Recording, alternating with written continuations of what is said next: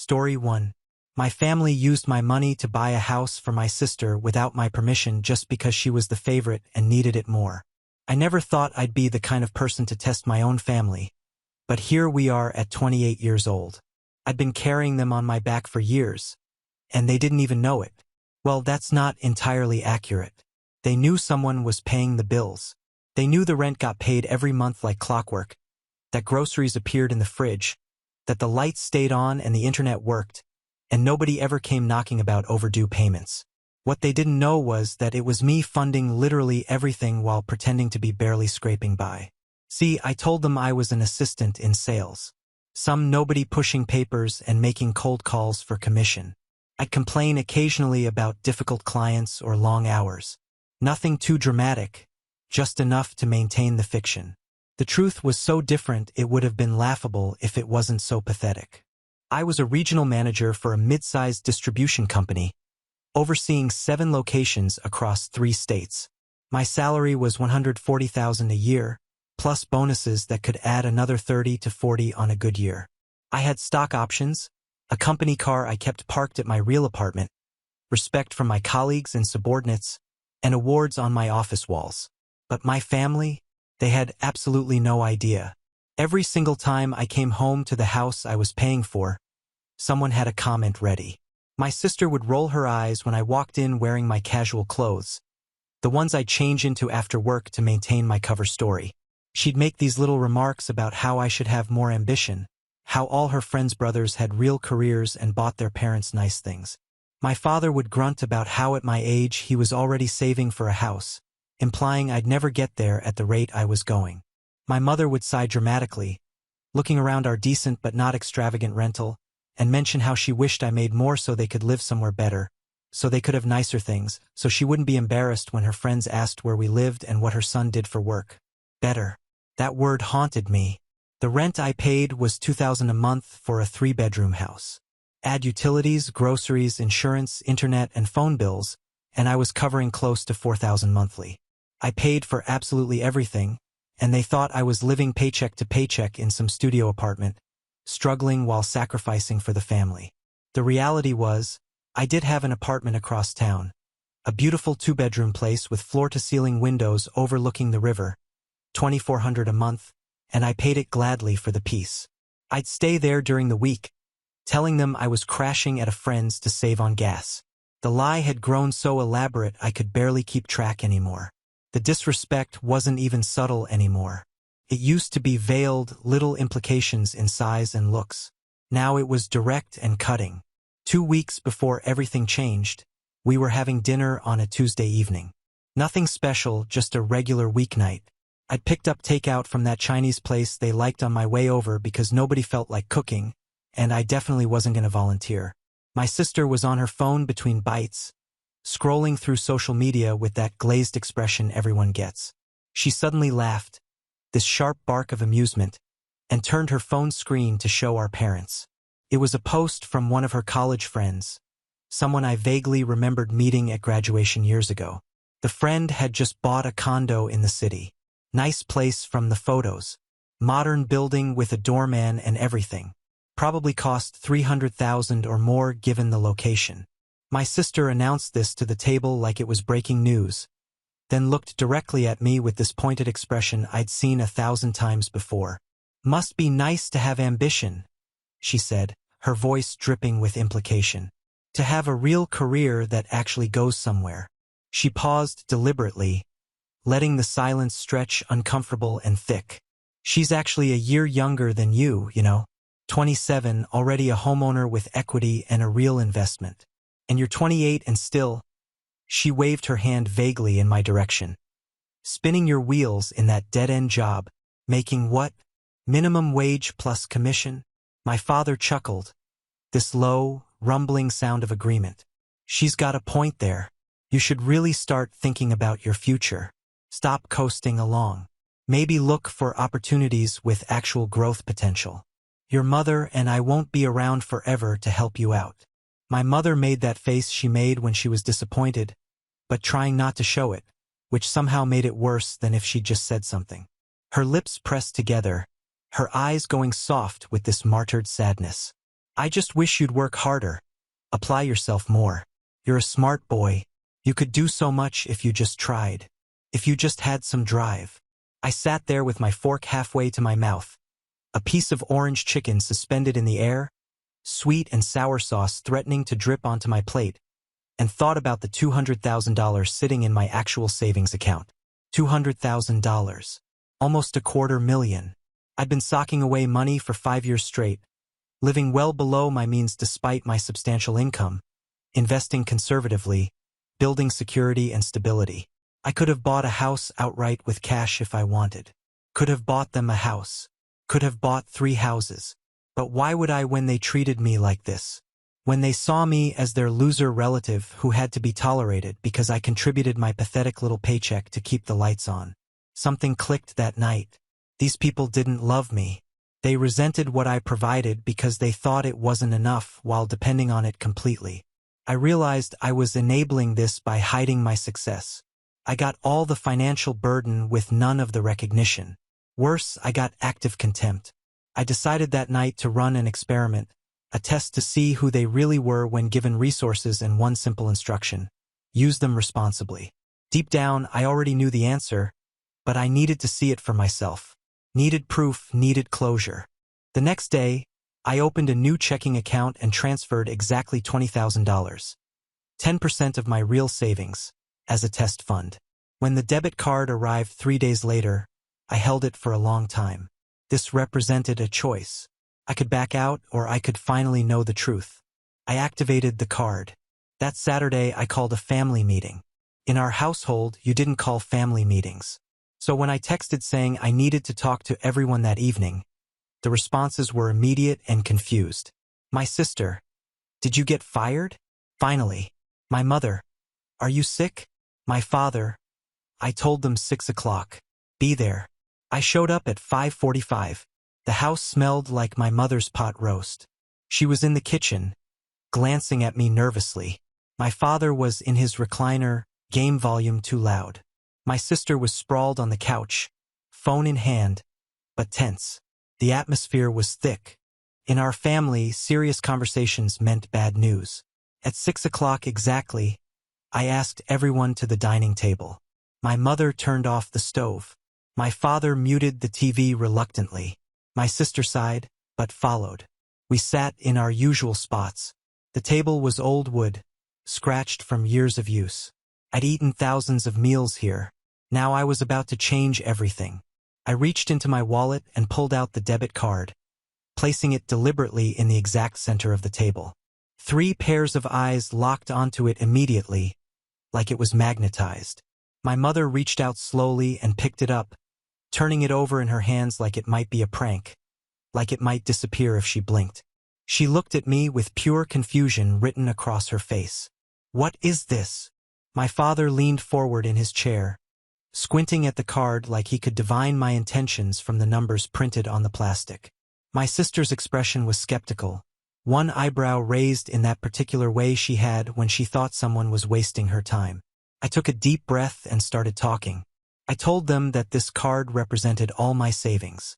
Every single dollar I'd managed to scrape together over years of hard work. I'd been putting aside what I could for a long time, cutting corners, skipping luxuries, being as responsible as humanly possible. The account this card accessed had $20,000 in it. I let that number hang in the air for a moment, watching it sink in. 20,000. To them, it probably seemed like an impossible fortune, more money than they'd ever seen in one place. To me, it was just 10% of what I actually had. But they didn't know that. I continued explaining that I wanted to give this to the family to help with all our expenses, to make life easier for everyone, to take some pressure off the rent, the bills, groceries, all the necessities we needed to keep the household running smoothly. This card was for the household, for all of us to benefit from.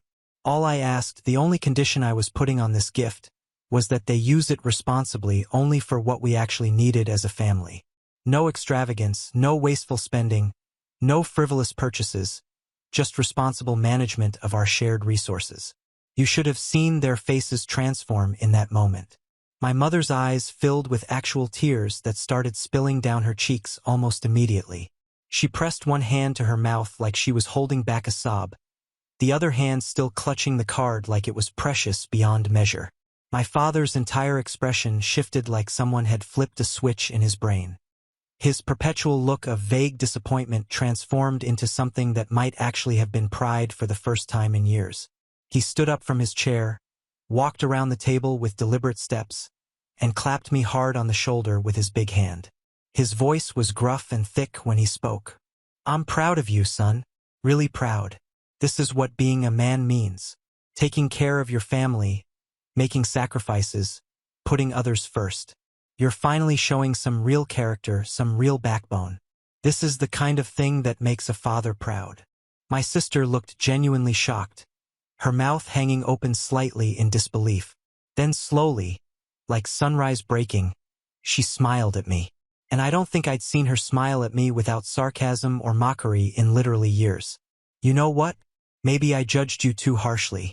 Maybe you're not as completely useless as I thought you were. Maybe you do have some sense of responsibility after all. Good for you." They promised me everything I wanted to hear, falling over themselves with assurances. They swore they'd be so careful with the money, so responsible. My mother said she'd keep track of every single transaction, would make sure not even a dollar was wasted or spent unnecessarily. My father talked about finally feeling secure for the first time in years, knowing we had a financial cushion if something went wrong. My sister even offered to help manage the budget, actually suggested we sit down together monthly and review all the expenses to make sure everything was on track.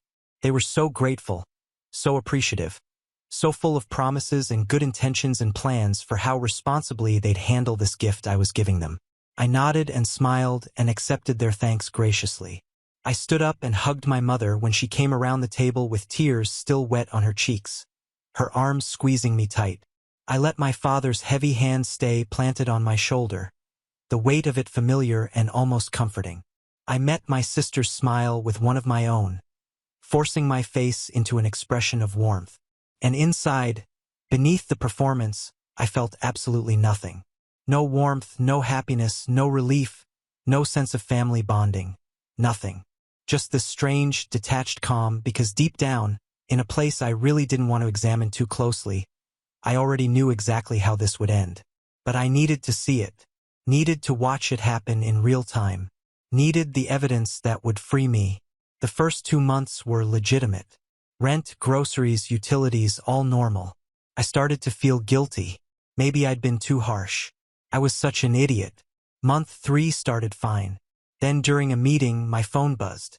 $500 withdrawal. ATM near the mall. I stared at the notification.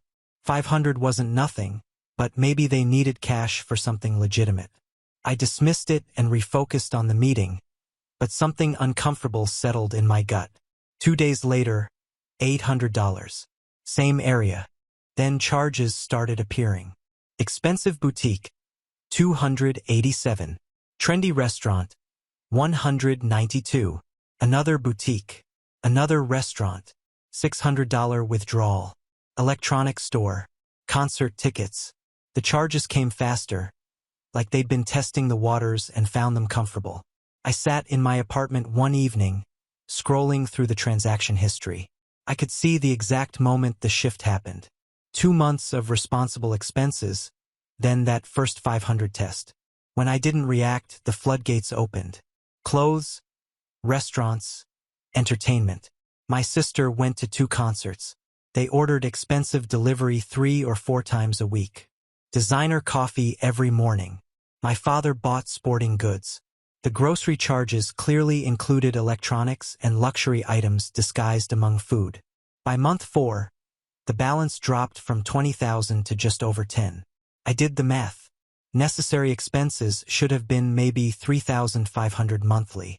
They'd spent an average of 2,500 on top of that. 10,000 on waste.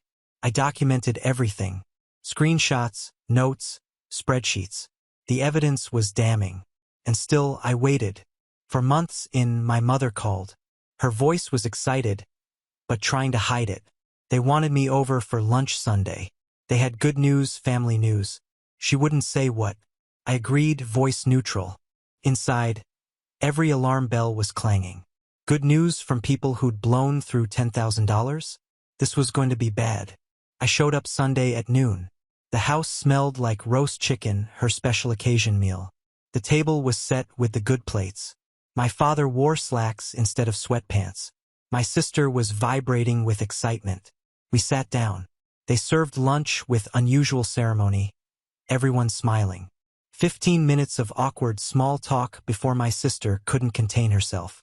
She put down her fork dramatically. I bought a house. I carefully arranged my face into an expression of polite confusion, like I wasn't sure I'd heard her correctly. What do you mean? How did you afford a down payment for a house? Her excitement didn't dim even slightly at my question. She waved her hand dismissively like I was being silly. The family helped, obviously. We all contributed. It was a real team effort, everyone pitching in together. My mother jumped into the conversation enthusiastically, her voice proud and pleased. We used $9,500 from the account as the down payment. Got approved for the mortgage with your father and I as co-signers since your sister's credit isn't quite there yet. The monthly payment is $1,500 for 20 years. Very reasonable. Really, we got an excellent interest rate given the circumstances. My father nodded along, looking satisfied with himself. Smart investment, really. Real estate always appreciates over time. This is good for the whole family long-term. My sister was practically bouncing in her seat. Closing is in 3 weeks. I'm so excited. I can finally stop renting, start building actual equity, be a real adult with property and a future. I kept my voice carefully neutral, betraying none of what I was feeling. Where exactly is this house? Her enthusiasm dimmed just slightly, but she recovered quickly. Well, it's a bit far out from the city center. More like the outskirts of the suburbs, really. It's not the best neighborhood in town, but the realtor says it's definitely up and coming. Lots of young families moving in. Tons of potential for growth. And how many bedrooms does this house have? 3, which is perfect. Perfect for who? Exactly? She looked at me like I was being deliberately dense. For me, obviously, and Mom and Dad. They're going to be living with me, helping with the mortgage payment, making it a real family home. Multi-generational living is actually really popular now. Very trendy. Where will I be living? The question hung in the air for a few beats. Nobody spoke. My sister glanced sideways at our parents. My mother suddenly found her plate fascinating. My father cleared his throat uncomfortably. My sister shrugged, trying to make it seem casual and no big deal. I mean, the house only has 3 bedrooms total, so obviously you'll need to find your own place. But you've been talking about getting your own apartment anyway, right? About being more independent? Well, now's the perfect time. We'll be settled in the house. You'll finally have your own space and independence. Everyone wins. It works out great for everybody. My mother's voice went soft and wheedling, the tone she used when she wanted something. Of course, we'll still need your help with expenses. The mortgage payment is a bit tight for us to manage completely on our own right now. We were thinking you could maybe contribute around $750 a month toward it. Plus, maybe help out with utilities at the new place when we get them set up. It'll actually be less than what you're paying now for the whole household here. So really, when you think about it, you'd be saving money. Isn't that great? Everyone benefits. My sister leaned forward across the table, her smile sharp and cutting now. She said something that I think was meant to sound like teasing between siblings, but came out cruel and pointed instead. You're basically broke now anyway, with only like $500 left in that account after we took care of the down payment and everything. But you should be really genuinely happy for me. Proud even. Your little sister is a homeowner now. I have property. I have equity and an investment and a real future. She paused, letting that sink in. Maybe this will motivate you to finally work harder, to actually push yourself and make something of yourself so you can have nice things too someday instead of just spinning your wheels forever. The room went absolutely silent. I could hear the refrigerator humming in the kitchen, could hear someone's watch ticking, could hear my own heartbeat in my ears. I stared at my sister across the table, taking in her smug, self-satisfied expression. Looked at my parents, who couldn't quite meet my eyes, but weren't disagreeing with anything she'd said. weren't defending me or suggesting maybe she was being too harsh. These people had taken what they believed was my entire life savings, everything I'd managed to scrape together. Used more than half of it without asking permission, without even mentioning they were considering it. Bought a house with my money that they fully expected me to help pay for monthly. Told me I wasn't welcome to live in this house my money had purchased. Suggested I should be grateful and motivated by my sister's success. Success funded entirely by money they had effectively stolen from me while thinking it left me completely destitute. And didn't feel even a shred of guilt about it. Something broke loose inside me. Or maybe it was the opposite. Maybe something finally, after years and years of being bent and stressed and pushed to breaking, something finally snapped back into its proper shape. Clarity hit me like ice water.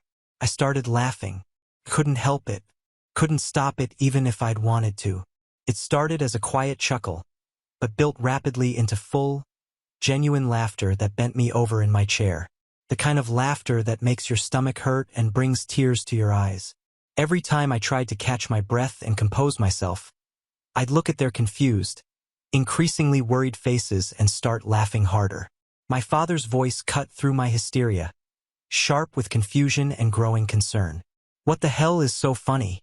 This is serious. I wiped tears from my eyes, still chuckling, struggling to get myself under control. Oh man. Oh, this is absolutely perfect.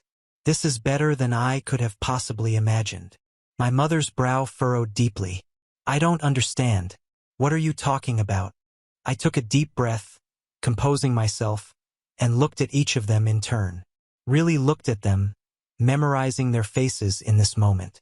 You want to know what's funny? That $20,000 wasn't all my savings. It wasn't even close to all my savings. Blank faces. Complete, total incomprehension. I mean, it was 10%. I have $200,000 in my actual savings account, plus another $100,000 or so in retirement accounts, plus stock options worth probably another $50,000 at current value. Dead silence. You could have heard a pin drop in that dining room. 200,000. I repeated slowly, making sure every word landed. And that's not counting other assets. I'm not an assistant in sales. I never was. I'm a regional manager. Have been for 5 years. I make $140,000 a year base salary, plus bonuses that usually add another 30 to 40 annually. That whole struggling sales assistant thing? Complete fiction. Total lie. My sister's mouth had fallen completely open. My father had gone pale, his face draining of color. My mother made this small wounded sound, almost like a whimper. I continued, my voice calm and steady and almost cheerful. The 20,000 was a test. A deliberate experiment to see if you could handle money responsibly, to see if you were capable of following one simple instruction. Use it only for household necessities. Nothing extravagant, nothing wasteful, just careful management of shared resources. I smiled, and it wasn't a nice smile. You failed spectacularly, comprehensively. I watched you blow through $10,000 in 4 months on clothes and restaurants and concerts and God knows what else. Watched you spend money on everything except actual necessities. And then I watched you take another $9,500 without asking permission, without consulting me, to buy a house that I'm apparently not welcome to live in, but I'm expected to financially support. I stood up from the table, my chair scraping loudly against the floor. I've already rented my own apartment, by the way. Really nice place. 2 bedrooms, modern building with a gym and a doorman. Great view of the river. $2,400 a month. Already paid first and last month's rent plus security deposit. Moving my stuff over there tomorrow. And just to be absolutely crystal clear about this, I will not be contributing a single dollar to your mortgage. Not now. Not ever. I won't be helping with utilities. Won't be helping with anything. This arrangement, this whole dynamic, is done. Completely finished. The room exploded into chaos. You can't be serious. My sister's voice cracked, shooting up an octave. This is insane. This is cruel. You're being vindictive. My father's face had gone from pale to red, anger flooding in to replace the shock. We didn't know it was a test. We thought it was family money, shared resources. I laughed again, shorter and sharper this time. I explicitly called it my life savings when I gave you that card. My savings.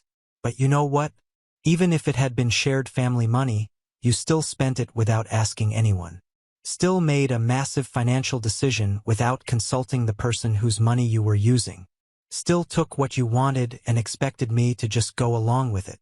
My mother started crying, real tears streaming down her face. You're breaking up the family. Over what? Over money? Over wounded pride? How can you be so cold? I looked at her directly, holding her gaze until she had to look away. You broke this family a long time ago. The moment you decided I was worth less than my bank account. The moment all of you decided my value was purely financial, and even that wasn't good enough. I walked out that night and I never went back. Not once. Not even to pick up the last few things I'd left there over the years. I just walked away and didn't look back. My apartment felt transformed that night. It wasn't a secret hideaway anymore. Wasn't a place I was keeping hidden from my family. It was fully, completely, unapologetically mine. I unpacked the last boxes I'd been storing, the ones with personal items and photos and books I cared about. Set up my spare bedroom as a proper home office instead of just empty space. Hung pictures on the walls. Arranged furniture exactly how I wanted it. Looking around at my space, seeing my choices and my taste and my life reflected in every corner, I felt physically lighter, like I'd been carrying a weight I didn't fully realize was there until it was suddenly gone. The first 2 weeks after that dinner were blissfully, perfectly silent. No calls, no texts, no knocks on my door. I let myself believe, probably foolishly, that maybe they'd actually understood, that maybe the shock had been enough to make them realize how badly they'd messed up and they were giving me space to process. Or maybe they were just too ashamed to reach out. Then week 3 arrived, and the messages started trickling in. Generic at first, vague and nonspecific. Short texts that said things like, "Can we talk? And please call me back when you get this." No acknowledgement of what they'd actually done. No real apology or taking of responsibility. Just these blanket requests for contact that I deleted without responding. Every single one went straight into my phone's trash. I blocked their main numbers, then blocked the new numbers they started texting from when they realized I wasn't responding. Extended family got involved in week 4. My uncle called, his voice carefully neutral and diplomatic. He'd heard there was some kind of disagreement, maybe a misunderstanding between us. Family fights happened. He understood that. But surely we could all sit down together like adults and work this out, hash through whatever the problem was, and find a solution that worked for everyone. I explained the whole situation to him calmly, without emotion or exaggeration. Just laid out the facts in order: the test, the spending, the house purchase, the fraud of using my money without permission, the expectation that I'd continue funding them while being excluded and mocked. He went quiet for a long time after I finished. I could hear him breathing on the other end of the line, processing. "That," he finally said, choosing his words carefully, "that's pretty bad. I admit that's worse than I thought when your mother called me. But still, family is family. Blood is thicker than water. Surely there's some way to move past this." "There isn't," I said simply. "They showed me who they are. I believe them."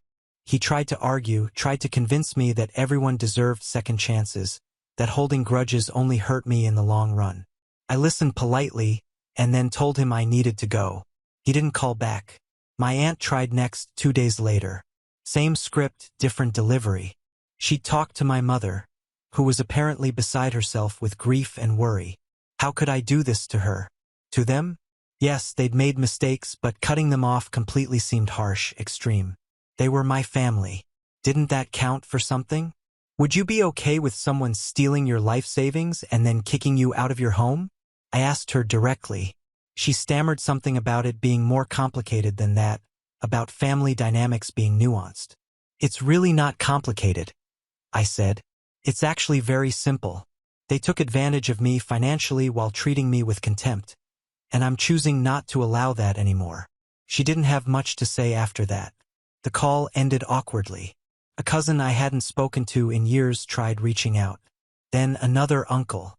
Then a family friend my mother had apparently enlisted. Same message from all of them. Family is forever. Forgiveness is important. Holding on to anger only hurts yourself. They've learned their lesson. Give them another chance. I gave them all the same information and the same answer. No. 2 months after I'd walked out of that house, they escalated their approach dramatically. It was a Thursday night, getting late, probably close to 11 o'clock. I was getting ready for bed, had just finished my nighttime routine, and was about to turn off the lights when I heard loud, insistent pounding on my apartment door. Not knocking, pounding. The kind of noise that echoes and makes your neighbors peek out their doors. Then voices. My mother's voice, high-pitched and cracking with emotion, calling my name through the door. My sister sobbing, these big dramatic gulping sobs that sounded almost theatrical. My father's deeper voice rumbling, demanding I open the door immediately. We just want to talk. Please, just 5 minutes of your time. We're family. You can't do this to us. Open this door right now. The sounds echoed down the hallway of my floor. I stood frozen in my bedroom doorway for a moment, listening to them beg and demand and cry on the other side of my door. My neighbors could definitely hear this. Multiple neighbors, probably. This was a nice building in a quiet neighborhood. This kind of scene didn't happen here. I walked to my front door, stood close enough that they'd hear me clearly through the wood, and spoke loudly and firmly. If you don't leave this building immediately, I'm calling the police. You're trespassing. You have 60 seconds to be out of this hallway, or I'm reporting you. The pounding stopped. I could hear frantic whispered arguing on the other side. My mother's voice pleading for just a moment, just to see my face. My sister saying something I couldn't quite make out. My father insisting this was ridiculous. I was being ridiculous. I started counting out loud. 60, 59, 58. At around 30 seconds, I heard footsteps finally retreating down the hall toward the elevators. I waited by the door for another 5 full minutes, listening intently, then carefully looked through the peephole. Empty hallway. Silence. That night, I blocked 3 more phone numbers they'd apparently borrowed from friends to try reaching me. Month 3 of complete separation. My life had genuinely settled into a new rhythm that didn't include them at all. Work was going exceptionally well. I'd successfully negotiated a major contract with a new client that would bring in substantial revenue for the company. My boss had praised my handling of it in front of the entire management team. I'd started dating someone I'd met at a professional networking mixer, a woman who worked in marketing at a completely different company and knew absolutely nothing about my family drama. She liked me, for who I actually was as a person, not for what I could provide financially. We'd been on 4 dates, and I genuinely enjoyed spending time with her. Looked forward to seeing her. I was sleeping better than I had in years, eating better, smiling more easily and genuinely. The constant low-level stress I'd been carrying around had faded. One Saturday morning, I was cleaning out a closet in my apartment and found an old photo album I'd forgotten about. I sat down on the floor and flipped through it. There was my 10th birthday party, all of us smiling around a cake. A family vacation to the beach when I was 12. My high school graduation with my mother's arm around my shoulders, both of us grinning. Christmas mornings, summer barbecues, normal family moments from what felt like a different lifetime. I sat there for almost an hour looking at those photos, feeling something heavy settle in my chest. These people in the pictures looked happy. They looked like they cared about each other. When had it changed, or had I just been too young to see the cracks back then? My phone was in my hand before I realized I'd picked it up. I had my mother's old number pulled up, thumb hovering over the call button. Maybe I could help them just a little. Not take them back, but maybe send some money anonymously. Help them avoid the worst of it. They were still my family, weren't they?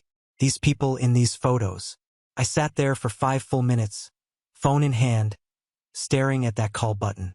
Then I thought about my sister's voice saying I was basically broke while laughing. Thought about them using my identity for fraud while thinking it left me destitute. Thought about being told I wasn't welcome in the house my money had purchased. I put the phone down, closed the photo album, put it back in the closet. Those people in the pictures might have cared about me once. Or maybe I'd just been too naive to see the truth. Either way, they'd made their choices. I'd made mine, and I was finally, for the first time in years, at peace. My cousin called one afternoon, the only family member I still maintained any contact with. He was careful about it, had promised not to pass information about me back to my immediate family. "They're in serious trouble financially," he said. "Your sister's barely making minimum wage at some retail job. Your parents can't find decent work. They've missed 3 mortgage payments. The bank started formal foreclosure proceedings. It's not looking good." "Thanks for letting me know," I said evenly. "You're really not going to help them at all?" "No.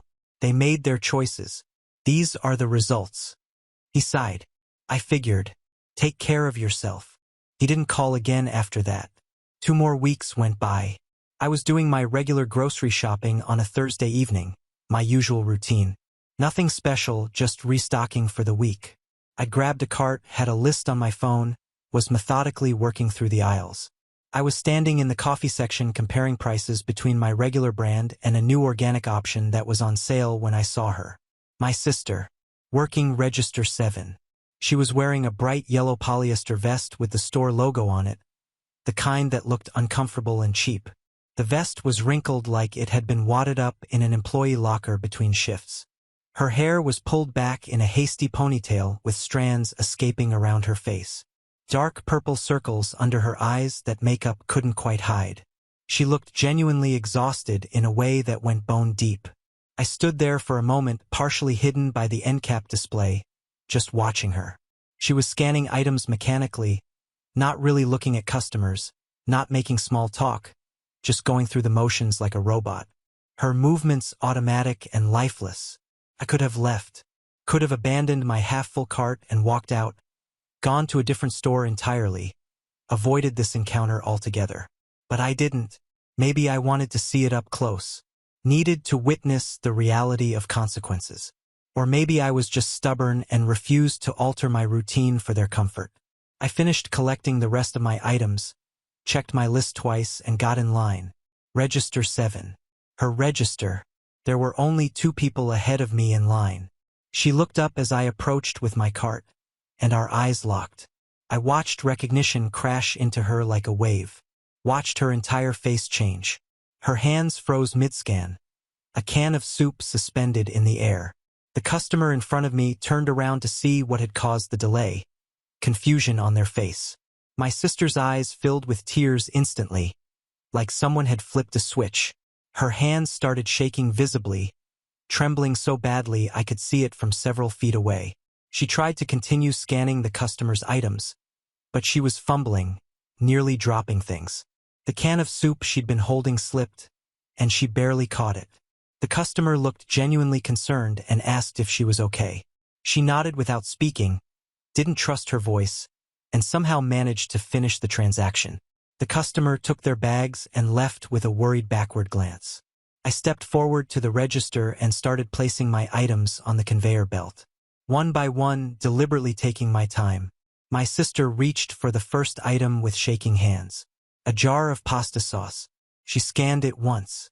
The machine didn't beep. Scanned it again. Nothing. Her hands were trembling too much. Third try, and it finally registered with a chirp. Tears were streaming down her face now, running mascara, dripping off her chin. She didn't wipe them away, just kept trying to scan my items, her whole body shaking. She made it through maybe half my groceries before her hands were shaking too badly to function. She just stood there behind the register, crying silently, looking at me with this raw, desperate expression that was begging for something. Forgiveness, maybe, or mercy, or just acknowledgement. I pulled out my debit card, reached over the scanner, and finished running my own groceries through the system myself. Scanned each remaining item, bagged them efficiently. The transaction completed with a final beep. I took my bags, one in each hand, and turned to leave. "Please," she whispered. So quiet I almost didn't hear it. Her voice was wrecked, destroyed. "Please." I walked out without responding, without even looking back. Got to my car in the parking lot, loaded my groceries carefully into the trunk, returned my cart to the corral, and drove home. My hands were perfectly steady on the steering wheel. My breathing was normal and even. I felt calm. Over the months that followed, I tracked their situation through careful observation. My cousin had stopped calling, but social media existed. They weren't careful about their privacy settings. I could see enough to piece together the trajectory. The foreclosure completed in early October. The bank auctioned the house off to recover their losses. The final sale barely covered what was owed on the mortgage. Certainly didn't leave them with any profit or return on that down payment they'd stolen from me. They'd been evicted from their original rental house months earlier when they couldn't make those payments anymore. Having already burned through my money and then trying unsuccessfully to juggle 2 housing payments on totally inadequate income, they ended up in a cheap apartment in one of the worst parts of town. From what I could gather from posted photos and comments, it was a single bedroom or maybe a studio. For $100 a month, which was apparently all they could scrape together. All 3 of them crammed into that tiny space. My sister was working doubles at the grocery store whenever management would let her, coming home past midnight and leaving again before dawn. My father had found work doing maintenance and janitorial services at a budget hotel chain, cleaning floors and fixing toilets for $12 an hour. My mother had apparently swallowed her considerable pride enough to clean houses for cash under the table, doing the kind of work she would have sneered at years ago. They'd gone from comfortable middle-class life, from being fully supported without having to think about money, to desperate paycheck-to-paycheck poverty in less than 6 months. The decline was comprehensive and brutal. Then in December, an official letter arrived at my apartment. Heavy paper, bank letterhead, the kind of mail that means serious business. I opened it, standing in my kitchen, my morning coffee sitting forgotten on the counter growing cold. The heading read Mortgage Fraud Investigation in bold letters. I read the entire letter carefully, then read it again to make sure I understood. During their routine post-foreclosure analysis and audit, the bank had discovered serious irregularities in the mortgage application for my sister's house. Specifically, my personal information had been used to verify income and establish creditworthiness for the loan. My salary figures, my credit score, my employment history and verification. All of it forged and submitted without my knowledge or permission. They'd committed actual mortgage fraud, a federal crime, using my identity to secure a loan they couldn't possibly afford on their own. The bank had reported this to the appropriate law enforcement authorities as required by law. Criminal charges were pending against all parties involved in the application. And because my information and identity had been used without my knowledge or consent, I needed to come in and provide a formal statement. I would possibly be required to testify if it went to trial. I read that letter 3 times, standing there in my kitchen with December sunlight streaming through my windows. My hands didn't shake even slightly. My heart rate stayed steady and calm. And I just felt this strange sense of inevitability, like I'd known all along on some level that it would eventually come to something exactly like this. They hadn't just been irresponsible with money, hadn't just been disrespectful and exploitative.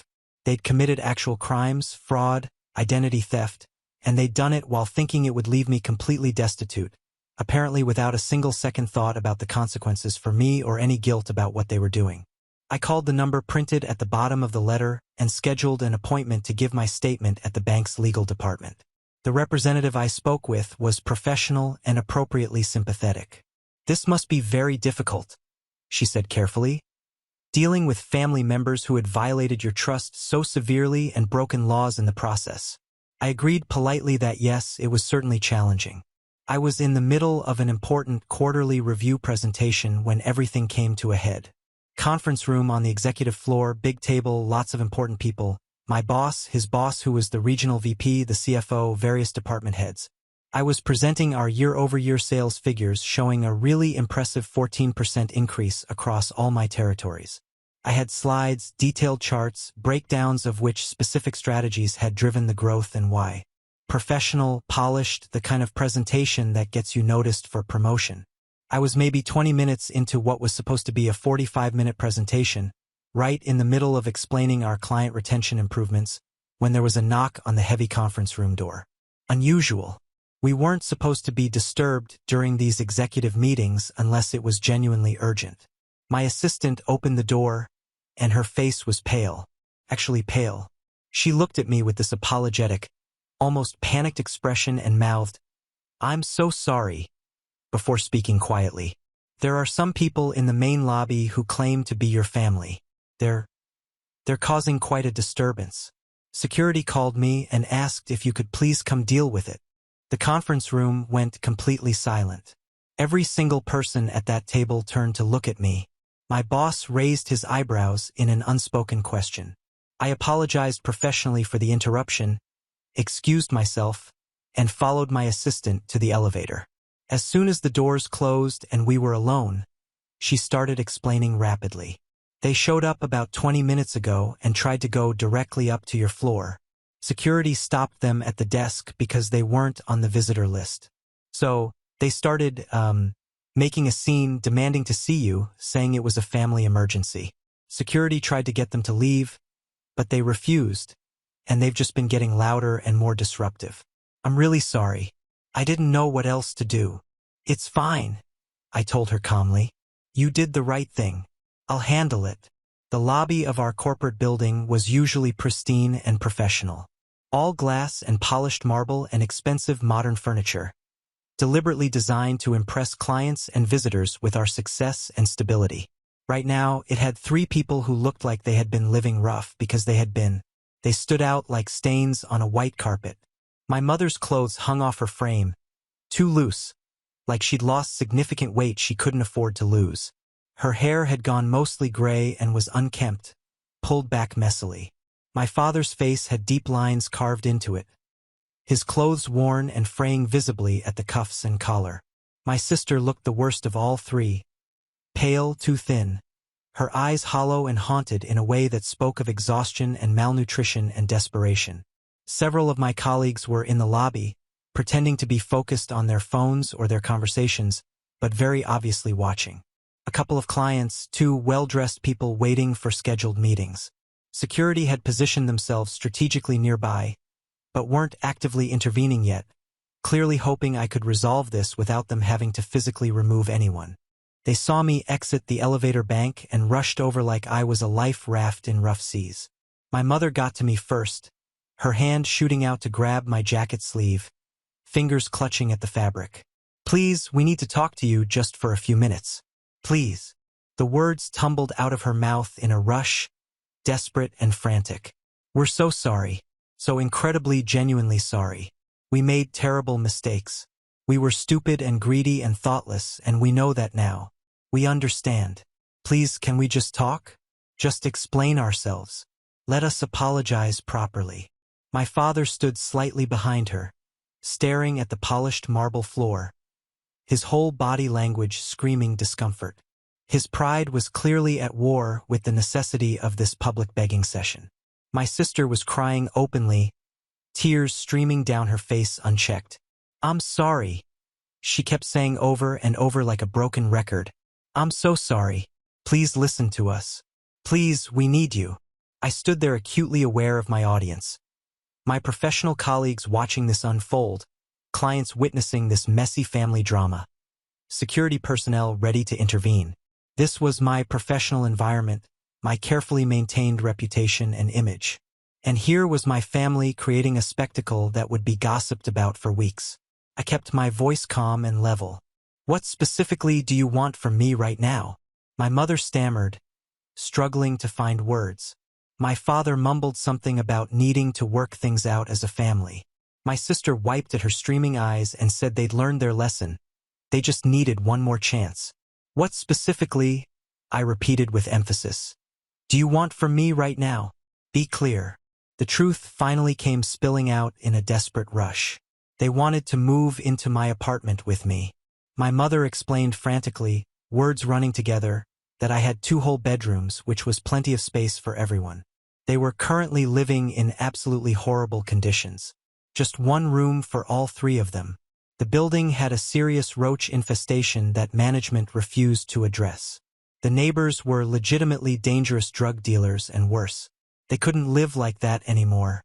They just couldn't. "Surely you can understand," my mother pleaded. "Surely you can find it in your heart to forgive us and help us. Just temporarily, just until we manage to get back on our feet. We're family. Doesn't that have to mean something? Don't you care about us at all?" I looked at my mother's desperate, pleading face, looked at my father's shame and humiliation, looked at my sister's tears and desperation. No. One word. Clearly spoken. Final. My sister's tears transformed instantly into anger, like I'd flipped a switch in her brain. Her voice rose sharply, carrying across the marble lobby. How can you be so heartless? So completely cold? We're your family, your actual family. You're just watching us suffer and doing nothing. My father's voice joined hers, volume increasing to match. You have money, you have space, more than you need. You're letting us live in absolute squalor out of nothing but spite and wounded pride. My mother's voice went up another octave, wailing loudly enough that people across the lobby definitely heard every word. What kind of son does this?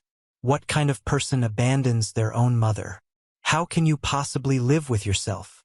They were escalating, getting louder, drawing more and more attention, creating exactly the kind of scene I'd hoped to avoid. Around us, the lobby had gone silent except for their voices. People had completely stopped pretending not to watch. This was a full spectacle now. My sister escalated even further, her voice echoing off the marble walls and high ceiling. You're heartless. You've always been heartless. You care more about your precious money than your own flesh and blood. Sitting up there in your fancy office with your fancy salary, while your own family struggles to afford food. My father grabbed my arm with force, his voice loud and accusing enough that everyone could hear. This is cruelty. Pure cruelty. This is vindictive behavior. This is absolutely unforgivable. And you should be ashamed. I pulled my phone from my pocket and called building security. My voice was deliberately level and professional, like I was handling a routine business matter, which in a way I was managing a problem disrupting business operations. 2 security guards arrived within 30 seconds, clearly having been standing by waiting for this exact call. I spoke clearly enough that everyone in the entire lobby could hear me if they were listening. I need these individuals removed from the building immediately. They're trespassing on private property and harassing employees. I want them escorted out, and I want their names and descriptions flagged in your system as not permitted to return to this property under any circumstances. The guards acknowledged with professional nods and moved toward my family. My sister started actually screaming. Not yelling, screaming. You can't do this. You can't just throw us out like garbage. We're your family. One guard reached toward my father to guide him toward the exit. My father jerked his arm back violently, and one of the guards immediately stepped fully between us, blocking any possible physical contact. My mother continued her loud theatrical sobbing, turning to address anyone in the lobby who would listen, making her appeal to the court of public opinion. Please, someone help us understand. How can a son be this cruel to his own mother? How can he have so much and give us nothing? Please. The security guards escorted them toward the exit doors with firm professionalism, hands on arms, physically moving them along. Their voices echoed through the lobby the entire way, bouncing off hard surfaces. My sister still screaming accusations. My father shouting about what a terrible person I was. My mother sobbing and wailing about her heartless, ungrateful son. Even after the doors closed behind them with a heavy thud, I could see them through the glass, still making a scene on the public sidewalk, still arguing with the security guards who were making sure they left the property entirely. I stood there in the lobby for a long moment, very aware of the heavy silence and all the eyes on me. The stares from colleagues and clients and security personnel. Everyone had witnessed that entire awful scene. I thanked the security team professionally, straightened my jacket, and walked back to the elevator. My assistant was there holding it for me, her expression carefully neutral, but sympathetic around the edges. I returned to the conference room, apologized again for the extended interruption, and finished my presentation. My numbers were still excellent, my strategies still sound and effective. Business continued. After the meeting ended and everyone else had filed out, my boss asked me to stay behind for a moment. He waited until the conference room was completely empty and the door was fully closed before speaking. Are you okay? Is there anything the company needs to be aware of here? Any safety concerns we should know about? I gave him the condensed version. Years of financial abuse and exploitation, identity theft for mortgage fraud with criminal charges now pending, complete refusal to accept any boundaries or take any responsibility, escalating harassment despite clear communication that the relationship was over. He listened without interrupting, his expression thoughtful and increasingly serious. When I finished talking, he was quiet for a long moment, clearly processing. "Setting boundaries is necessary," he finally said carefully. "Even with family. Especially with family sometimes, particularly when they've broken laws and violated your trust so fundamentally." He paused, seeming to consider his next words. "I have a brother I haven't spoken to in over 10 years because of some similar issues. Not identical, but similar enough that I understand. Sometimes the healthiest choice, the only real choice, is cutting people off. It's not cruelty. It's self-preservation." I thanked him sincerely for understanding. He nodded, clapped me briefly on the shoulder in an awkward but genuine gesture of support, and we both went back to work. The next several days, multiple colleagues who had witnessed the lobby scene went noticeably out of their way to be supportive without being intrusive or nosy. Knowing nods when we passed in hallways, brief touches on the shoulder, casual invitations to lunch that felt like solidarity rather than pity or curiosity. My assistant started bringing me coffee every single morning prepared exactly the way I liked it, and never once asked questions about what had happened. In a strange, unexpected way, the whole horrible incident had actually increased my standing and reputation in the office. I'd handled an extremely difficult personal situation with clear boundaries and absolute professionalism. I hadn't gotten emotional or defensive. I'd dealt with the problem efficiently and then immediately gone back to work. People respected that. That weekend, alone in my quiet apartment, I found myself thinking about the path not taken. The choice I could have made but didn't. I could have helped them financially. It would have been easy, relatively speaking. I had more than enough resources. I could have paid off the mortgage before it went into foreclosure. Could have set them up in a decent, safe apartment. Could have given them enough money to stabilize their situation and get back on their feet. It would barely have dented my accounts. But that would have just reset the entire toxic cycle, wouldn't it?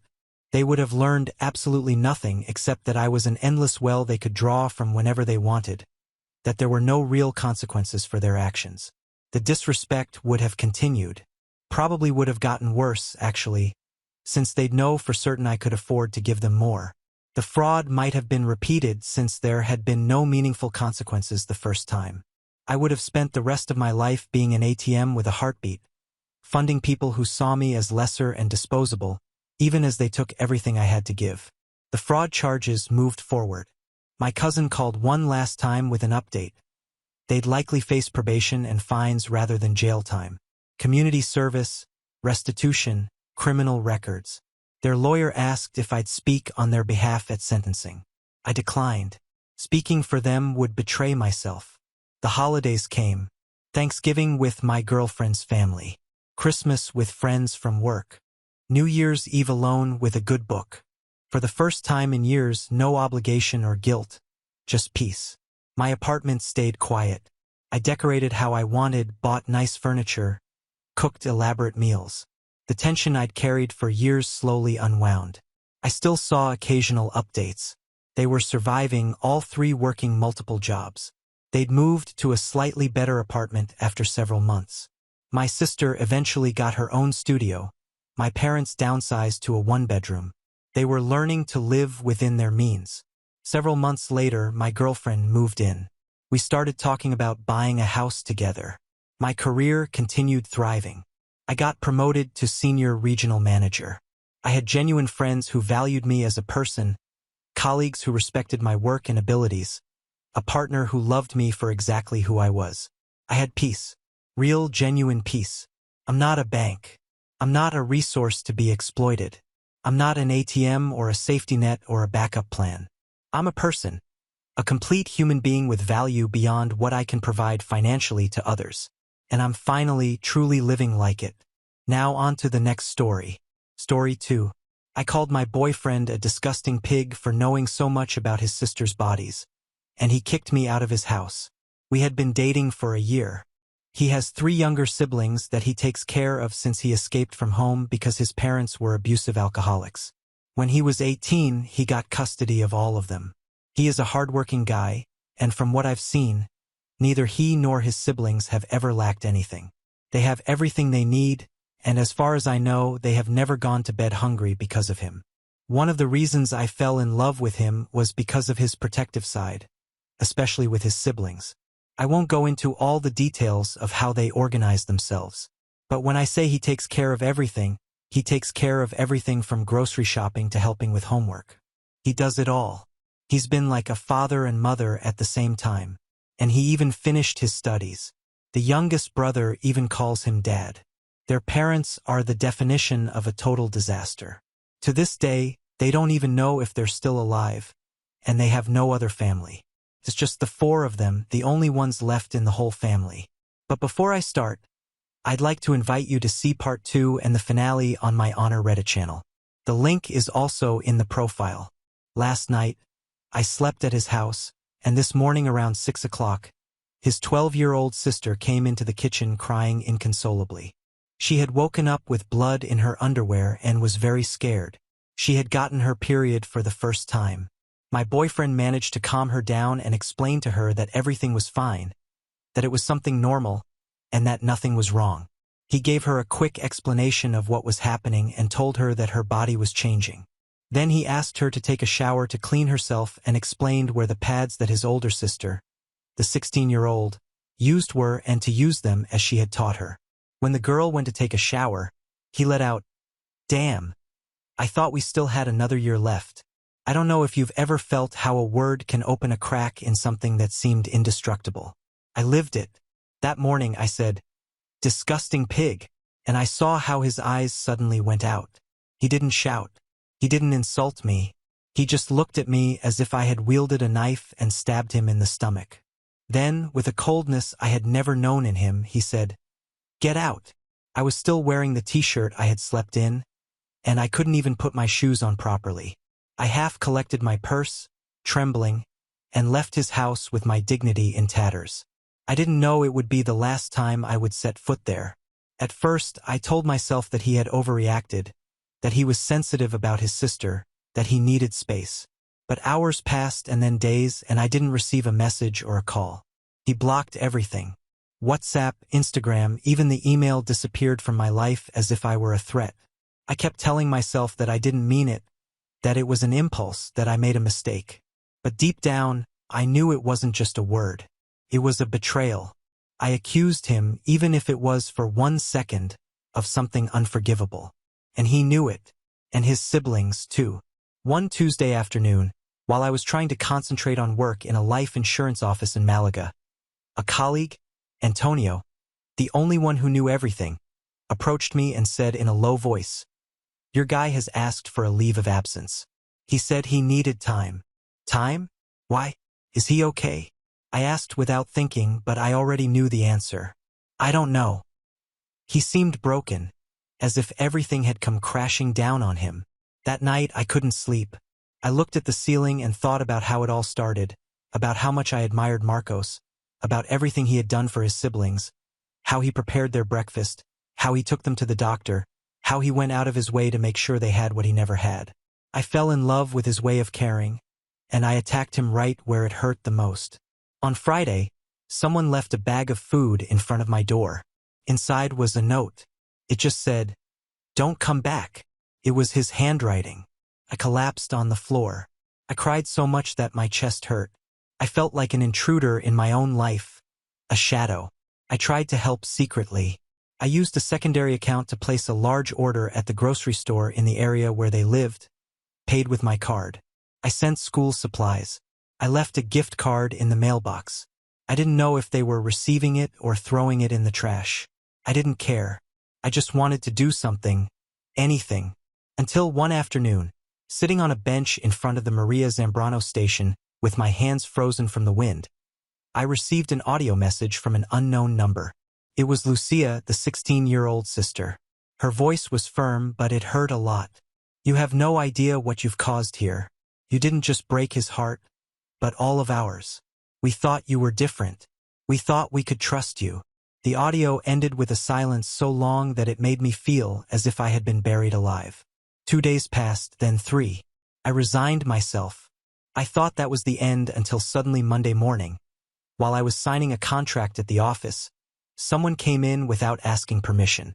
It was Lucia. She was wearing a black coat, her hair pulled back in a tight ponytail, a look that did not allow for discussion. She held my gaze without blinking. "Do you want to fix this?" she asked. I could barely nod. "Then shut up and come with me. Don't say a word." I followed her without thinking. We hurried down the stairs. Outside, the air was colder than I remembered. We got into a car. She started driving without saying where we were going. She just looked in the rearview mirror and murmured, "I hope you don't regret it, because what you're going to see is going to change you forever." Lucia didn't say anything else after that. She just fixed her eyes on the road with her hands firmly on the wheel, and her jaw clenched as if she were holding herself back from throwing me out of the moving car. Her silence hurt, and so did mine. The journey seemed longer than it was. Every corner she turned increased the weight in my chest.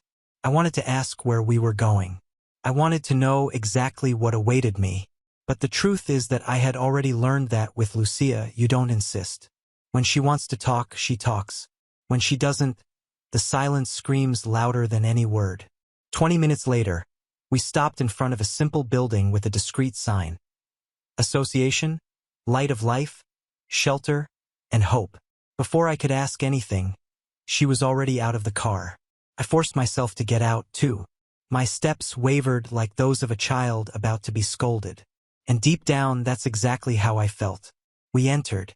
The atmosphere was clean, welcoming. The smell was of fresh bread and tempera paint. There were children's drawings stuck on the walls, toys organized in transparent boxes, a small mural with photos, smiles, birthdays, days in the park, and in many of them him, Marcos. Marcos smiling while holding a baby in his arms. Marcos reading a story to a group of attentive children. Marcos teaching a child to tie his shoelaces. Marcos painting a face on any Saturday. Marcos being all that which one day I thought I knew, but now I saw with him. He wasn't pretending to be good. He was good. "He's in the back," said Lucia. Finally, with the new kids. I followed her without questioning, with my stomach turning. We walked down a narrow hallway to an open area at the back with some wooden tables, scattered papers, and children's voices mixing. And there he was, sitting on the floor with 3 boys, helping one of them make a paper airplane. His hair a little longer, his beard unshaven, but the same firm and kind look as always. I froze at the door. Lucia did not call me over. She simply crossed her arms and stood there by my side, observing her brother. "He comes here every Saturday and Sunday, even exhausted, even with siblings to take care of, even with a broken heart," she said without looking at me. "And you know what's the worst part? He doesn't blame you. He blames himself for having trusted." Those words tore me apart more than any scream could have done. One of the children pulled at Marcos's t-shirt, pointing at me. He turned his face, and for a second our gazes crossed. It was like receiving a dry slap to the soul. His eyes, which used to welcome me, now passed over me as if I wasn't there. No anger, no pain, nothing, just absence. He got up calmly, thanked the children, and went in through the side without even glancing over. And there, in that instant, I understood. There was no greater punishment than the silence of someone who loved you. I wanted to run after him. I wanted to scream, kneel, ask for forgiveness in every way. But my legs did not obey. Lucia was still there with her arms crossed like a sentinel. "Did you want to understand, right? Did you want to fix it? Well, start here. He's not going to listen to you yet, but you can see with your own eyes what you trampled on." And I stayed. I stayed until the last child left. I stayed sweeping the floor, folding paper, stacking books. I stayed without knowing if one day I would be forgiven. I stayed because now I knew it wasn't about being forgiven. It was about one day deserving to be able to look at him without being ashamed. And so it was that I stayed. The following Saturday, I returned, not because someone invited me or because I thought I would be well received, but because for the first time in my life, I understood what emotional responsibility was. and I knew that running away would just be one more mistake. I arrived early. I helped organize the painting materials. I washed the plastic cups with the sour smell of Friday's juice. I aligned the chairs in the reading room. Nobody said thank you. Nobody looked me in the eye. And it was okay. I wasn't there to receive. Marcos arrived last, as always, with a bag of provisions in one hand, a homemade cake in the other. The children ran towards him as if he were real-life Santa Claus. And he, smiling, responded to everyone with an affection that hurt to see. It hurt because I remembered that smile, and I knew that for me now it no longer existed. When he saw me, he hesitated for half a second, only half, and then he simply passed by me as if I were the door frame. I stayed in my corner. Lucia, on the other hand, shot me sharp glances. It was as if she was there just to make sure I didn't forget for even a second what I had done. And the truth is that I needed that. It was weeks like that, without contact, without a word, without even a trace of attention from Marcos or the siblings. Even the youngest, who used to hug me when he saw me, started hiding his face behind Marcos's arm. The silence skinned me inside, but I kept going. I swept the floor, cooked rice, told stories, packaged donations, never to draw attention, just to do. It was my way of speaking since my voice had lost the right to be heard. It was on an ordinary Wednesday when it happened. I had gone to the center to help restock some donations that were disorganized in the storeroom. I was alone in the small room at the back, hearing only the muffled noise of the children playing in the yard, when I heard the door open forcefully. It was him, Marcos. He came in as if the world was falling on his shoulders. He threw the boxes in the corner, leaned against the wall, and for a moment he didn't seem to notice that I was there. His breathing was out of sync. His eyes were tearful. He was trembling. "They're cutting off the electricity again," he murmured, more to himself than to me. I didn't move. "I can't pretend everything is fine anymore, Lucia. I can't. They see me as a superhero, but I'm not. I don't know what I'm doing. I'm just trying." It was then that he saw me, and his face fell apart. "Ah," he whispered, taking a step back. "Of course you." I tried to say something, but the words betrayed me. "If you've come to see the damage up close, you've seen it. Now you can leave." He turned around, but before he could leave, I finally managed to speak. "I came because I understood that I hurt you in the worst possible place. I'm not here for me. I'm here for you all. And because you deserve someone to stay even if you don't want to. Because you always stayed for everyone." He didn't respond, but he didn't leave either. The silence between us was now different, no longer one of repulsion, but of two strangers trying to relearn how to breathe each other in. Lucia appeared at the door shortly after. She observed the scene with the same firm gaze. "He doesn't need forgiveness. He needs peace. If you're going to take that away from him, too, you'd better leave now." I just nodded and stayed more than ever, because now I saw that he was broken inside and yet still trying to keep everyone else whole. And that made me love him more than I ever had. And maybe that's why it hurt so much when he called me to talk. It wasn't a warm invitation or a friendly gesture. It was just a note left in the donations cupboard with his handwriting. "Today after dinner, back room." My heart almost jumped out of my mouth when I read it. My hands sweated. My throat dried up. I waited all day with a tight stomach. When the clock struck 7 p.m., I was already sitting in the empty room, waiting, not knowing what to say or if I would even have the right to say anything. He entered unhurriedly, closed the door carefully, and remained standing, leaning against the wall, looking at me. There was no anger in his eyes, but there was no tenderness either, only tiredness. A tiredness that came from the soul. "You wanted to talk, now you have the opportunity. But after this, we continue with the rules of discretion, respect, and distance," he said firmly. "I don't even know where to start." I confessed, huddled in that chair, feeling small. "Then start from the most honest point," he replied. "Why did you call me a pig?" The air disappeared from my lungs. I didn't think. It was instinctive. It was idiotic. It was cruel. And it was unforgivable. I was scared by the situation, by the blood, by the responsibility. And instead of reacting with empathy, I attacked. Attacked. he repeated with a bitter half-smile. And it wasn't just me. It was everything I am. He took 2 steps closer. Do you know what it means to be called a disgusting pig while you're helping your 12-year-old sister who woke up crying because she thought she was dying? Do you know what it's like to spend your entire life hearing that you're useless, a monster, garbage, and after years of fighting to rebuild yourself, to hear that from someone you love? I cried silently, but he didn't stop. I'm not a father. Legally, I'm nothing. But it was me who cleaned up every vomit, who cried silently in the bathroom while doing accounts to see if there would be enough to buy rice. It was me who knelt in the bathroom with her that morning. And you? You soiled everything with a word.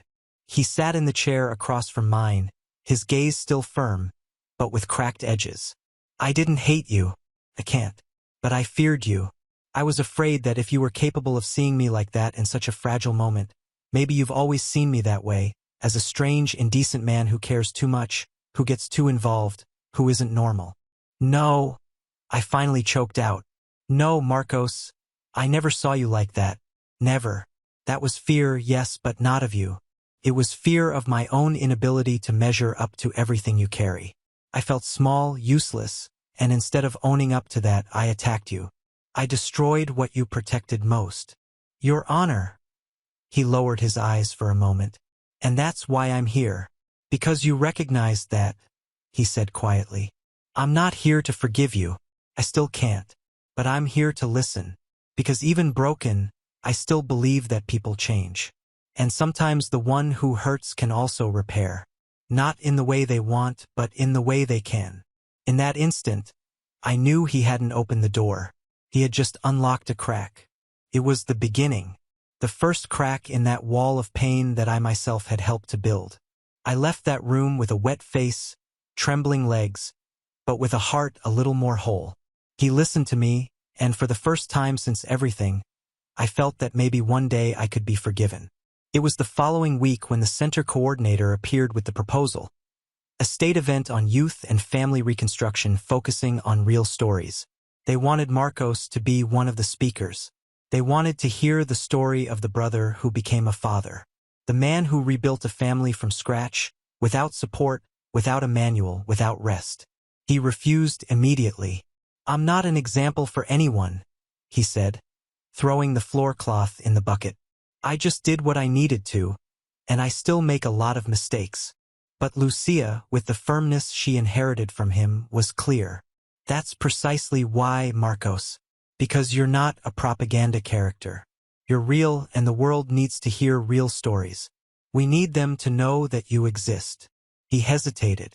In the days that followed, I saw the conflict on his face between the desire to hide and the impulse to protect what he had built. I didn't say anything. I just stayed close.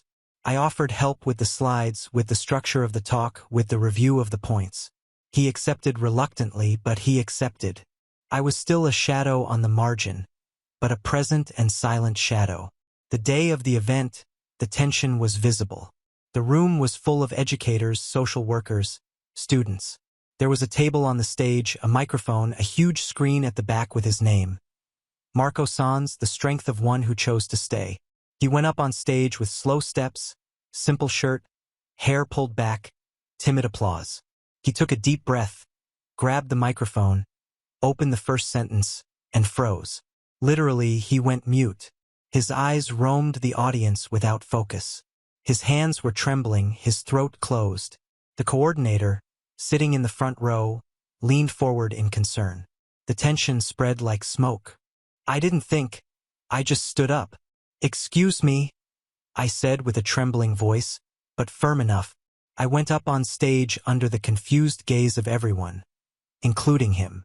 I gently took the microphone from Marcos's hand, but not to replace him, to protect him. Excuse the interruption. I know I'm not who you came to listen to, but if you allow me, I want to talk about this man here. He tried to protest, but I had already begun. My name is... Well, it doesn't matter. What matters is that I lived with this man and I saw with my own eyes him making the impossible seem routine. He didn't raise siblings. He raised strong, aware, upright human beings. He created the kind of family that many who were born into structured families could never build. The audience went silent. I've seen him wake up at 5 a.m. to prepare lunchboxes. I've seen him spend the night helping with homework. I've seen him do 3 different jobs so that dignity would never be lacking in the house where he lived. I've seen him console a crying sister who didn't understand what it was to be a woman. And he did it with more respect, care, and love than many mothers out there. My voice failed, but I continued. I know he doesn't feel up to this stage, but maybe because men like him have never been called to be here. He doesn't have a pedagogy diploma or a psychology course, but he had the courage to create a home in the midst of chaos. And that is pure heroism. The applause began to resound slowly, then louder. Some people stood up. I turned to him and saw the small, contained smile. But there it was, the first since the day everything collapsed. He took the microphone back with wet eyes. "Thank you," he said, pausing for long seconds before seeing me. And then he spoke. He told his story without ornaments, without drama, just truth. And for the first time in a long time, I didn't cry out of guilt. I cried with pride. And it was from there that things began to change. Not with hugs, not with apologies, not with any kind of dramatic declaration. They changed in the way that real things change. Little by little, in silence, at the pace of someone who has already lost too much to risk again. In the week following the talk, I arrived at the center, and Marcos was already there. He was preparing orange juice in the kitchen as he always did. When he saw me, he didn't look away. "There's more fruit in the fridge if you want to help." That was it. The first crack of coexistence without tension. I began to go to families' homes to help with social worker visits. We would leave donations together, fill out forms, and occasionally he would even make a dry comment about my disastrous way with documents. I pretended to be offended. He pretended to believe me. Over time, the siblings began to give in, too. The youngest, who used to hide his face, started greeting me with a subdued, "Hello." Lucia was still tough. She always was. But one day, seeing me cleaning paint off the floor after art class, she said, "You just missed a corner there," and handed me a cloth.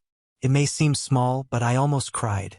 I began to be part of the conversations, of the contained laughter, of the shared glances, no longer as a girlfriend, no longer as someone who belonged to that home, but as someone who chose to remain out of respect even after the ruin.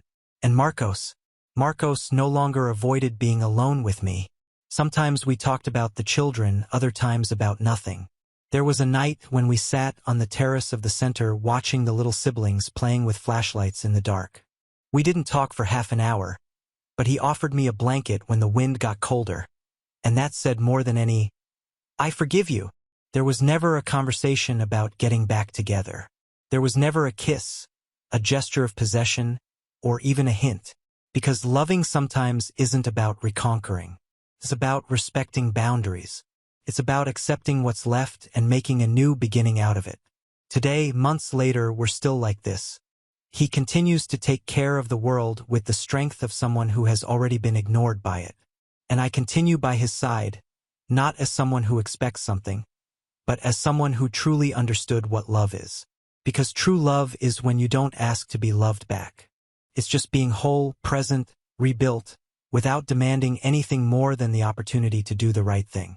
And I grabbed that opportunity every day with both hands and with my heart, which finally learned that repentance is only worth it when it comes with action. And the silence, the same silence that once destroyed me, is today the space where slowly we are learning to begin again. Days before that farewell, something happened that may have been the real turning point between us. It was an ordinary night. The children had gone to bed early. The center was quiet, and I was washing the dishes unhurriedly, trying not to make noise. Marcos suddenly appeared in the kitchen holding 2 cups of tea. He left one near me without saying anything and leaned against the door frame, watching. "Lucia told me that you slept on the sidewalk of the hospital when Miguel was admitted," I commented, breaking the silence. He nodded, looking at some fixed point beyond the window.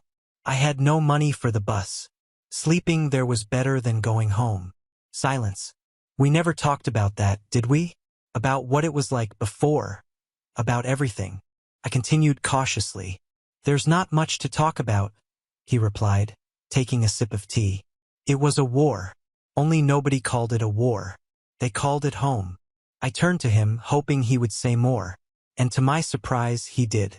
Once, when I was about 10 years old, I woke up in the middle of the night to the sound of bottles breaking. I hid under the kitchen table and stayed there for hours. My parents were hitting each other, hurting each other, screaming. My mother said she'd rather die than continue living with us. And my father said she was only alive because no one bothered to kill her. The words came out firm, but his eyes were distant. I remember that night I promised myself that no one else would live what I lived. That my siblings would fear the dark because of bad movies, not because of what they heard at home. That they would wake up to the smell of coffee and not vomit. That they would grow up knowing what it is to be loved. Even if it was just by me. Just by me. I approached with almost reverent care. I didn't say anything, just sat in the chair next to him and waited. When you said that word, it was as if my mother had come back. You know that look, that dirty accusation. For a moment I didn't see you. I saw her, and I panicked inside. I swallowed. Marcos, I have no words that can erase that. But if I could give my silence, my listening, my presence as a request for forgiveness every day, I would do it for the rest of my life. He looked at me, this time for real. I don't know if I'm going to be able to forgive you. I really don't know. But I don't feel anger anymore, and that's already a lot. I nodded with a lump in my throat. It's everything to me. And in that instant, we weren't ex-lovers or victims of a poorly told story. We were just two survivors of different versions of abandonment, trying in the way we could to build something from the pieces. Not everything that breaks becomes trash. Sometimes it becomes shelter. The following week was lighter. There was something in the air, not a declared joy, but a less tense stillness, as if everyone around was breathing a little better, as if the siblings, the children at the center, and even I had finally found a rhythm. On Friday, Lucia sent me a text. Saturday, 3 p.m. chocolate cake and blue balloons. Don't be late. I read and reread, trying to understand if that was what it seemed to be. It was Miguel's birthday, the youngest, the smart Alec, the same one who spent months without looking at me, without even accepting a candy from my hand. I arrived early as always.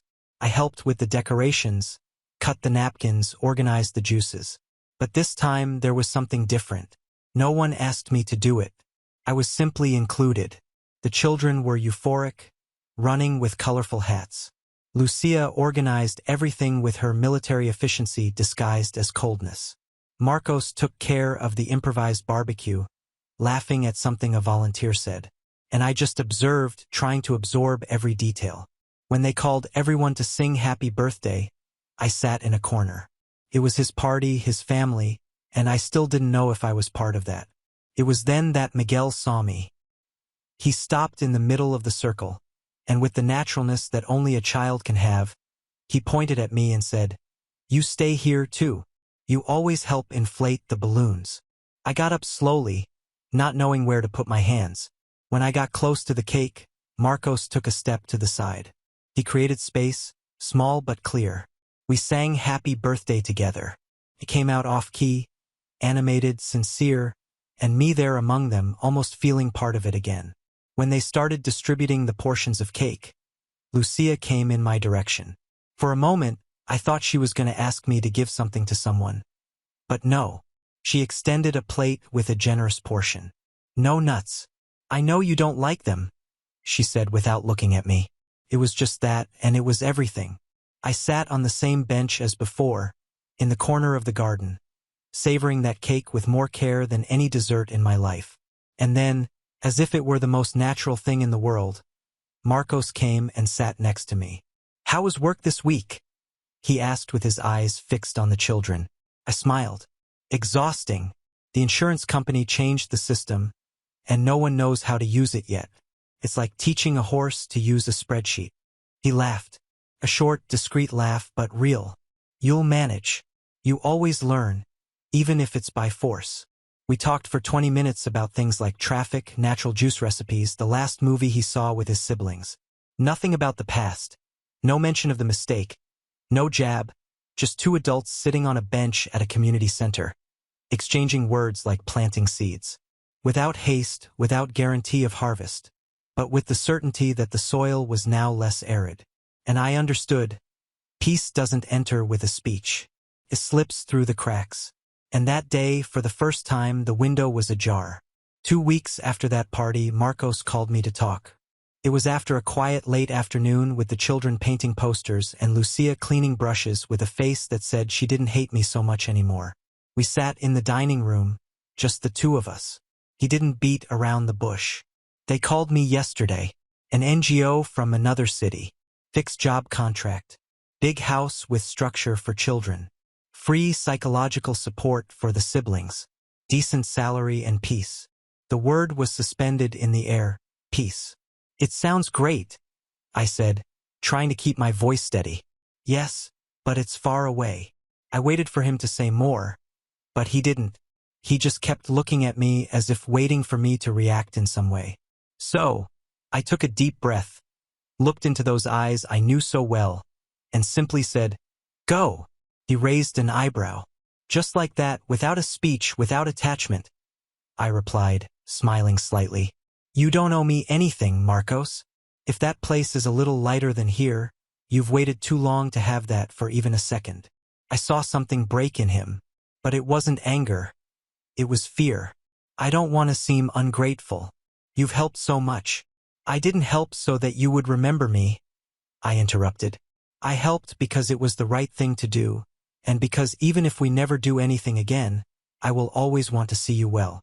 "Is that all?" "It's enough." In the following days, I was actively part of the process. I organized the children's documents, checked the enrollment in the new school, printed copies of certified IDs, arranged exams, delivered notebooks, washed the dirtiest sneakers. Lucia, on the last day, hugged me without warning, without words. A short but tight hug. Miguel gave me a drawing with colored pencils. Him, one giant cake. He wrote, "Thank you for always staying close," with crooked but firm letters. And then came the morning.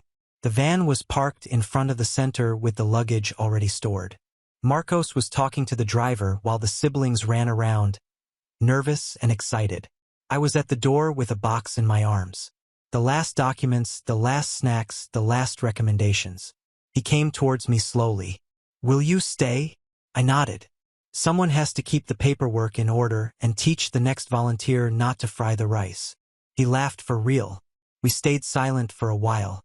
The morning breeze was gentle, almost sad. "Thank you for having stayed, even when you couldn't stay with me," he said with his eyes fixed on mine.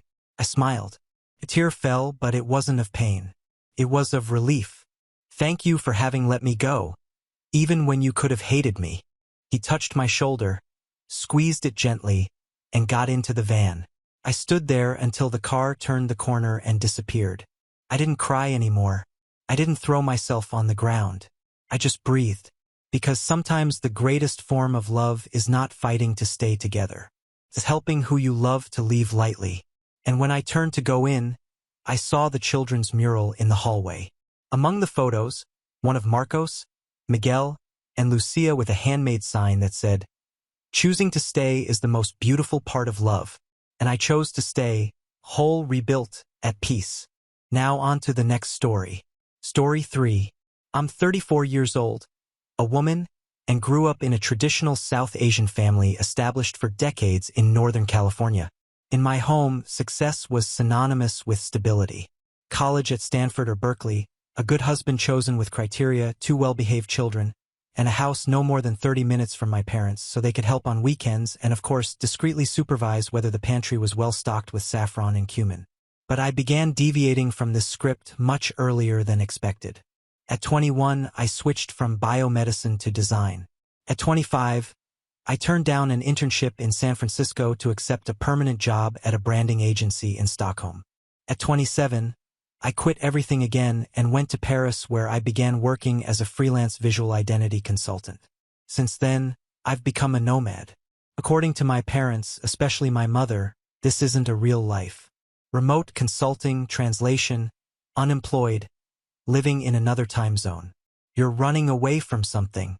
And every time we talked by video or call, it was like filling out an eternal job interview, justifying every step I took, as if I were a rebellious teenager, not an adult woman with a stable career and my own apartment in Monatra. But none of this bothered me as much as my love life. They always suspected.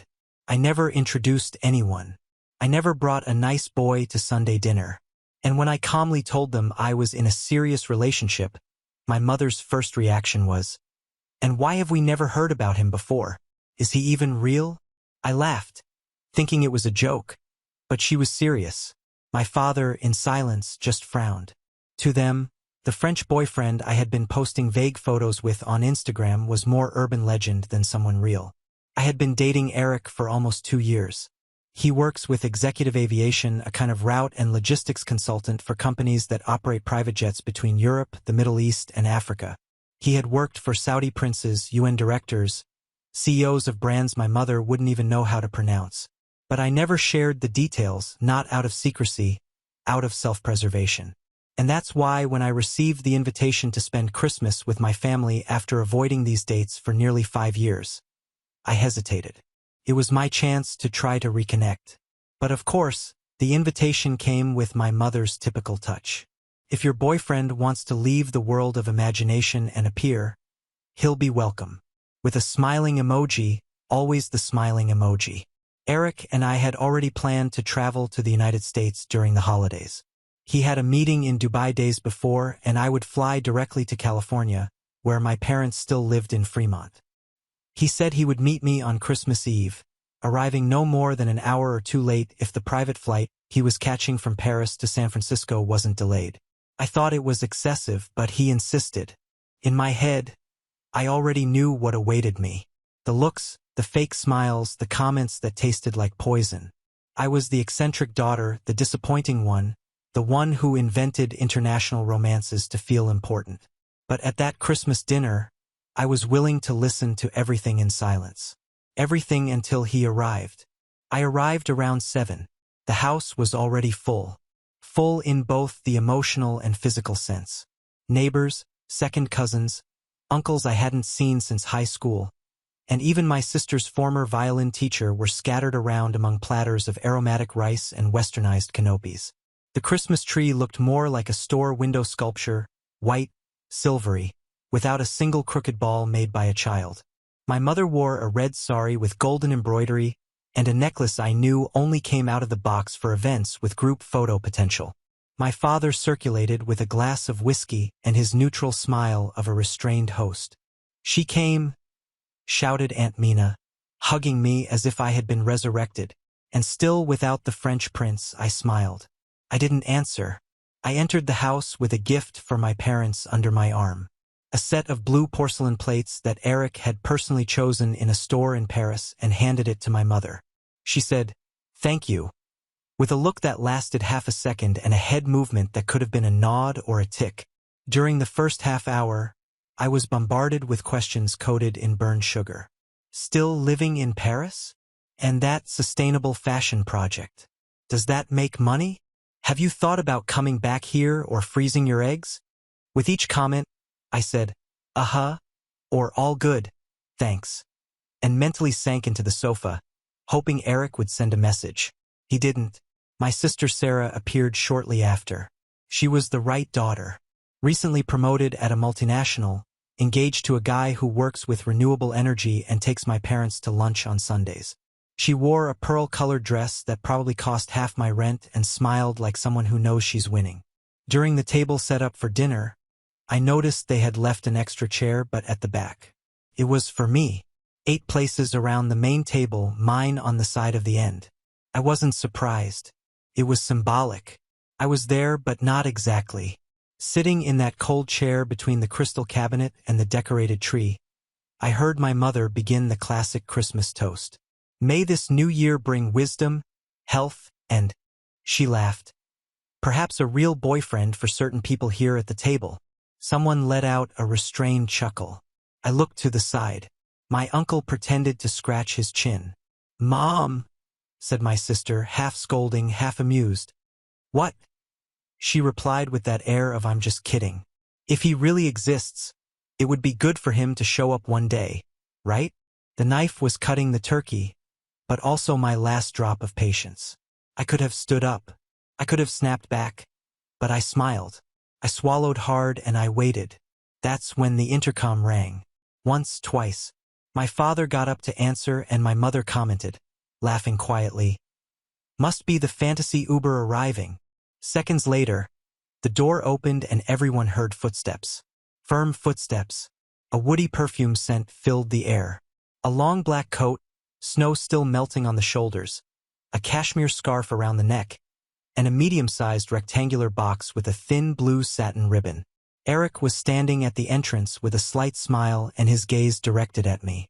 "Sorry for the delay," he said with a light but firm accent. "I almost missed the private flight leaving Paris, but I couldn't help delivering this today." The room went silent completely. He walked up to me, bent down slightly, handed me the gift, and kissed my forehead. "Merry Christmas, mon amour." I was still sitting, but that night, even without standing up, it was as if I had finally stood tall. For 2 seconds, maybe 3, no one said a word. It was as if time had slipped between the blinking lights of the tree and the muffled sound of the television turned on in the next room. The smell of cinnamon, cloves, and roasted turkeys still lingered in the air, but had lost its warmth. Everything now seemed suspended, frozen. Eric smiled like someone who didn't notice the tension. But of course he noticed. He noticed everything. It was a habit of people who deal with airports, operations directors, time zone changes, and last-minute deadlines, reading the environment in 2 seconds, and responding with millimetric precision. "Good evening, everyone," he said in a polite, articulate, but not robotic English. "I'm Eric. I finally had the pleasure of arriving. I hope I didn't interrupt anything important." My mother was still standing next to the turkey, the knife frozen in the air.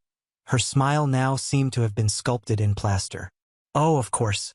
Welcome," she said, her eyes blinking rapidly. "Come in." Eric approached the center of the table and placed the gift box on the sideboard. "I brought something special for the lady of the house," he said, looking at my mother, carefully chosen in Monatra. She hesitated. Perhaps she thought of reflexively refusing, but her polite gesture won over instinct. "Thank you. It's very kind. I hope you like it," he replied simply. My sister stared at him as if trying to solve an impossible puzzle. Her fiancé, sitting beside her, raised his eyebrows. My father cleared his throat, disconcerted, and took 2 steps forward, extending his hand. "Mr. Eric, welcome to our home. Please just Eric. Sir, makes it seem like I aged 10 years on the flight," he replied, firmly shaking my father's hand. A few discreet laughs sounded relief. Someone finally broke the tension. A cousin in the corner muttered something about his coat, looking like it came from a movie. Another commented quietly, "He looks like an actor." "Dinner was already being served," said my mother, still regaining her tone of command. "But I can heat something up for you. If there's any of that almond rice I smelled in the air left, I'm in heaven," he replied. "But only if it's not a bother." She blinked. "Of course, it's no trouble. I'll help make a plate for him." "I'll help," I quickly said and stood up. We went to the kitchen in silence. I closed the door behind us. "You came," I whispered. "You thought I wouldn't?" he replied, lifting the lid of the rice dish. "This smells incredible." "They were frozen." "I noticed," he said with a smile at the corner of his mouth. "But I came for you." I stood for a few seconds looking at him, coat still on, hair slightly disheveled, hands moving naturally among the dishes, as if that kitchen were his, as if that Christmas were ours. "They thought you didn't exist," I confessed, putting rice on the plate. "I do exist, and I really appreciate your courage in keeping me where I've always been, close to you, even at a distance." My eyes filled up, but I didn't let them overflow. There alone with him, I realized how much I had grown accustomed to defending myself, to justifying myself, and how much it took just one person showing up for real to dismantle all the jokes, all the insinuations. We returned to the room together, him beside me, not behind, not as a supporting actor, as part of who I am. And for the first time, no one dared make any jokes at my expense. When we returned to the dining room, conversation had resumed, or at least was trying to. The words sounded polite, but came like mounted trenches. No one wanted to be the first to make a mistake. The first to say something Eric might consider rude or worse that I could use as ammunition. My mother adjusted the silverware as if it were a jewelry store, each fork in its exact symmetrical position. My father served wine to others as if he were acting in a cordiality advertising campaign, and my sister Sarah played with the edge of her glass like someone trying to keep emotions silent. Eric sat down next to me even though he was invited to occupy one of the central chairs. He declined politely. "I prefer to stay here. I like having the best view of the most beautiful woman of the night," he said. One of the aunts discreetly choked on her water. A cousin laughed without looking at anyone. Sarah rolled her eyes.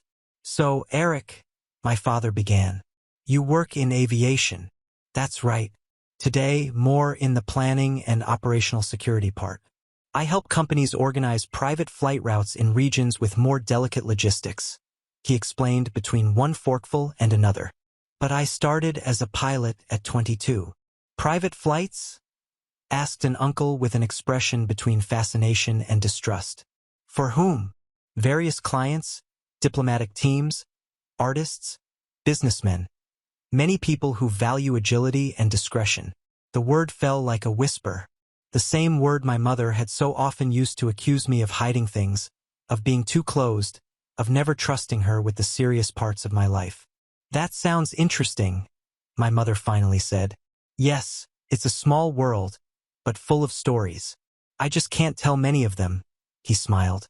My sister, who until then had only been observing, decided to speak. "And how did you two meet?" "It was in a cafe in Paris," I answered. "A rainy day."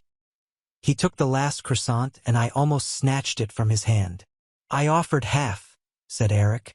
"She accepted, but then ate all of it." Some laughed. Others just looked, but the effort was visible. Eyes trying to accept what didn't fit the script everyone had already rehearsed in their heads. They wanted to see him as exaggerated, arrogant, or fake. But he wasn't any of that. He was just firm, real. At a certain point, my mother got up from the table and went to the kitchen.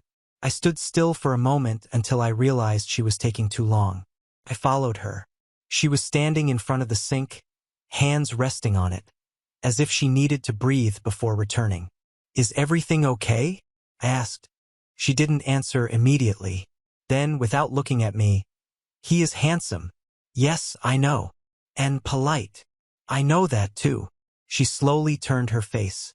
"Why did you never tell me it was so serious?" I took a deep breath. The question wasn't new, but said in that tone that night, it sounded different. It wasn't a demand. It was almost astonishment, like someone looking at something that had always been there, but only now allowing themselves to see it. "Because you never believed," I replied, "in anything that wasn't what you planned for me." She lowered her eyes. She didn't counter, and that coming from her was practically an apology. "You're very much like your grandmother," she murmured, "and I never knew how to deal with that." I remained silent. That was a lot and at the same time little, but it was a beginning, perhaps for the first time in years. Before I could respond, Eric appeared at the door with 2 glasses of sparkling wine. "Is everything all right here?" he asked with a slight smile. "Yes," I answered. "Everything is different." We returned to the room slowly in silence, like people returning from a crossing. The dinner continued, but the atmosphere was different, less rehearsed, less tense. People were already speaking to Eric without measuring their words so much, even if it still sounded like a collective test, as if everyone wanted to find a flaw in the charm. But he seemed immune. He asked about the recipes of the night, complimented the Christmas decoration, and showed genuine interest when one of the uncles started talking about the time he missed a flight to Miami and slept on the airport floor. He laughed as if he were among old friends, natural, completely at ease. This, more than any gift, was what dismantled the armor of the people in that room. "Can I open the present now?" I asked, pointing to the blue box on the sideboard. That's what Christmas is for, isn't it? Said Eric, crossing his arms as if hiding something. I picked up the box carefully, but there was no need. The ribbon came loose with a light pull, and inside a gunmetal gray wool scarf with burgundy details, soft as a cloud, perfectly folded over a smaller wooden box. In the box, a silver necklace with a star-shaped pendant with a small white stone in the center. It's a snowflake, he said. It's discreet, but unique, like you. I stood for a few seconds just looking. This is beautiful. I wanted you to know that even when I'm not near, you've always been visible to me, he replied calmly. Even when your family couldn't see. My chest tightened. I didn't know whether to laugh or cry. I just hugged tightly without saying anything. I didn't need to. The gesture already said what language couldn't reach. My mother, who was observing from afar, took half a step forward. It is beautiful. Thank you, I replied without taking my eyes off Eric. Sarah appeared soon after with a dessert plate. Mom, would you like pudding? My mother hesitated. Later. I'm not hungry right now. That caught me by surprise. My mother never refused pudding, but at that moment, she seemed more occupied with thoughts than with taste. And I realized something in her had broken or started to break. A kind of hard pride that gradually became too uncomfortable even for herself. My father passed by with a bottle of wine, offering to fill Eric's glass. A Frenchman likes wine, right? Eric thanked him with a smile. Very much. But today I'm falling in love with your wife's cashew juice. Real laughter echoed through the room. For the first time that night, the sound was light. It wasn't tense. It wasn't forced. It was the laughter of those who, even without admitting it, were beginning to accept that maybe I wasn't a detour from the path. Later, already on the sofa with the necklace around my neck and the scarf folded over my knees, I leaned back against Eric. He played with my hair, distracted. That was intense, I murmured. It was beautiful, he corrected. Because it was all of you without editing anything. The party was beginning to disperse, but I didn't want to sleep or leave. I just wanted to stay there, between the lit fireplace, the blinking lights on the veranda, and the certainty that for the first time in years, I wasn't the shame of the night. I was present. The night was slowly dying. The Christmas lights were still blinking rhythmically, but the house was emptier, quieter. The guests had left gradually, one by one, taking with them the poorly disguised astonishment, the cut-off whispers, and deep down a discomfort I knew well. The discomfort of reviewing a story that had already been considered closed. My sister and her fiancé were the last to leave. She gave me a quick kiss on the cheek, like someone who was still processing everything. Her fiancé shook Eric's hand with respect, perhaps even admiration, and wished happy holidays like an executive greeting an important client. My father was locking the front door while my mother collected the plates with the automatic movements of someone who wants to appear too busy to feel anything. Eric and I were still sitting on the sofa. The room seemed different, and perhaps it was. My mother passed near the Christmas tree, and for a moment, her eyes met mine through the reflection in the cabinet mirror. She looked away, but not quickly enough. Eric stood up. Would you like me to help with the dishes? My mother stopped, staring at him for a second. The proposal, coming from a man, a foreigner, and moreover a guest, seemed to briefly leave her without a social code. No need. I'll take care of it, she replied. But thank you. Then I'll put away the dishes on the table. I can at least do that. He collected 2 plates before she could stop him and headed to the kitchen. We were alone. The tree was blinking behind me. He is kind, she said without emotion. He is everything you thought didn't exist. I replied more firmly than I had planned. She took a deep breath. It's not that. I just didn't imagine he was real because you never asked. You always presumed. She sat down slowly on the arm of the chair without looking directly at me. When you were little, you said you wanted to live in another country. I thought it was a phase that you would change. Come back. But you didn't come back. I remained silent. Sometimes silence answers better than any argument. I didn't understand your choice. Of course, I didn't understand you leaving secure jobs. and even less did I understand spending Christmas alone for so many years. But today, I understood one thing. She turned her face, finally looking at me. I don't need to understand everything to respect it. That disarmed me. I wanted to say something, but nothing came out. She got up again, impatient with her own vulnerability, and walked to the tree. "The gift he gave me," she said, handling the box. "A scarf, blue with gold details. Did you know?" "No. It's just like the one your grandmother wore. The one in her wedding photo. Do you think it was a coincidence?" I thought for a second. "I think he saw you even without ever knowing you. Maybe that's why you found it so strange." She smiled, half cynical, half touched. "Maybe." Eric appeared at the kitchen door, wiping his hands on a dish towel. "Dishes done. Now, can I earn points as a grade A guest?" "You already have, Eric," she replied, surprising us both. "You have for some time now." He winked at me, and I returned with the smile I had kept all night. It wasn't a smile of revenge. It was relief. The feeling of, for the first time, fitting into my own story without having to apologize for it. The house was almost empty when Sarah returned. She said she forgot her phone, but as soon as she crossed the door, it was clear she wanted more than a forgotten device. She used the same tone of voice as when we were teenagers, and she needed to find out if I had read her diary. Curious, attentive, slightly suspicious. "You're still here?" she asked, looking around. "Eric is going to sleep at a nearby hotel. I stayed to help with things," I replied, neutral. She walked around the room, eyes on the gift boxes, on the neatly stacked plates. My father had already gone upstairs. My mother was in the bedroom. Eric was in the garden on the phone. "So, it's true, isn't it?" she said, stopping in front of me. "He exists. He always existed. You all just preferred not to believe." She crossed her arms as she always did when she wanted to say something difficult. "It's not that. It's just that he appeared just like that out of nowhere. And everything is so perfect." "You mean he doesn't seem real?" "I mean, he doesn't seem like anything. He is. He's handsome, elegant, intelligent, has an accent, has a job that no one understands, which makes him even more interesting. Brought a present for Mom, and on top of all that, washed dishes." "What are you trying to say, Sarah?" She hesitated. She went to the cabinet mirror, touched her own hair, an automatic, nervous gesture that for the first time made me realize she felt invisible. "You're the shining sister." That paralyzed me. "Me?" I asked, unable to hide my astonishment. "It was just today," she replied, laughing awkwardly. "But it was strange.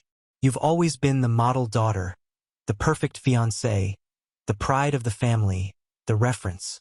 And now you're telling me that. That it hurt." I cut in simply, "Because I was used to shining, and you appeared not just with an incredible guy, but with a life that you built your own way alone. And that's something I never knew how to do." I hadn't expected that, not from Sarah. But there was no irony in her voice, just confession. "I never wanted to compete with you," I said quietly. "I know, but I competed anyway." She picked up her phone from the table. She pressed the button as if that ended the conversation.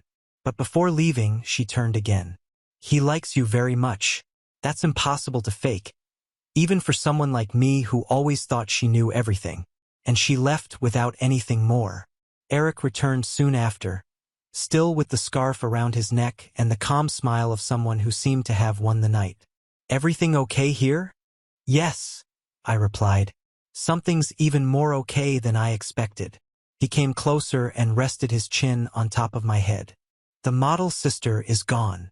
"Yes, but today she saw the other side of the coin." "And you?" "Me." I saw the whole reflection. The night had already turned into dawn when I sat alone on the back porch, wrapped in the scarf Eric gave me. The air was freezing, but the kind of cold that awakens, that clears the mind. The house behind me was silent. Even the blinking lights had already been turned off. Christmas was officially over. But for me, it still burned inside. Eric would come to pick me up shortly to go together to the hotel. My suitcase was already packed. I was already ready, and not in the literal sense, but emotionally. I had no idea what would happen after that Christmas. If my mother would try to get closer, if my sister would go back to talking as if nothing had happened, if my father would one day say he was proud. But for the first time, all of that mattered less than it should. I didn't want revenge or an audience. I just wanted peace. And surprisingly, I found it there among stacked plates, cut-off glances, and a carefully chosen gift. At the moment Eric walked through the door, saying he almost missed the private flight from Paris, it wasn't just him who arrived. I arrived too. My mother appeared shortly after. She was wearing a light robe and slippers. She looked tired, but not of me. It was a good tired of someone who carried too many weights and began to let them go. "Isn't it cold out there?" she asked, sitting next to me on the porch bench. "A little, but it's a good cold." We sat in silence for a while. She adjusted the sleeve of her robe. I looked at the sky, dark, clear, no visible stars, but all present. "Are you leaving tomorrow?" she asked. "Yes, we'll spend New Year's Eve in New York with some friends of his. Then we'll go back to Paris." She nodded. "And are you really together? I mean, thinking about the future?" I smiled slightly. "Mom, we're already living the present together. The future, we build it, without a checklist." She took a second before responding. "I just wish you had let me see this before. I tried many times, but you were always busy correcting me." She lowered her eyes. "I was afraid." "Of what?" "Of losing you to a world I didn't understand." We stayed there just breathing. Then she extended her hand over mine. "Thank you for coming and for not giving up on me. I came for myself, Mom, not for you, but I'm glad it was worth it." She squeezed my hand without saying anything more. For the first time, that was enough. Eric appeared shortly after with keys in hand and hair tousled by the wind. He looked at me, then at her. "Ready?" "Always," I answered. I stood up. I picked up the small backpack I had left beside the bench. And when I walked with him to the car, I realized I wasn't leaving. I was just going home. Behind me, my mother was still sitting looking ahead. She wasn't crying. She wasn't smiling. She was just breathing like someone who knows that something inside her and inside us has changed. And perhaps from now on, this will be our Christmas. Not the one with the perfect tree or the perfect family, but the Christmas in which finally I was real. Now on to the next story. Story 4. My wife spent years terrified that her sister would try to steal me, and I swore up and down it would never happen. But then she cornered me at a family party and tried to kiss me, and now my wife is spiraling. For context, I think my wife, Jenna, is absolutely gorgeous, but she has some really negative body image issues. This is in large part because of her sister, Mary, who is very conventionally attractive, as opposed to Jenna's more unconventional, but in my opinion, striking beauty. Mary was a successful model until a couple years ago and now works in the fashion industry. In our early days of dating, when I would tell Jenna she's beautiful, she would always say, "Just wait until you see my sister." When I did finally meet her family, she would randomly press me for weeks to talk about her sister, whether I thought she was more attractive than her, etc. I always told her the truth, that I think Mary is attractive in a boring way, and that I think my wife is much more beautiful and interesting to look at. She wouldn't let it go until I confronted her about how uncomfortable it made me and asked her what was going on. This is when she told me that she always had a chip on her shoulder about her looks because of being compared with her sister growing up. They fell into the classic smart one and pretty one dynamic their whole lives. She also said Mary had a habit of being flirty with all of her exes and warned me that it would happen to me eventually. She then started sobbing and begging me not to cheat on her with her sister, to which I forcefully said I would never cheat on her with anyone, let alone her sister. I've been crazy about my wife since day one, and there's literally no woman on earth who could come close to her. I honestly didn't believe her about the flirting at first. I assumed it was just an extension of her insecurity. But I was wrong. Whenever we get together with my wife's family, Mary always finds ways to touch me and make little innuendos or comments about me or my body. It's super uncomfortable for everyone, especially my wife, and I've called her out on it before. She'll cool it for a while, but eventually start doing it again. It's been 6 years of this, And every time it happens, my wife is upset for days and I have to do a lot of reassuring. Now on to the current problem. A few days ago, we were at my mother-in-law's birthday party, and Mary asked me to help her grab some things from the garage. As soon as we walked into the garage, she turned and pressed me up against the door with her whole body and started trying to kiss me. I immediately pushed her off and asked her what the hell she was doing. She started giggling and saying she was just doing what we both have been thinking, and kept insisting, "You know you want to." I told her she was out of her mind and ran out of there. I went straight to my wife and told her we were leaving. The whole ride home, she was asking me what was wrong. I wasn't sure whether to tell her because I knew how much it was going to hurt, but I also thought Mary would probably try to spin it as me making a move on her, so I knew I had to just say it. I told her everything, and she cried the whole way home. For the last several days, Mary has been calling and texting my wife, doing exactly what I thought she would do. Even telling my wife that I said she was the hottest girl I've ever seen, which I had to assure my wife a million times that I did not and would never say. Even though she believes my account of the situation, she's been a complete wreck the last several days. She's hardly eating. She pulls away from my touch when I try to hug her or just hold her hand. She says she feels hideous and disgusting, and I don't know what to do. This is the lowest I have ever seen her, and it hurts to see how much she's hurting. I have no idea what to do to help her heal from this. What should I do? 2 days later, I got a few requests for updates, so here it is. I first want to thank everyone so much for your advice. It was extremely helpful and gave me a lot to think about.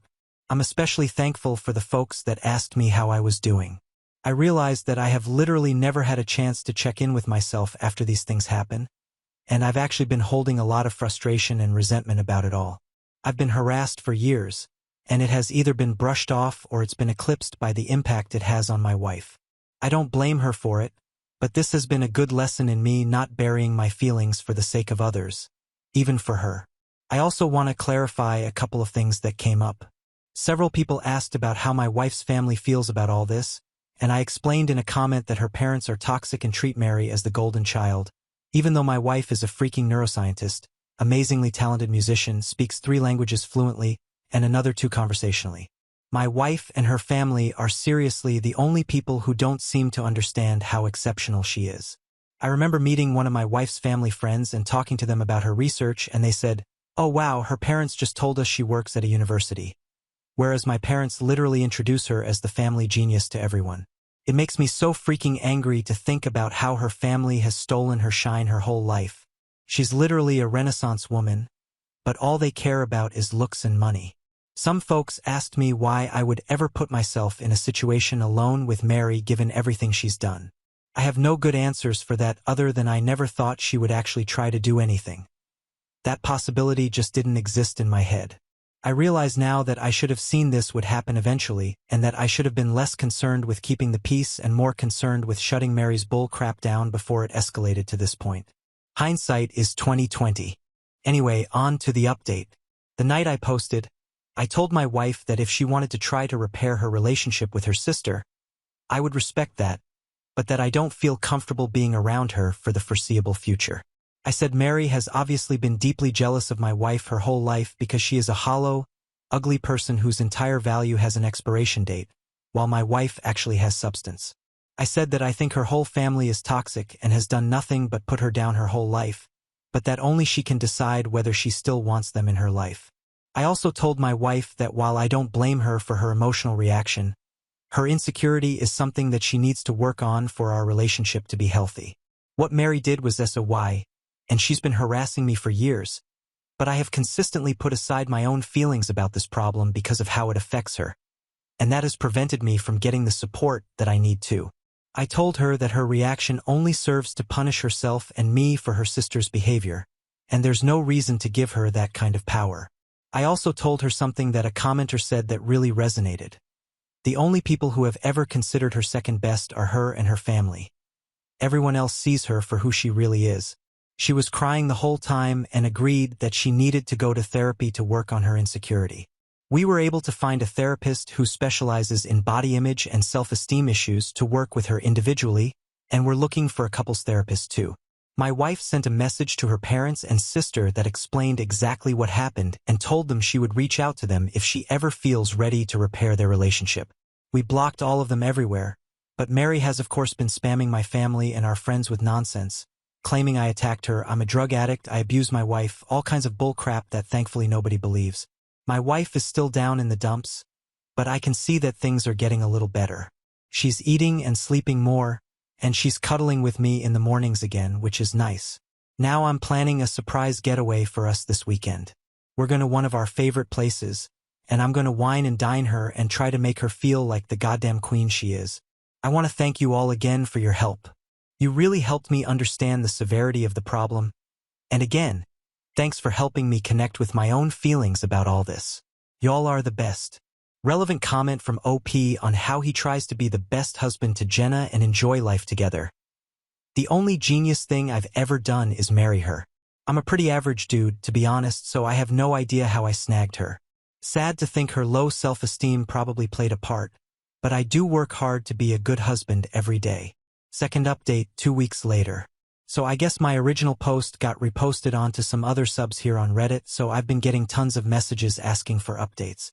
It feels like things are mostly settled, and I'm really hoping this will be my final update. First, I want to say that I've gotten so many questions about who Mary is, and I'm just not going to say.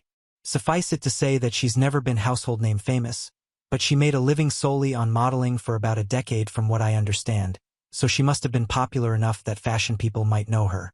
I really don't know how that whole world works, but in my opinion, it doesn't matter how many names you drop, you're not famous if you don't have a Wikipedia page. Also, I got lots of comments that mostly jokingly call me a simp, and I can't argue with that. I totally am a simp for my wife. She's the coolest.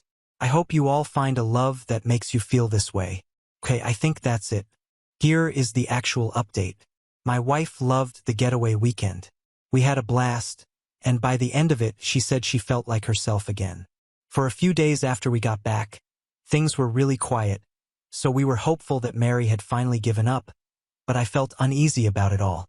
Many of you warned me that Mary would try to interfere with my work, and while I initially dismissed it, I figured I would reach out to my boss just in case.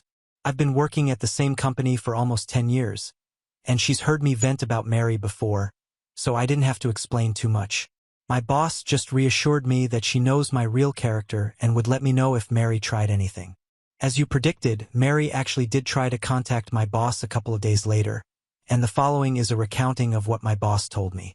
Apparently, Mary said that I needed to be fired because I was a predator and claimed to have proof that I assaulted her. My boss said that was a very serious accusation to make and asked Mary to explain what proof she had. Mary claimed there was a camera that caught the whole incident, and my boss asked her to send the video. Then Mary got flustered and said the police had it, so my boss asked her to send over a copy of the police report. Then Mary said it had a lot of private information in it, so my boss asked her to redact the private information and send it over. Then Mary said she didn't feel comfortable with that, and my boss told her that she could not take action against an employee based on word of mouth from a stranger. Then Mary shouted at her about victim blaming and hung up. Unfortunately, that was not the end of it. Last Wednesday, Mary somehow sent an email from my personal email account with a schlong pic, not mine obviously, to the entire office. My best guess is that I must have left my email logged in on one of my in-laws' devices. She's definitely not smart enough to actually hack me. And I know this is completely beside the point, but of course she chose the weirdest looking schlong I've ever seen. I played team sports all my life, I've seen a lot of schlongs, and this was something else. It's honestly kind of funny to think about Mary Googling gross schwang or something and sifting through hundreds of images to find just the right one. I had to apologize to everyone on staff, and thankfully folks were surprisingly understanding. It's actually been kind of a nice bonding experience with my coworkers. I honestly didn't consider myself to be super well liked in the office, but it feels like everyone has been going out of their way to be kind to me, and it means a lot. Anyway, at this point it was clear we had to escalate things legally. I really wanted to avoid it, but she forced my hand.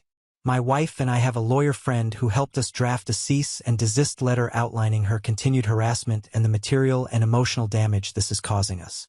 My wife then sent a message to Mary and my in-laws with a copy of the letter, and made it very clear that we would pursue criminal and/or civil proceedings if her harassment continued.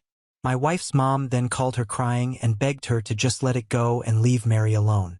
My wife calmly explained that Mary is the only person responsible for this whole situation and that their parents have always enabled her awful behavior.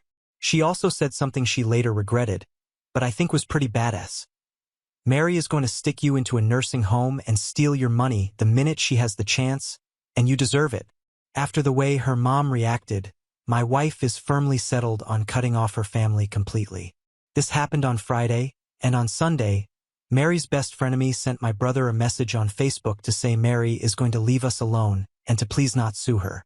I told my brother not to respond, then just sat and enjoyed the idea that Mary was out there somewhere freaking out about the potential of having to actually face the consequences of her actions.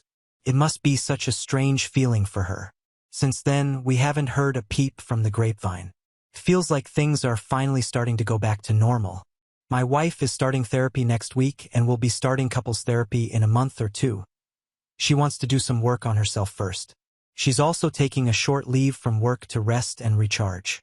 I'm so proud of her for standing up for herself with her family and finally putting her mental health and well-being first. Thanks again to everyone who offered advice. This was a messy situation, but it definitely would have been messier without your help. 6.5 months later. I forgot about this account completely until today and logged in to see so many comments and messages asking for an update. It's honestly touching to see how many people care about this situation and want the best for me and my wife. This will be a brief update. I don't want to make this a regular thing, and the original situation has resolved enough that I am hopeful this will be the end of the saga. Mary and my in-laws have pretty much left us alone. My mother-in-law still tries to contact my wife every now and then, but she's made it clear to her family that if the first words out of their mouths aren't "I'm sorry," she isn't interested in a conversation. As you can see, the past 6 months have made my wife a badass. She has done some amazing work in therapy, and her confidence is growing all the time. It's not just with her family.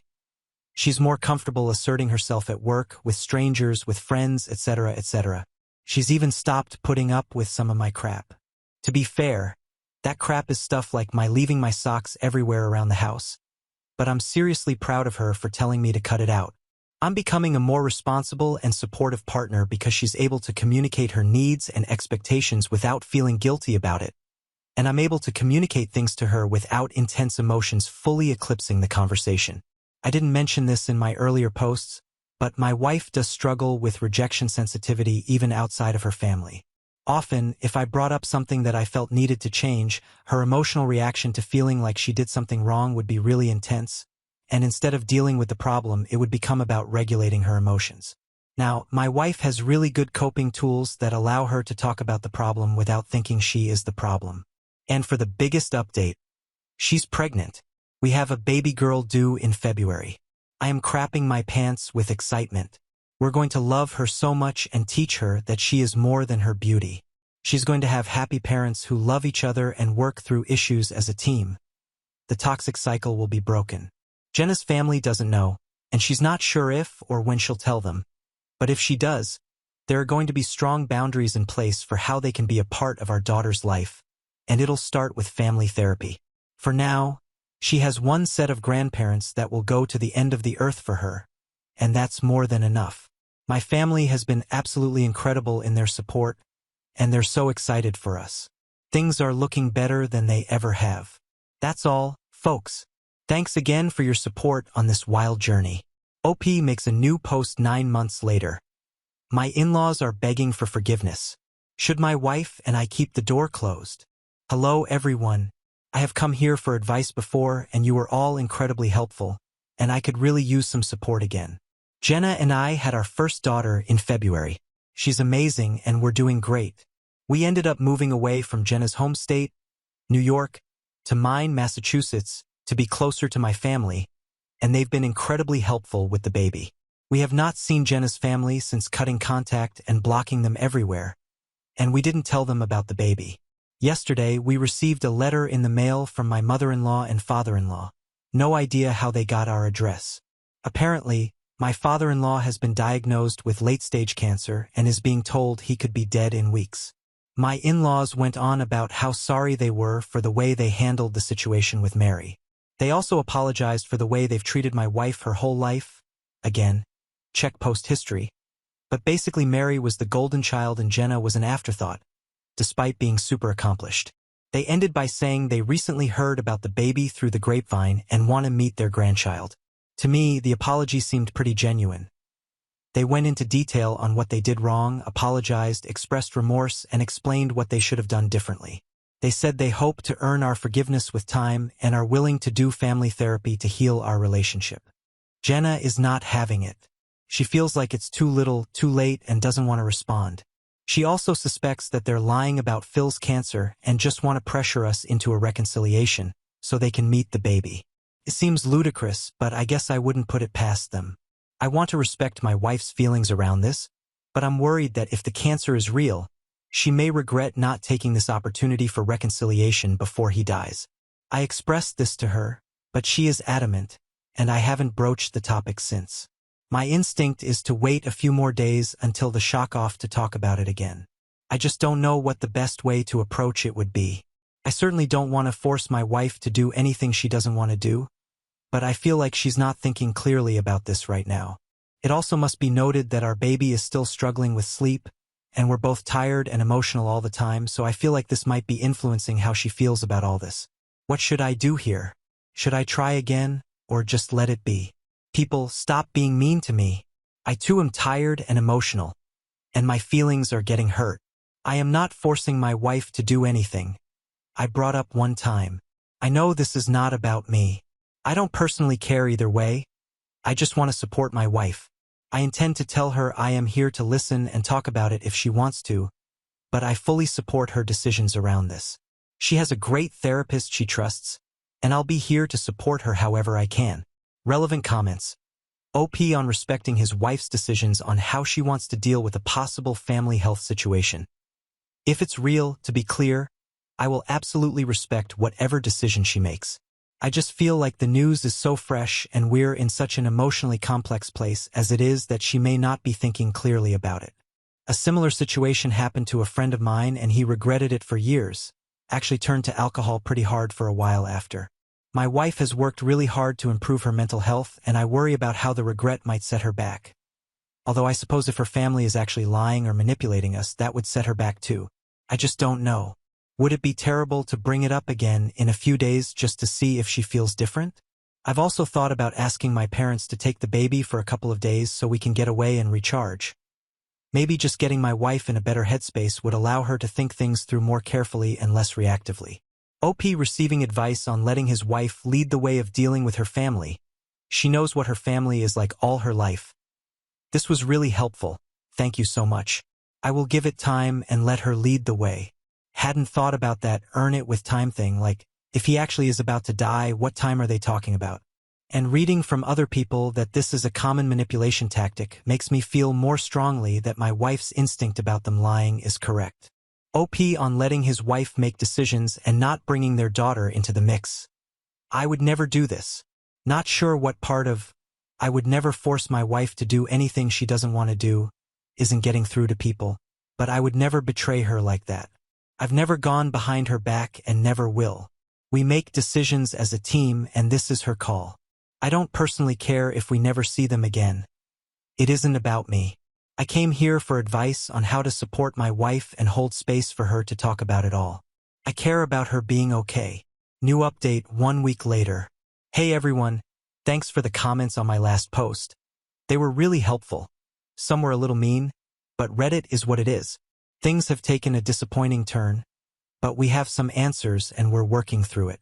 First, my wife was right. The cancer story was total bullcrap. They were just trying to manipulate us.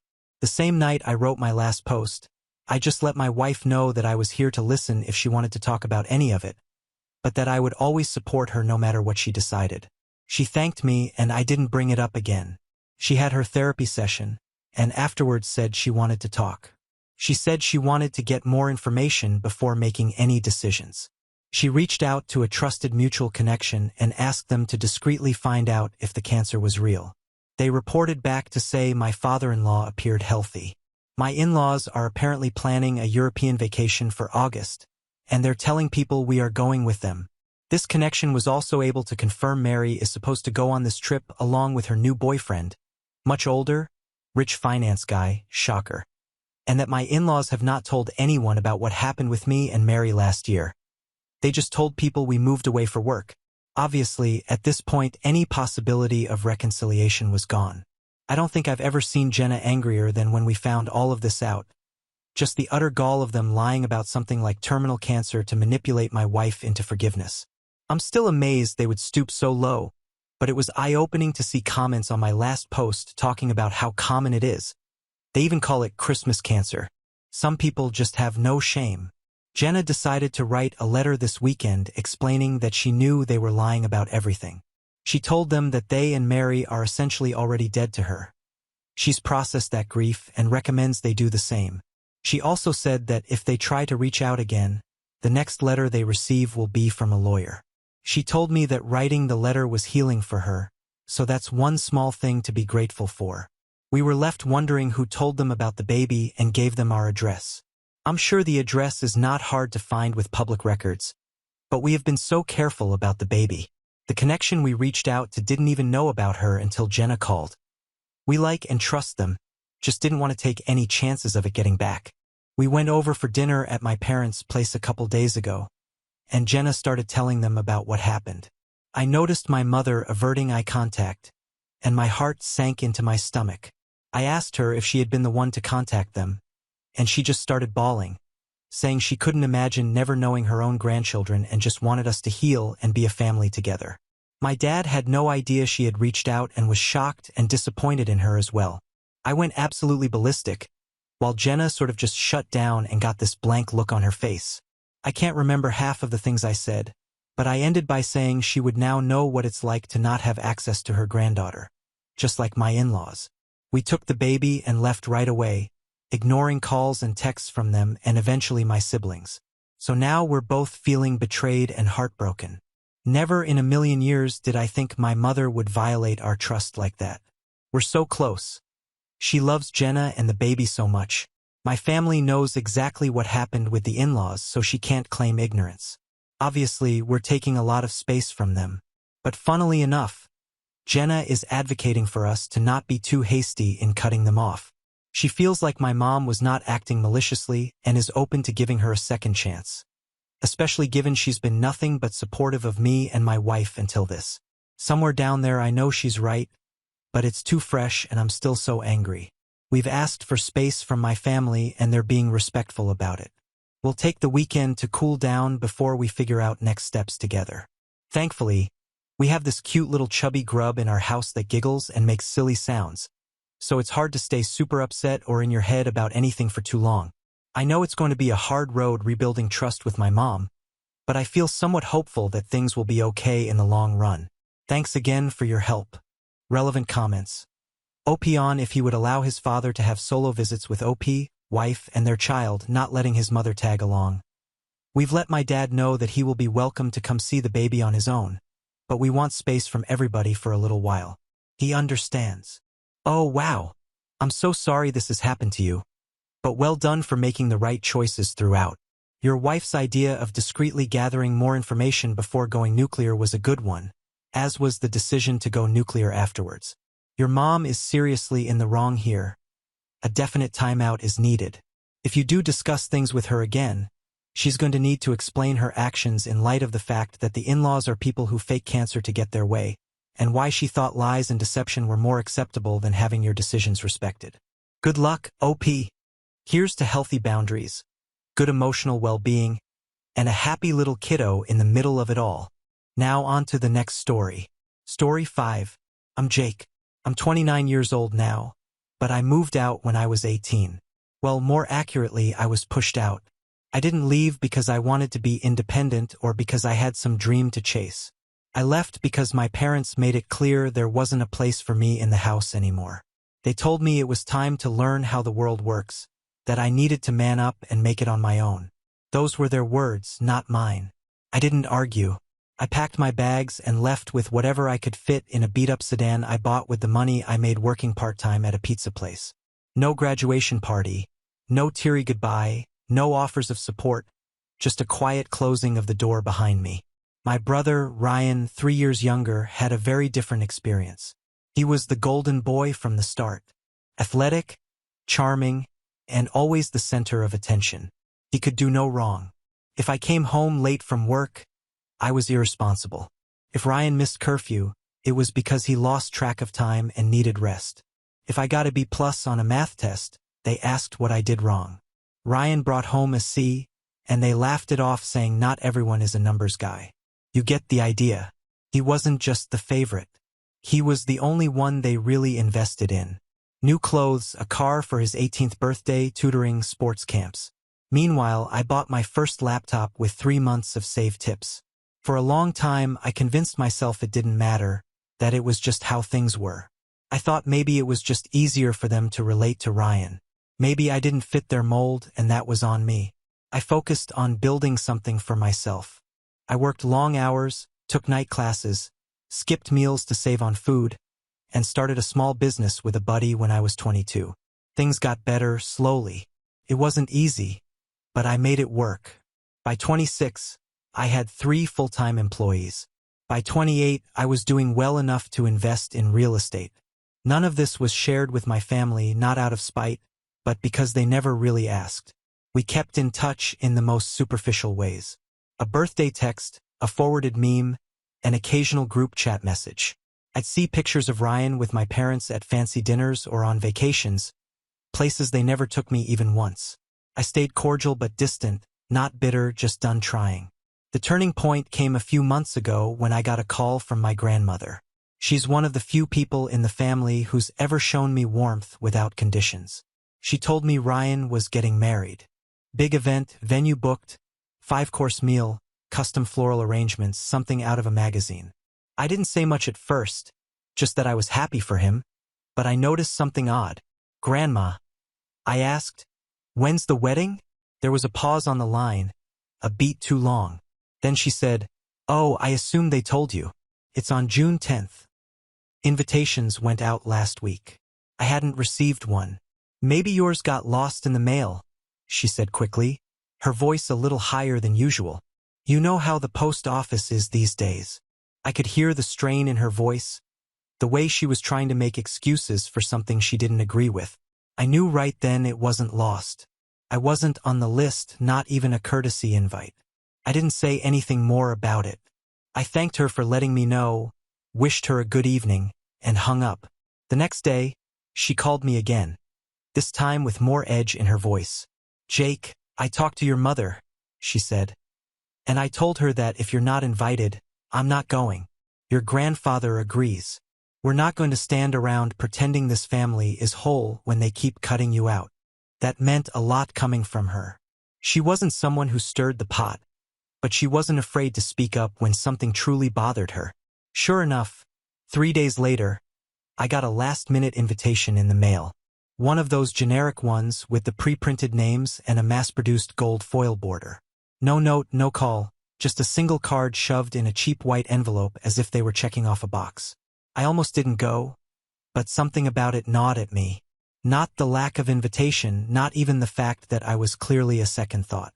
It was the deeper truth behind it that after all these years, after building my life from the ground up without their help, I was still the outsider, still the one they wanted to keep in the shadows, still the one they wanted to hide from their perfect picture.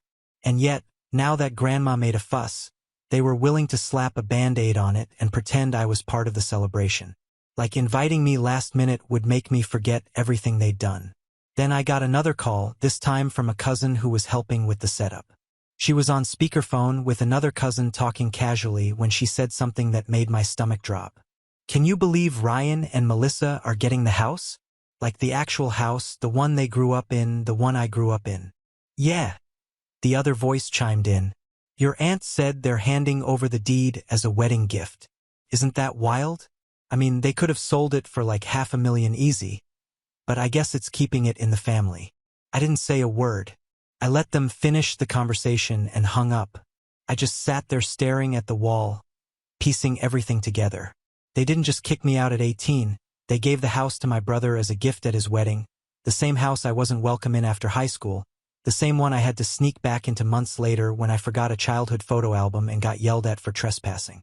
That house had been erased from my life, and now it was being wrapped in a bow for the golden child. I didn't sleep that night, not out of anger, but out of a quiet, burning clarity. There are moments in your life when the fog lifts, when the years of pretending things are okay suddenly peel away and all the patterns become visible at once. That was one of those moments for me. All the childhood slights, all the excuses, all the small humiliations that seemed forgettable at the time, they came rushing back, but this time with context. This wasn't a fluke. It wasn't just how things were. It was a pattern, a choice over and over again. So I made a choice too. I decided I would go to the wedding, not for them, not even for Grandma, but because I had something to bring with me, something they weren't expecting. And when I finally walked into that 5-star venue in my tailored navy suit, a few heads turned. My cousin gave me a small smile. Grandma looked relieved. My mother spotted me across the room and forced a smile so tight it made her cheekbones twitch. She walked up to me, tilted her head, and said in the softest, fakest tone I've ever heard, "Jake, I'm glad you could make it. Just try not to embarrass us today. All right?" I smiled back because she had no idea what I brought with me. When my mother pulled me aside at the wedding and whispered, "Try not to embarrass us today," I almost laughed. Not because it was funny, but because it was so painfully predictable. That single sentence captured everything I'd come to expect from her. Carefully veiled control, artificial politeness, and a complete inability to recognize her own hypocrisy. I just smiled back, not saying a word, but inside, something cracked, clean, cold, and permanent. I wasn't angry in the loud, confrontational way. I was angry in the quiet, surgical way that comes from years of wounds finally refusing to close. The venue was straight out of a luxury wedding block. White marble floors, gold-accented chandeliers, a string quartet playing something elegant and forgettable in the background. Guests walked around with champagne flutes, snapping photos in front of a floral arch that probably cost more than my first car. Everyone was dressed to the nines. Everyone except me looked comfortable. I kept my movements slow and deliberate, watching everyone from a distance. Ryan stood across the room in his custom tux, laughing with his groomsmen, drink in hand. His bride, Melissa, was posing for pre-ceremony photos with her side of the family, all smiles and perfect posture. She was beautiful, can't deny that, the kind of elegant that magazines gush over, but she had that same polished, practiced expression as my mother, performative kindness with a layer of cold steel underneath. I found Grandma and Grandpa at a corner table. They both looked relieved to see me, but there was a heaviness in their smiles. "I'm glad you came," Grandma said softly as she hugged me. "They can pretend all they want, but you belong here just as much as anyone else." Grandpa just squeezed my shoulder. He doesn't say much these days, but his silence usually carries more weight than most people's words. The ceremony started shortly after. White chairs, perfect aisle, petals scattered by a flower girl who looked like she'd been coached within an inch of her life. The officiant spoke with the kind of poetic emptiness weddings thrive on, about love, family, but my mind wandered. Family, they say blood is thicker than water, but what they don't say is that water doesn't pretend. Water doesn't smile in your face while replacing you. After the vows were exchanged, the real party began. Cocktail hour flowed into dinner, which flowed into speeches. I sat at a table near the back with a few cousins I barely knew anymore. We made awkward small talk, but I mostly kept quiet. I was watching. The first speech came from my father. He stood confidently, glass in hand, and said, "To my son, the one who made me proud every step of the way." I blinked. It was a simple sentence, but it hit like a brick to the chest. Every step of the way, as if I didn't exist, as if he hadn't raised 2 sons, as if Ryan was the only one worth remembering. There was polite laughter, warm applause. I could feel my pulse behind my eyes. Melissa's father spoke next, then the maid of honor, then Ryan. They each told stories of triumph, loyalty, support, the kind of anecdotes you pull from a scrapbook of golden memories. Meanwhile, My entire existence had been edited out of the narrative like a deleted scene that didn't test well with the audience. And then came the moment that broke something deep inside me.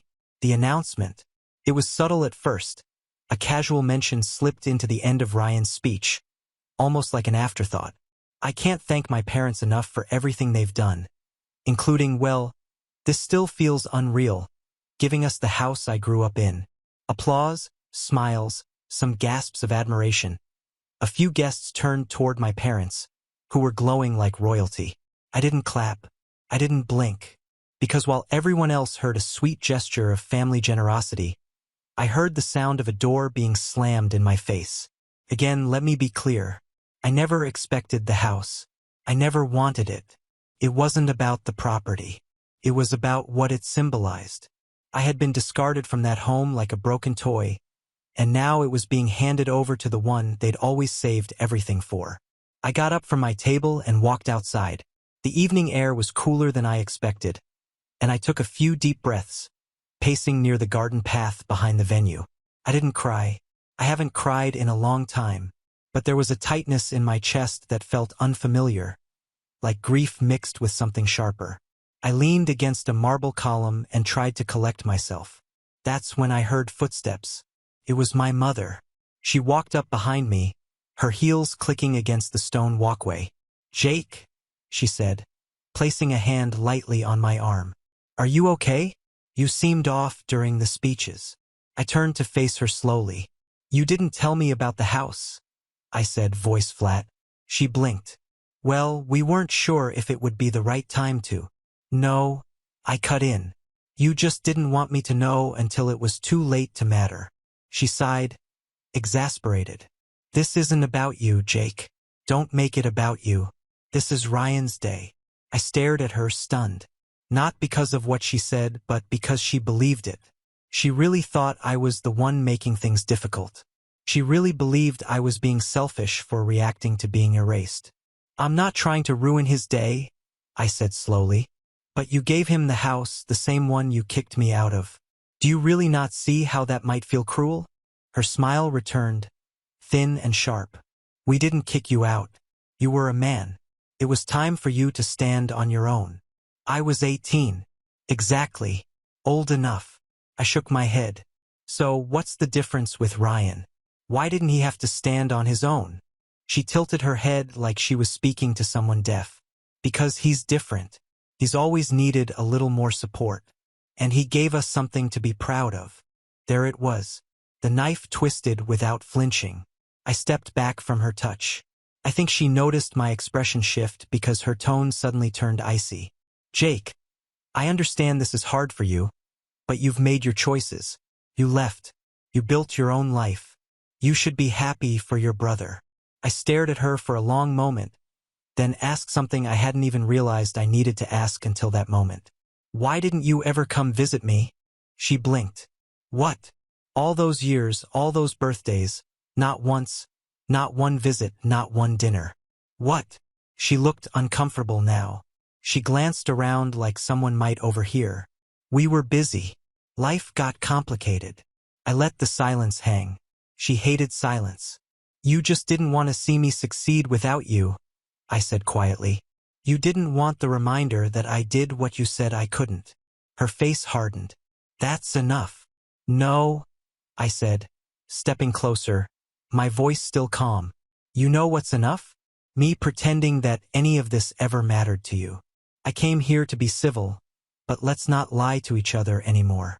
You never wanted me here. You wanted a photo op. You wanted to keep Grandma quiet." She tried to interrupt, but I raised a hand. "I'm done pretending on the problem. I've worked too hard. I've built too much. I didn't need your house. I didn't need your help. But I deserved better than this."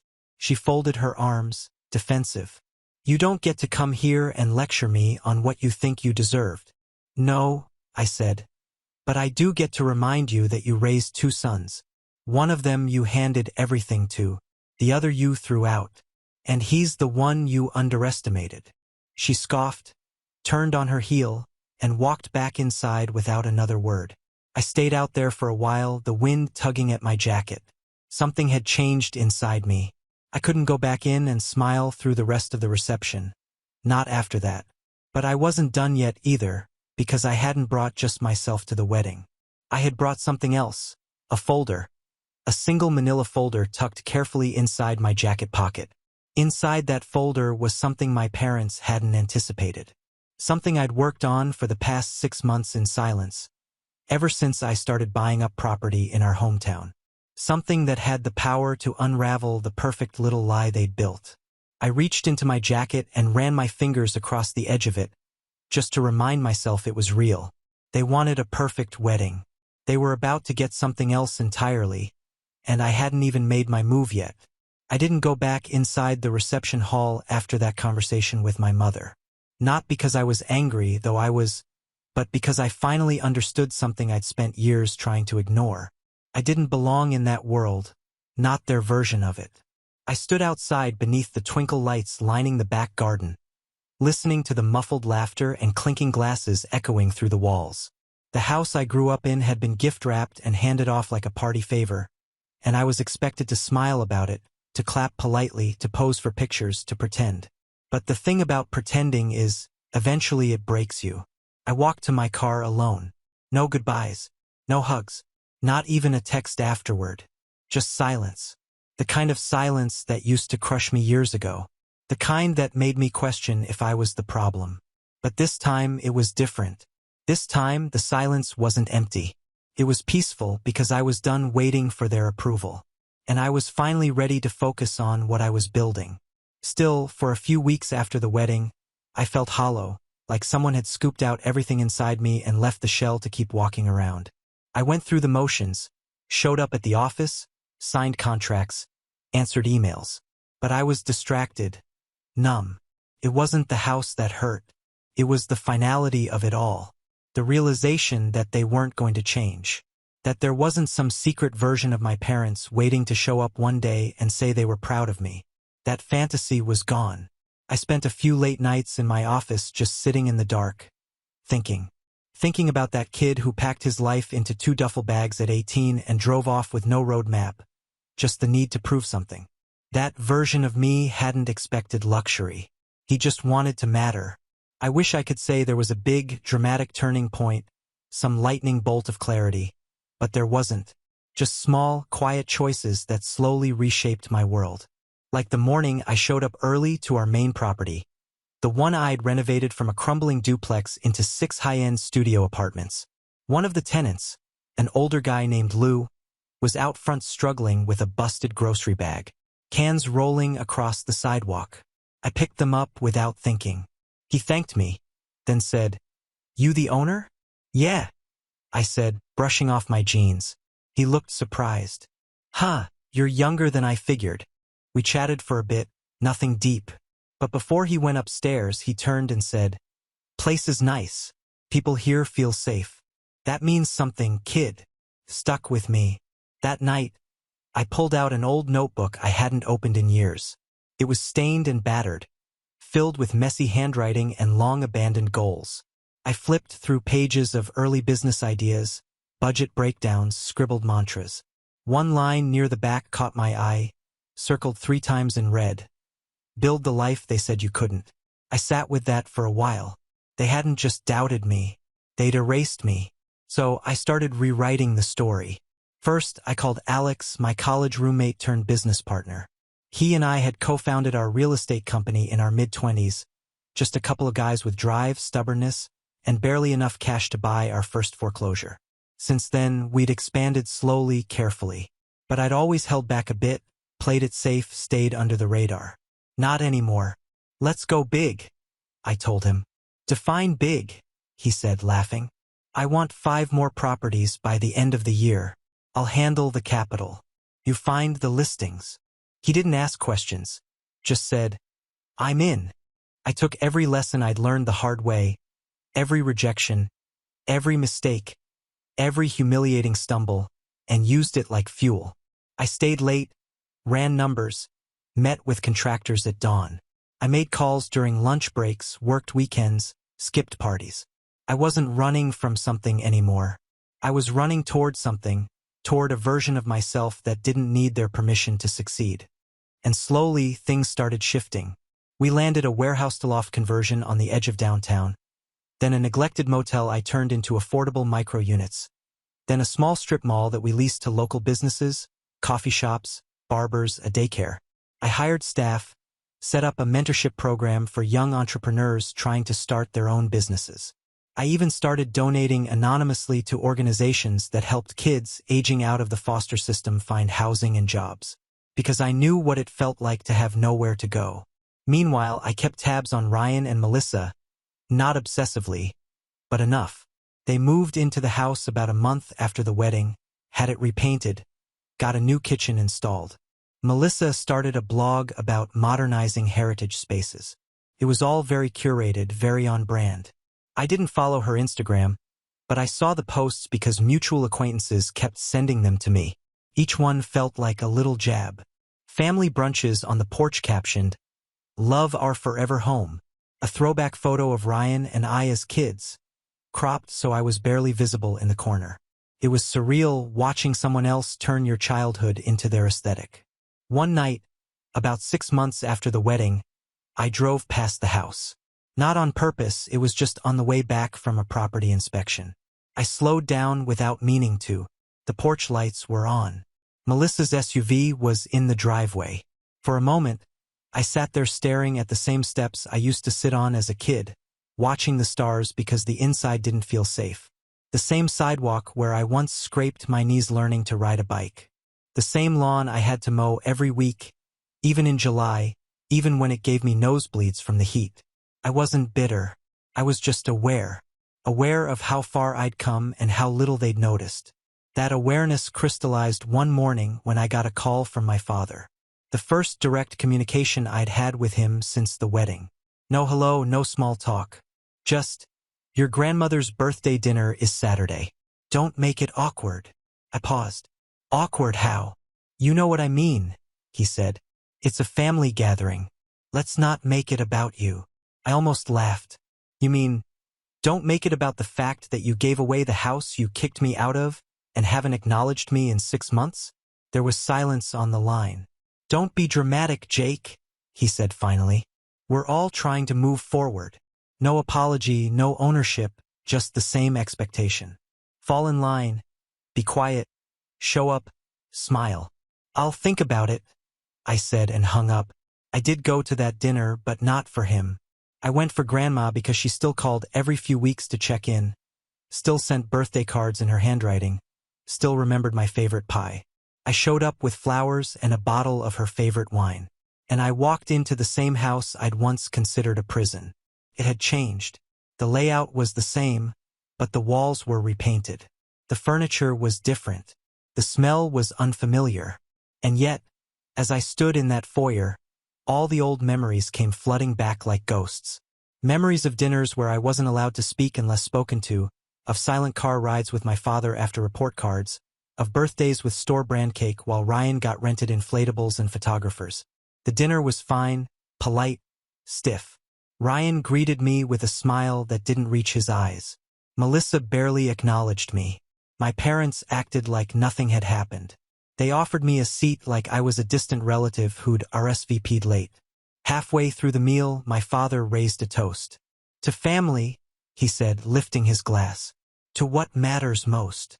I didn't raise mine because I'd already found what mattered most, and it wasn't sitting around that table. What none of them knew, not Ryan, not Melissa, not even my parents, was that in the 6 months since the wedding, I had done something I never thought I'd do. I bought the land behind their backyard, a half-acre parcel that used to belong to an elderly neighbor who moved to Florida. It had gone on the market quietly, and I scooped it up through a shell company. No one questioned it. No one noticed. But they would eventually, because what I had planned wasn't just business. It was personal. And as I watched my mother refill Ryan's wine glass, laughing at a joke he'd stolen from a sitcom, I realized something with perfect clarity. They had spent their lives building a fantasy where I didn't exist. It was time to remind them that I did, and I wasn't finished yet. They say revenge is best served cold. I disagree. I think it's best served prepared. And that's exactly what I spent the next several months doing. The night of Grandma's birthday dinner, I sat alone in my condo overlooking the city skyline, watching the lights flicker like fireflies in the distance. It was late, past midnight, but my mind was wide awake, running through everything like a chessboard. The lies, the erasure, the house, the speech, my mother's words echoing in my head. Try not to embarrass us today. I smiled to myself.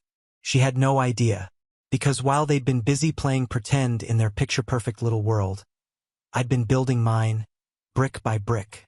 And now, with everything in place, it was time to start setting the pieces. Slowly, carefully, quietly, because the key to a clean revenge isn't force, it's timing. You don't slam the door, you let them walk through it, smiling, unaware there's no floor on the other side. Let me back up. The property behind the house, my old house, had always been a weird sliver of land. Technically part of a larger lot that was subdivided decades ago. It had been left untouched since the 90s. A shed, some trees, a bit of fence. I used to toss a football back there with Ryan before he decided I wasn't cool enough to be his brother anymore. The old owner, Mr. Dyer, passed away just after the wedding. His daughter, who lived in Tampa, didn't want the hassle. A quiet real estate agent listed the land without much fanfare. I saw it the morning it hit the private MLS and sent an offer before lunch. Cash, no contingencies. It was mine by the end of the week. From the back porch of the house Ryan now called his forever home, you could look out and see it if you knew what you were looking for. But most people wouldn't notice, and that was the point. Over the next few weeks, I incorporated a new development LLC, clean name, generic. Then I reached out to a local architectural firm and said I wanted to build something small, modern, and eye-catching. A design that pushed the boundaries of zoning, right up to the limits of what was legally permissible both in size and in style. I told them, make it bold, make it loud. I want this to stand out. And when they asked about the neighboring property, I just smiled and said, I'm not worried about the neighbors. The plan? A 3-story modernist duplex, sleek black steel, glass balconies, rooftop terraces, 0 lot line setback on the side that faced Ryan and Melissa's heritage home, massive windows, floodlights, a rooftop garden that would stare directly into their master bedroom. Oh, and since the zoning was mixed use, I threw in a proposal for a coffee and wine bar on the bottom floor, just to stir things up. I knew my parents wouldn't say anything publicly. That would mean admitting they gave the house to someone who didn't even own the full view. But Ryan would snap. He always did when things didn't go his way. He had a temper not explosive but entitled. The kind that boiled just under the surface and leaked out as sarcasm or passive aggression. He couldn't stand not being in control of the narrative, which was why I didn't stop there. I started attending city council meetings, quietly listening, asking questions about noise ordinances, parking permits, commercial foot traffic allowances. I didn't need the permits yet. I just wanted them to see my face, to remember my name. Meanwhile, I reached out to an old contact, Evelyn, who ran one of the local wedding venues just outside town. She and I had met years ago when I rented a small event space for a real estate seminar. She liked me, said I reminded her of her nephew, but with better manners and better hair. Evelyn's venue, while beautiful, had been struggling since COVID. Cancellations, refunds, limited bookings. So when I called her and said, what if we hosted exclusive pre-wedding pop-ups at my new property? Styled shoots, vendor showcases, micro-weddings under 40 people, and split the revenue. She was intrigued. I didn't even need the building finished yet. I just needed the idea to gain traction. Within a month, we had mock-ups, interest lists, and vendors lined up. Local florists, caterers, even a string quartet that worked part-time doing high-end brunches. I called the concept the Atrium. Evelyn loved it. And more importantly, so did Instagram. I created an entire digital brand for the Atrium. Logo, color palette, minimalist dreamy aesthetics, a fake waitlist, a press release about the future of luxury micro-venues in suburban spaces. I paid a lifestyle blogger to post a teaser shot from the build site with a caption. Finally, a modern venue that doesn't feel like a barn or a country club. You'd be amazed how fast a whisper turns into an echo. By the end of the 4th month, the city was buzzing. And Ryan still had no clue. Until the day Melissa saw the surveyors in the backyard. I got a text from my cousin Eric later that night. Bro, Ryan's losing it. He said there's construction happening behind the house. New build? He thinks it's a shopping plaza or some nightmare. Oh. I didn't reply. I just let it simmer. 2 days later, I got the first call. It was from Ryan. I hadn't heard his voice directly since the wedding. He didn't even say hello. Hey, are you involved with that property behind the house? Straight to the point. I admired that, at least. I kept my tone neutral. I might be. You might be. Well, I own it. So yeah, I suppose I am. Silence. Then, what are you building? Mixed-use duplex, commercial space. It's all public record, Ryan. You're putting a business back there? Yep. Wine bar, coffee in the morning, event space at night. Great lighting, really modern. You'll love it. You've got to be kidding me. Nope. You can't do that. I laughed. Pretty sure I can. But hey, feel free to file a formal complaint. Maybe mom and dad can write a letter of concern on your behalf. He was fuming. I could hear it in the tightness of his voice. This is our home. Correction, I said calmly. It's my old home. You're just the latest tenant. He hung up. I stared at the screen for a while after that, then opened the manila folder I kept in my desk drawer. Inside was the original deed, the one my parents had removed my name from when I turned 18 without even telling me. I found out years later while reviewing public records for a different property. Just one more cut I'd swallowed quietly, but I hadn't forgotten. The next step was the neighborhood association, or rather, the lack of one. See, when the neighborhood was first built in the 70s, there was an HOA, but it was dissolved during a messy legal battle in 2009, and the paperwork was never fully reinstated, which meant no architectural restrictions, no design codes, and no local board to vote on what I could or couldn't build. Most people assumed it still existed, but assumptions are the playground of the unprepared. Melissa reached out next. She sent a message through Instagram as if we were just two business owners chatting over kombucha. Hey Jake, hope you're doing well. Just wondering if you'd be open to a quick chat about the new project. We're concerned about privacy and would love to collaborate on a solution. Let me know. I didn't reply because she hadn't reached out when I got uninvited from the wedding. She hadn't reached out when my mother erased me from the guest list. She hadn't reached out when they gave away the only home I ever knew. But now that her view was threatened, now it was time to collaborate. I printed the message and tacked it to my bulletin board. A few days later, the real escalation began. My father called. This time, he tried to be diplomatic. Jake, he said, we need to talk man to man. I almost choked on my coffee. He invited me to lunch, neutral location, the kind of steakhouse where the lights are always too dim and the water comes in glass bottles. I showed up in a charcoal blazer and open collar. He was already seated. No handshake, no smile. You're making a scene, he said as soon as I sat down. Nice to see you too, Dad. You're not seriously putting a business behind the house. Not just a business, a brand. This isn't funny. I'm not laughing. He leaned in. Do you have any idea what this looks like? I do. He blinked. It looks like a man who built something from the ground up and decided not to let people who cut him out pretend he's invisible anymore. His jaw clenched. We're asking you, respectfully, to reconsider. Like you asked me to leave at 18? Or like you asked the notary to take my name off the deed. That shut him up. I didn't come here for a fight, he said finally. You came here to protect your narrative. Silence. Then he made a mistake. He reached across the table, hand on mine, and said, Jake, this could have been yours if you just stayed in line. I stared at him, then pulled my hand back. That's the problem, I said quietly. You think I wanted to be in your line? I was never in your line. I was building my own.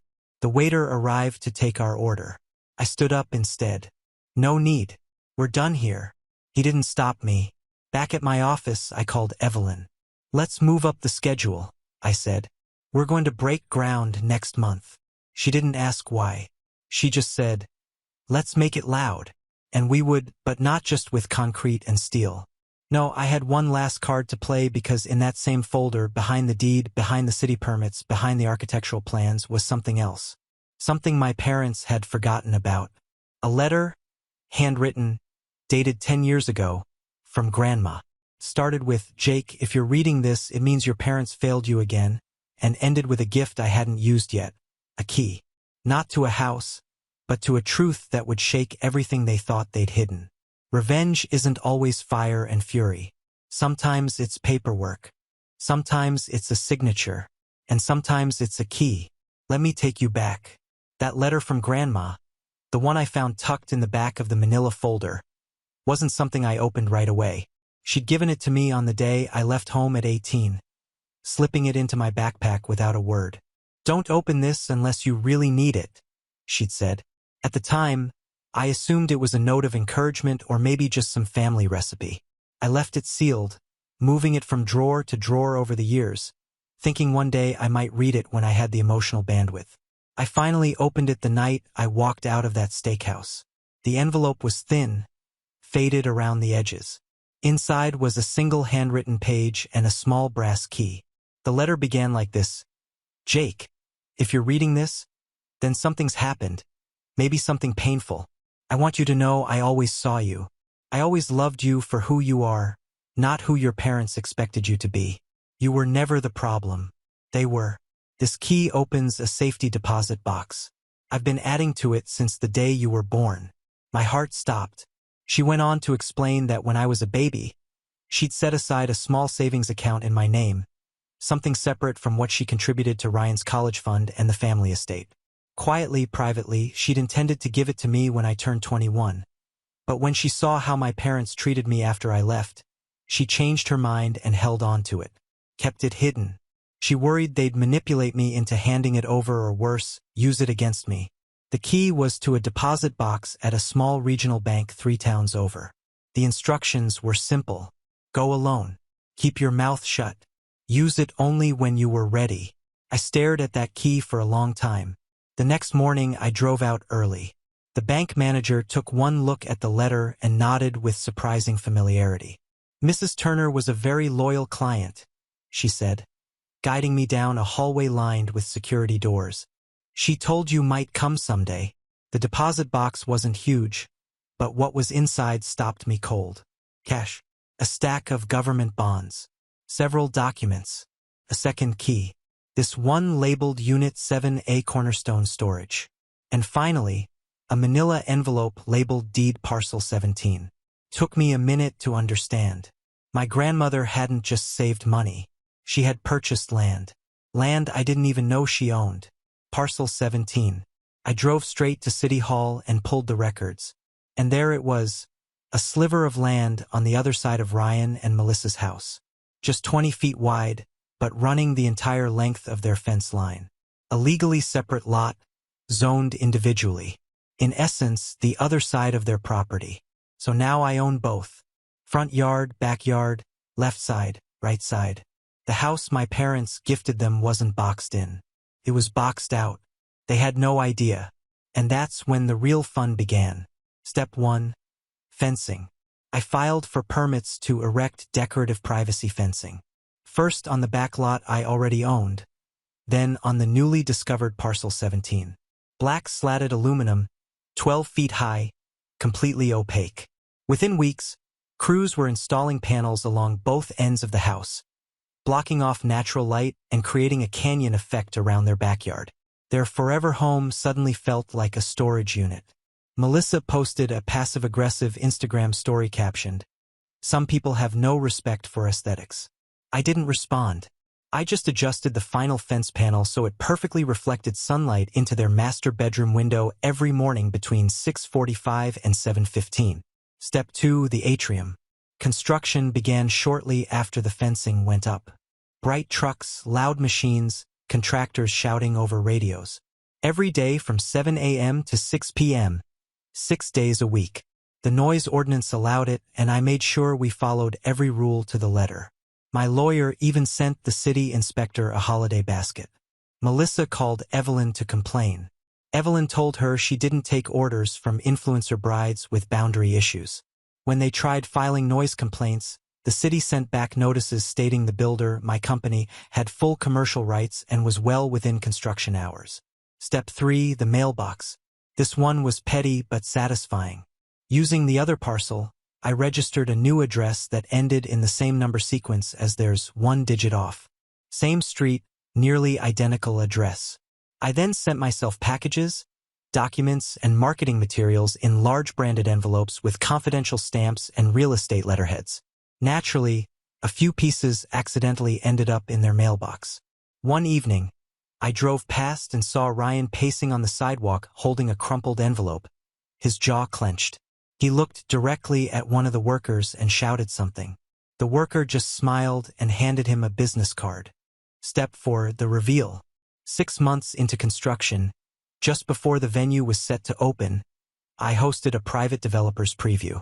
Catered, soft jazz, press, invitations sent to select community leaders, local influencers, and yes, Grandma. None to my parents. None to Ryan. None to Melissa. But I knew they'd come anyway. Curiosity always overpowered pride. Sure enough, as guests arrived, I saw my father lurking by the hedges trying to pretend he was just passing through. Melissa walked by twice with sunglasses on, fake casually snapping photos with her phone. Ryan didn't show, probably too proud or too furious. Grandma looked radiant. She pulled me aside after the ribbon cutting, holding my arm with a proud but trembling grip. "I didn't think you'd use the key," she whispered. "I didn't think I'd need to," I said. She nodded. "They always thought you were the quiet one, the soft one, but you were just patient." "Patience is power," I said. "They taught me that without meaning to." The atrium opened to glowing reviews. We hosted 2 weddings in the first month, 3 in the second. Bookings filled up for the entire year.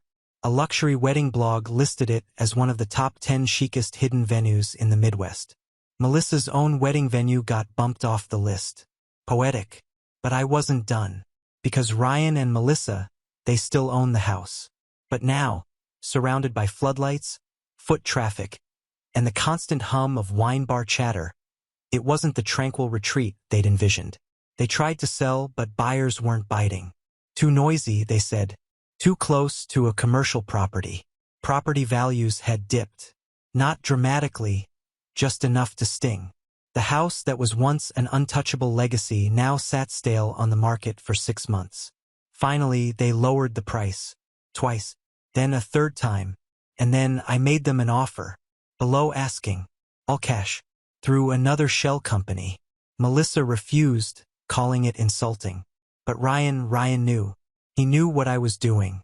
He knew I was the shadow creeping along the edges of everything they built. He tried to hold the line. But holding the line cost money. And eventually they needed out. 6 weeks later, the offer was accepted. The house, my house, was mine again. They didn't know until the final paperwork closed. Until a new deed was filed. Until a for sale sign came down and a no trespassing sign went up. I never planned to live there. But I didn't tear it down either. I turned it into a community center for kids aging out of the foster system. Complete with free financial literacy classes, resume workshops, and transitional housing. I called it the Turner House. The day the banner went up, my mother drove by. She didn't come inside. She just sat in her car across the street staring at the sign. I saw her through the window. She looked older than I remembered. Smaller. She didn't smile. Neither did I. A week later, I got a letter. Handwritten. No return address. No greeting. Just, "I didn't realize what I'd lost until I saw your name on the deed. I hope you find peace. Mom." I folded the letter and placed it in the same folder that once held the key. Then I locked it away. Because this story, this chapter, it's finished. And as for the house, the legacy, the silence they tried to bury me with, I built something louder. Something permanent. And this time they couldn't erase me. They had to live with the echo. Now on to the next story. Story 6. There's something funny about hitting 50. You spend decades holding the world together, keeping the job, raising the kids, paying off the mortgage, fixing the sink no one else notices is broken. And when the candles finally add up to that big, round number, you start to expect something. Not a parade, not confetti and fireworks, but maybe a moment, a real one. A pause where the people who orbit your life stop and say, "Hey, thank you. You mattered." But what I got was a folding chair in the corner of my sister's garage. next to a half-eaten Costco sheet cake, and a cooler full of warm beer. My name's James, 50 years old. I've always been the quiet one in the family, the reliable one, the guy who says, "Sure, no problem," when you need someone to pick up your kid from soccer practice last minute or drive an hour across town to help you move a couch. The one who brings the extra batteries to Christmas, even though no one asked him to. I'm not flashy. I don't make scenes. I was the second oldest of 4 kids, the one who got decent grades and never asked for much. My younger brother, Martin, was the golden child. Football star in high school. Charming, loud, magnetic. People loved him, even when he forgot birthdays or crashed mom's car. My older sister, Diane, was the loud voice of reason, the one who acted like a third parent even when we didn't ask her to. She always had an opinion, and somehow she was always right, at least according to her. I used to think maybe I liked being in the background. Felt safe there, until I realized that being invisible wasn't the same as being safe. My birthday was on a Saturday this year, which felt like some kind of gift from the universe. I hadn't had a proper celebration in over a decade. The last party I'd had was when I turned 40 and my kids made me burnt toast and orange juice in bed. Sweet, but not exactly a milestone bash. So, when Diane called me 2 weeks before and said, "Hey, we're putting something together for your big 5-0. Just come over to my place." I'll admit, I smiled. I thought maybe, just maybe, they'd do it right this time. The morning of my birthday, I woke up early, as usual. Made coffee, checked the weather, cloudy, chance of rain. I sat on my porch with my mug and tried to picture how the evening would go. Maybe they'd set up something in Diane's backyard with string lights. Maybe they'd get a nice dinner catered. Maybe someone would say something nice.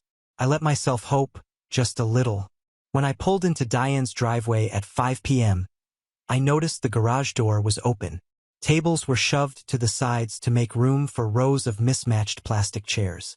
A single happy birthday banner drooped above an old folding table stacked with Domino's pizza boxes and a bowl of off-brand chips.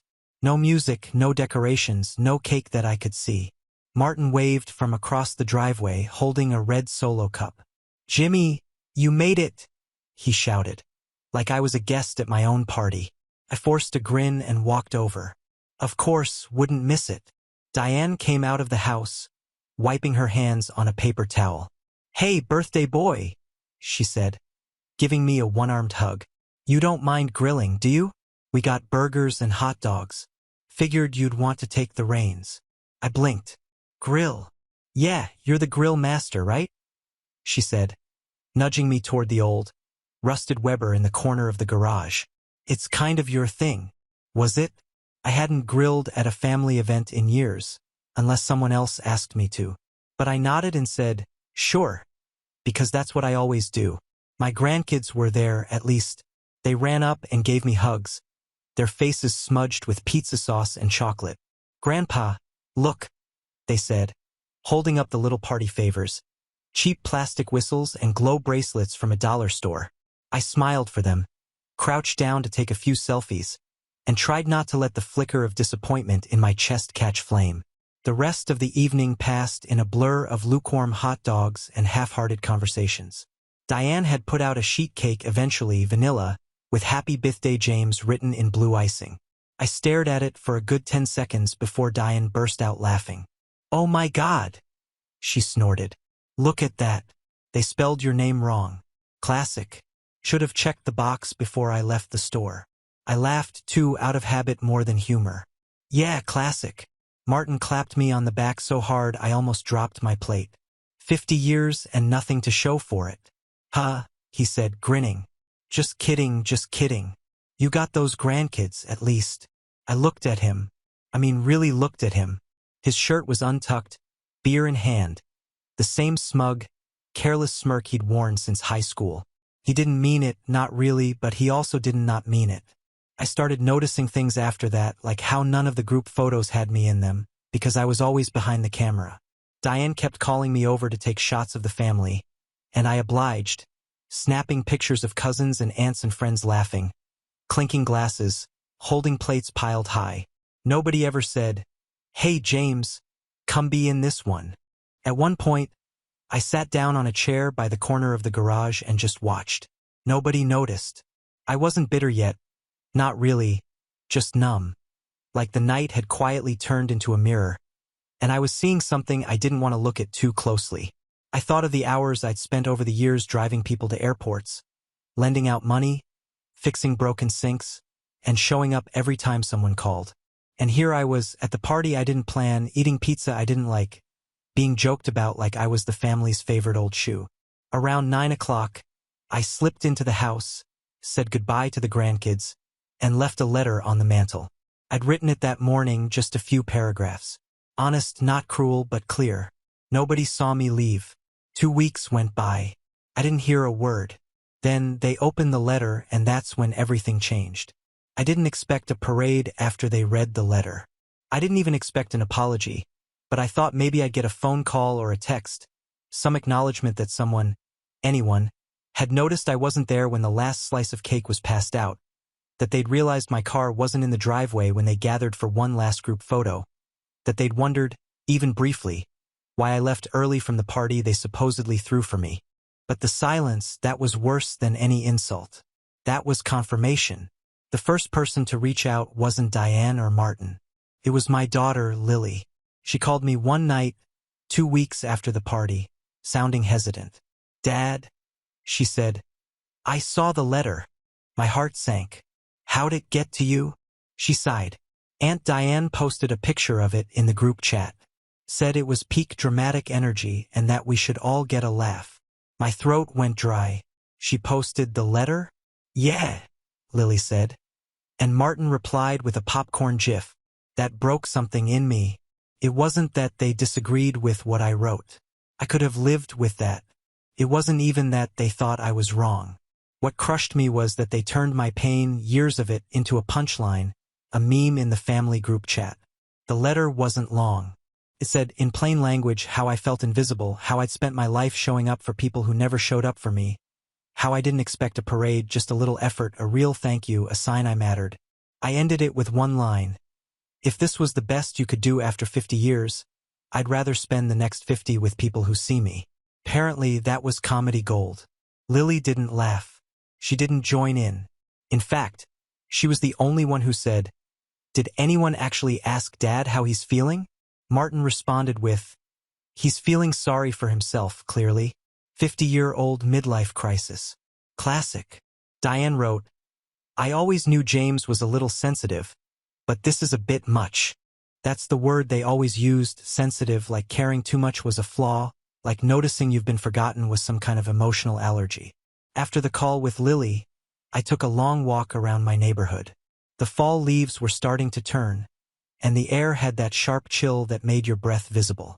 I remember standing at the edge of the park, watching a dad push his kid on the swings, and feeling something strange. Not sadness, not even anger, just detachment. Like I'd been watching my own life play out from the sidelines, and suddenly I was ready to walk off the field. But I wasn't done, not yet. Something inside me, something old and buried, was waking up. The next few weeks were quiet. I didn't call anyone. I stopped replying in the family group chat. No one noticed. I watched the messages roll in, Martin sharing a video of his new boat, Diane complaining about the PDA again, photos of brunches I wasn't invited to, updates on my niece's dance recital that no one thought to tell me about directly. One Saturday, I saw they'd all gone to the lake house, our late parents' place, the one we inherited together, the one I'd maintained for the last 5 years because James is good with tools. They'd gone up there without telling me. The photos showed them smiling on the dock, holding beers, standing in front of the house I'd personally reshingled. There was even a picture of my old fishing rod in Martin's hands. He was pretending to cast while Diane laughed in the background. I stared at it for a long time. No one mentioned I wasn't there. No one said, "Where's James?" That's when the idea started forming. But before that, before things really unraveled, came the breaking point, the betrayal I still have to remind myself wasn't a dream. It was November, a few days before Thanksgiving. Traditionally, we all did dinner at Diane's house. Everyone brought a dish. I always brought the green bean casserole, Lily's favorite, and I usually helped carve the turkey. I debated whether I should even go this year. Part of me wanted to stay home, curl up on the couch with takeout, and pretend the holiday didn't exist. But then Lily called again. "You should come, Dad," she said gently. "For me, not for them." So I did. I showed up 10 minutes early with a casserole in hand and a polite smile on my face. I didn't want drama. I didn't want a scene. I just wanted to be present for my daughter, for the grandkids, for the memory of what family used to mean. Diane answered the door in a cranberry-colored sweater, glass of wine in hand. "Oh," she said, blinking. "You actually came." I forced a laugh. "Well, it's tradition." She looked at the casserole. "Hope you didn't bring the same one as last year. That one was dry." I hadn't changed the recipe. I handed it over without comment. Inside, the house buzzed with the usual noise, TV on in the background, kids running around, the scent of turkey and cinnamon in the air. Martin was already on his second beer, bragging to a group of in-laws about some investment he'd made. When he saw me, he raised his drink. "Hey, look who decided to forgive us," he said, grinning. "Must have run out of tissues." I ignored him and headed toward Lily. She gave me a warm hug and whispered, "Just breathe. I'm glad you're here." Dinner started off tense. I kept my head down. I helped with the carving. I made polite small talk. Diane had arranged the seating, and I noticed, very deliberately, that I was placed at the far end of the table between two of Martin's loudest in-laws. Every time I tried to speak to Lily or the grandkids, the conversation shifted away. Then came dessert, or more accurately, the moment. Diane stood and tapped her glass with a spoon. "Before we cut the pie," she said, smiling too wide, "I just want to say a few words." My stomach clenched. "I know this year's been interesting," she continued, glancing at me. "But at the end of the day, family is family, even when certain members get a little theatrical." Polite chuckles rippled through the room. "I mean, really," she added, "we've all had tough birthdays, right? You don't see me writing dramatic letters and storming off." Martin piped up, "Yeah, James, I didn't get a golden chariot on my 50th either." More laughter.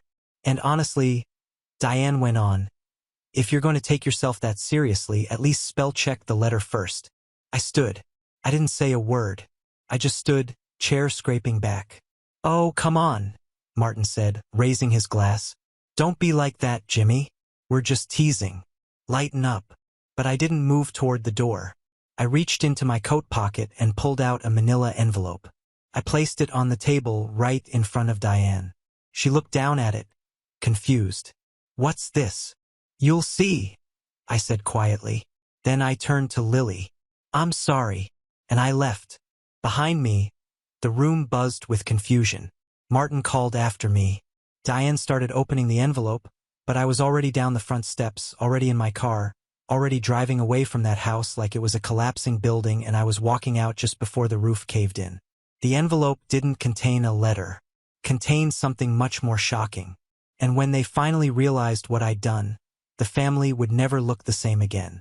It's strange how quiet the world gets when you stop trying to be heard.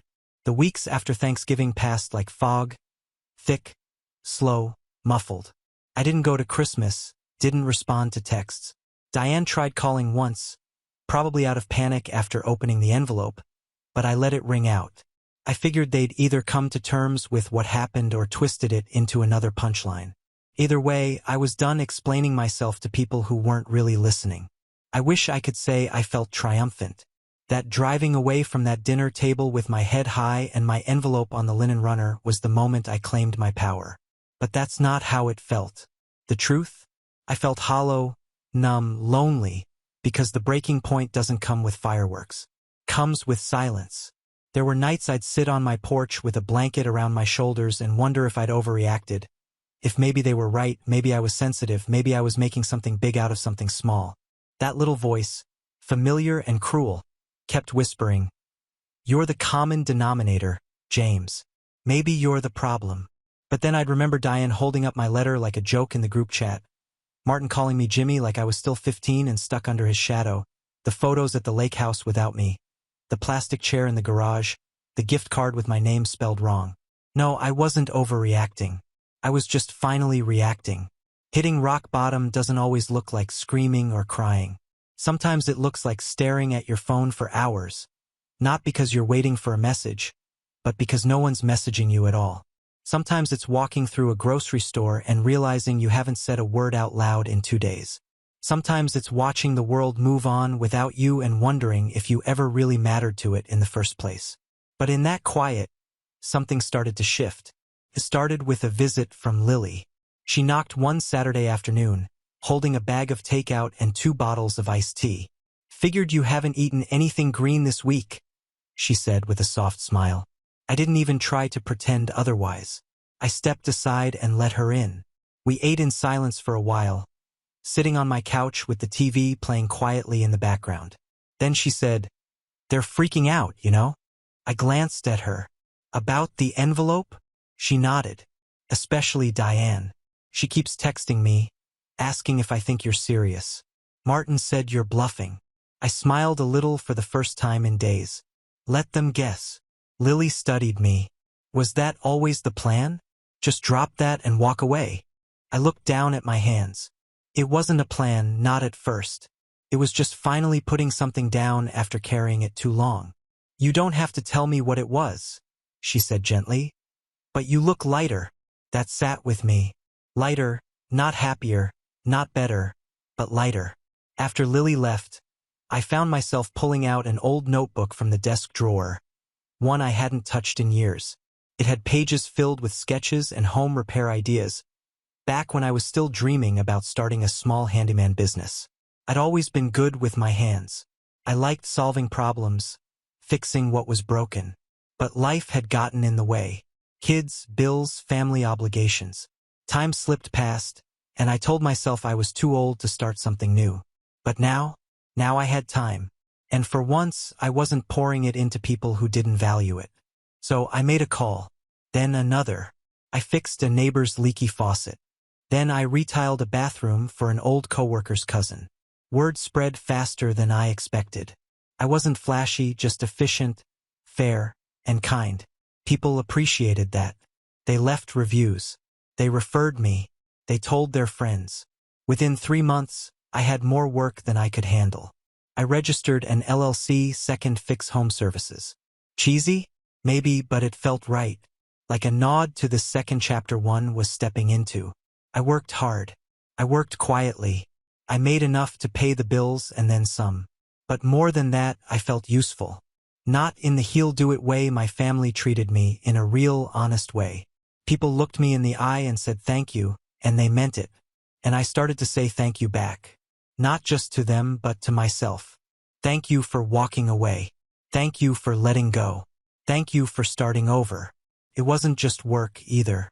I reconnected with a few old friends from college, people I'd lost touch with during the chaos of raising kids and being the family fixer.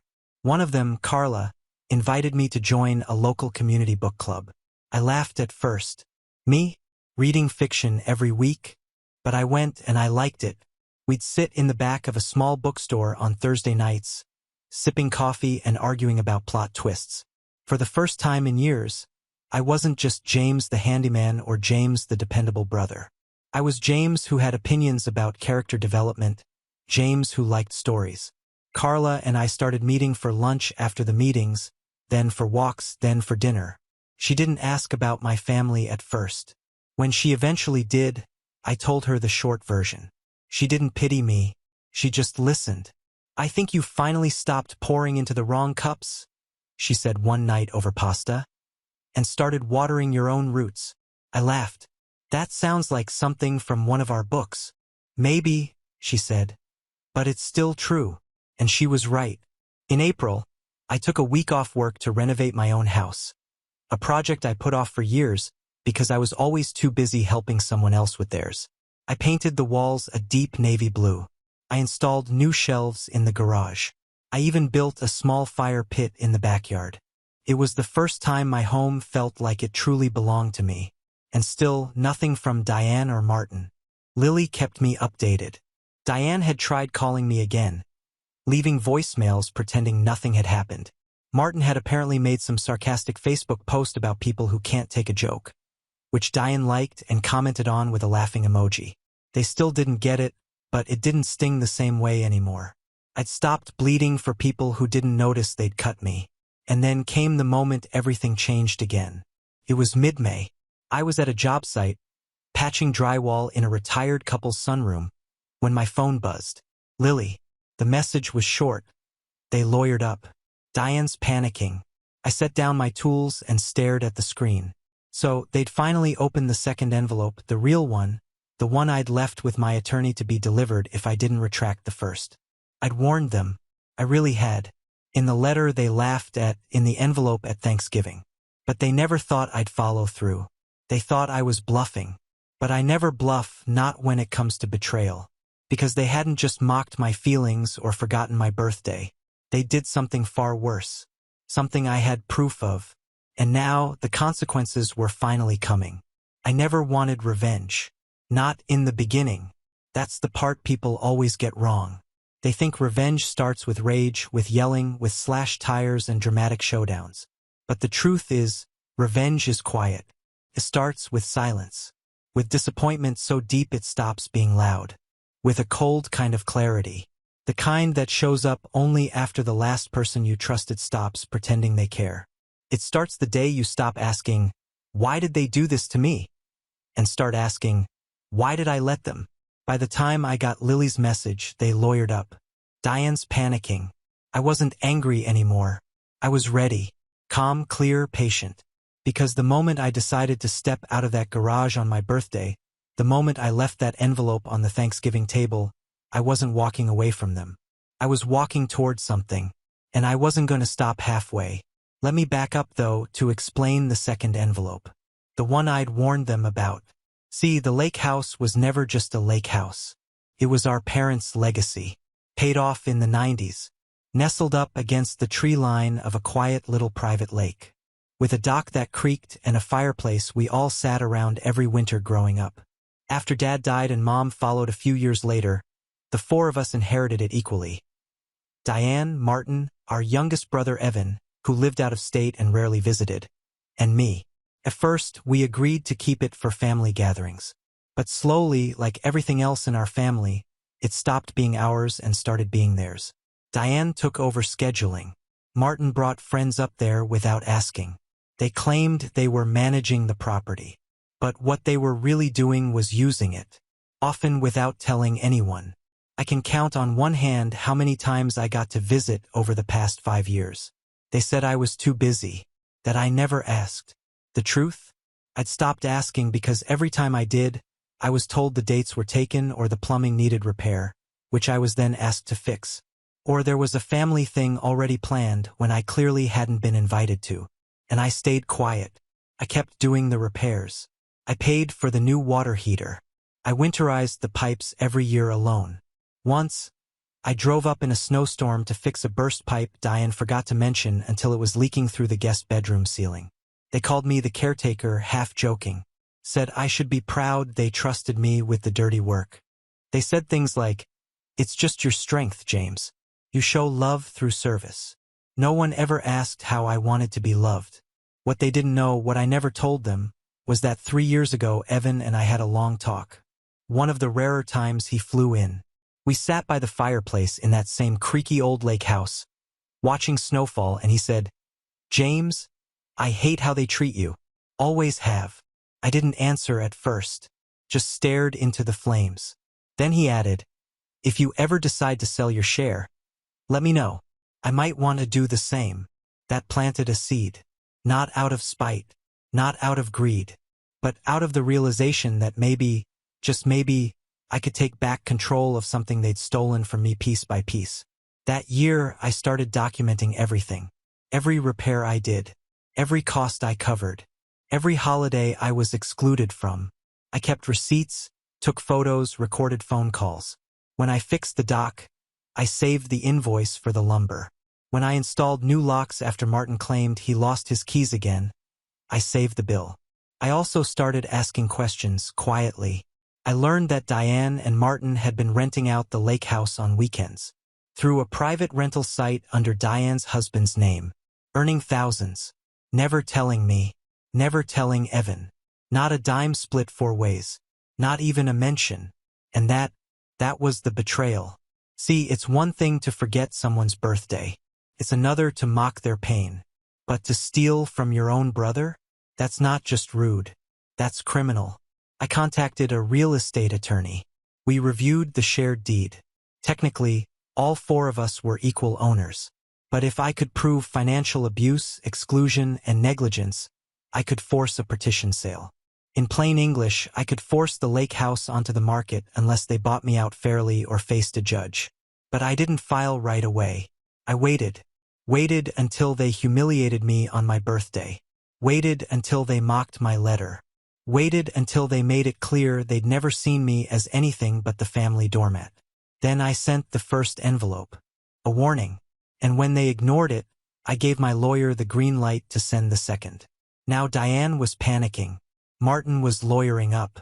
And Evan? Evan was on a plane. He texted me as soon as he landed. They called. Begged me to side with them. Told them I already signed the affidavit. Let's burn this down. I smiled at that. Evan had always been the quietest of the four of us. But when he picked a side, he didn't waver. And he was tired of being left out, too. We met at my place that evening. Sat in the backyard near the fire pit I'd built. He looked around and said, "Looks like you finally got your own piece." I nodded. "Took long enough." He pulled out a folder. I printed everything. Timeline. Expenses. Evidence. This thing's airtight. We spent 2 hours reviewing the case. I had the paper trail. He had the affidavit. We had messages, emails, even a voicemail where Diane joked to a friend about squeezing the boys out of the lake house before they catch on. By the time we were done, I wasn't nervous. I was ready, because this wasn't revenge anymore. This was justice. The next few weeks moved fast. The petition filing went through. A formal notice was sent to Diane and Martin. They had 30 days to agree to a buyout or prepare for court. That's when the calls started. Diane tried sweet-talking me at first. "James, come on. Let's be civil. We're family." Martin tried guilt. "Really, Jimmy? After all we've been through?" Then came the anger, the threats, the tears. "You're tearing this family apart." No, I wasn't. They'd torn it apart the moment they chose profit over people. Laughter over loyalty. I was just making sure they didn't get away with it. But I didn't stop there. Remember the group chat they used to mock me? I didn't say a word in it. Not until the day the mediation was scheduled. Then I posted one message. Just one. "See you in court. And bring the rental statements." The chat exploded. But I muted it. Instead, I reached out to someone else. The tenants. A few families had rented the house through the private site Diane used. I found them. Asked for copies of their contracts. Payments. Dates. Photos. Turns out one of them was a lawyer himself.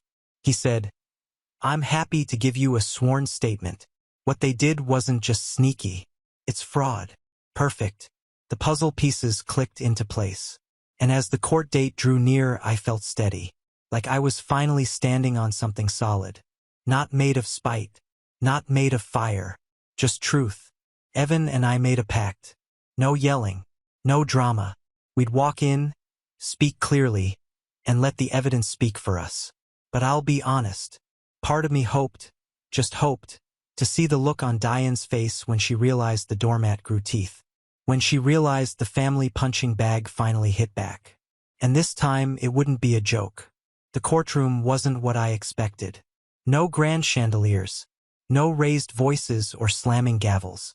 Just beige walls, squeaky chairs, and the low hum of a ceiling fan that might have been installed in the 80s. But I wasn't there for the decor. I was there for the reckoning. Evan and I sat on one side of the long conference table. Across from us, Diane had come overdressed.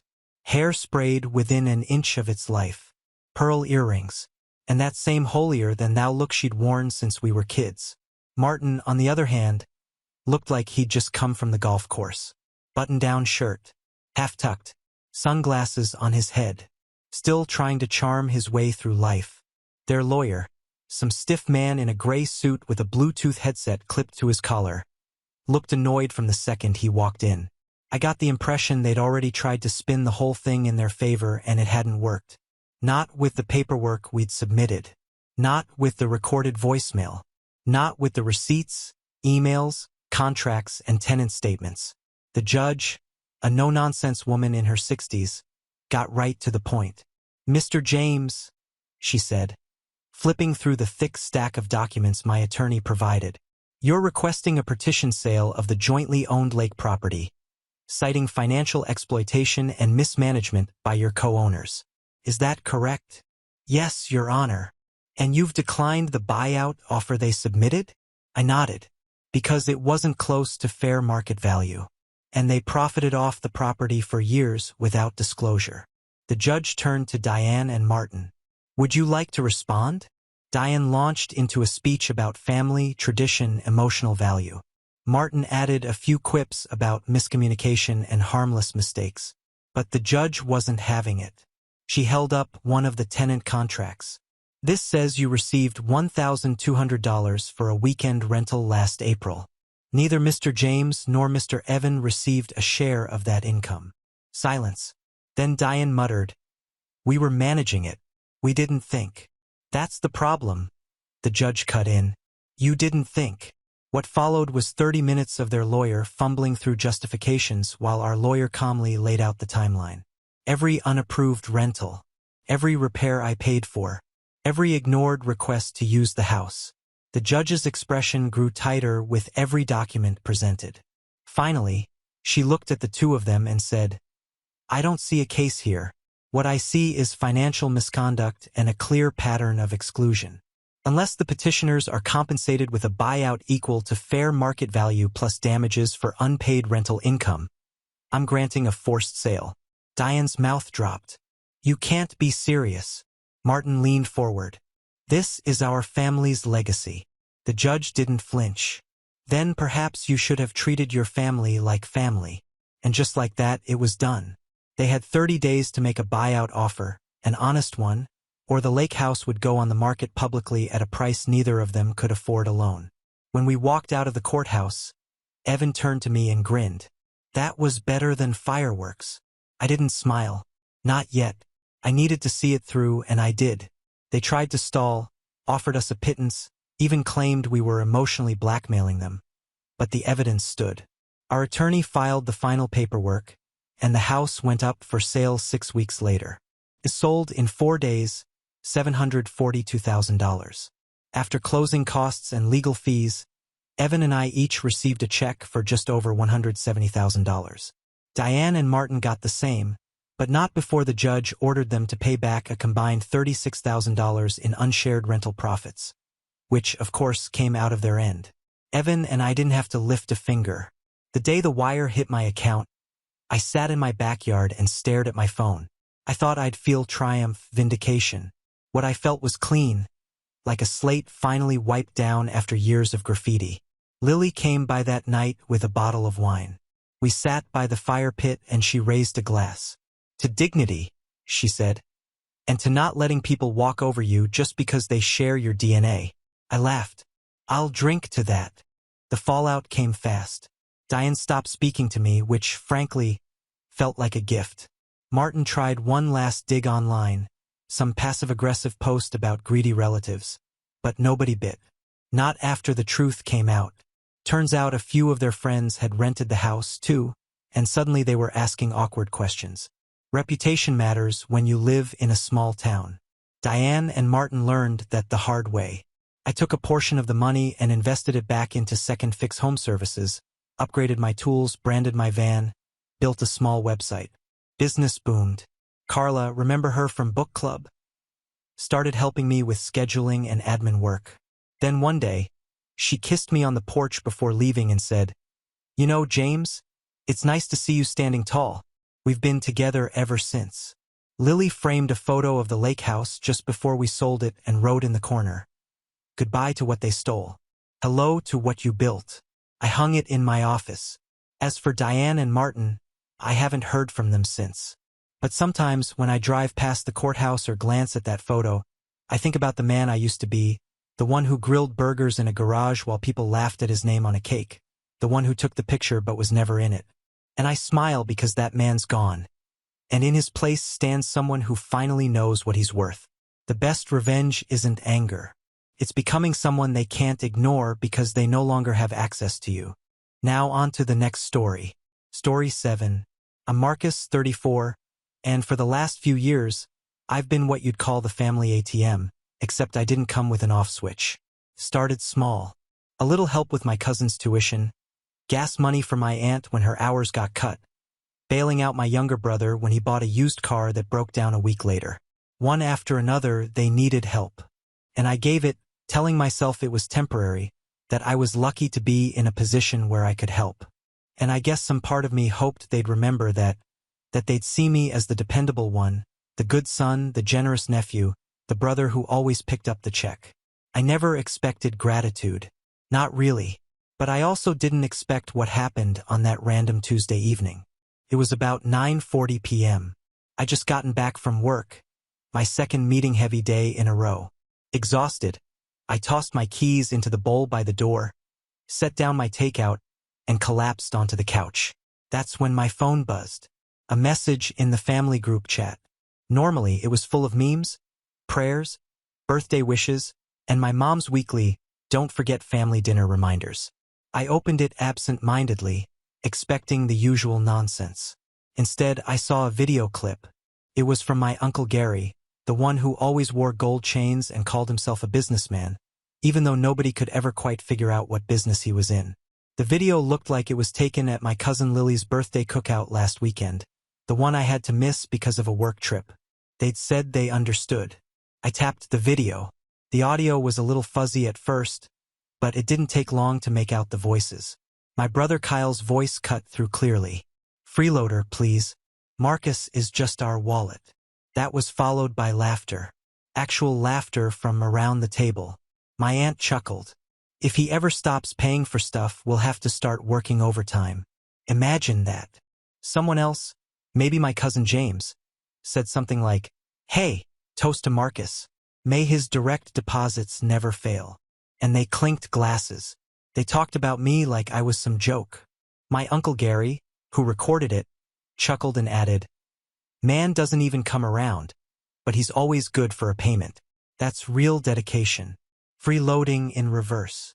The video ended with everyone laughing again. I stared at my phone for a long time, rewound it, watched it again. Not because I couldn't believe it. Part of me always knew they talked like that when I wasn't around, but because of what I saw on the screen.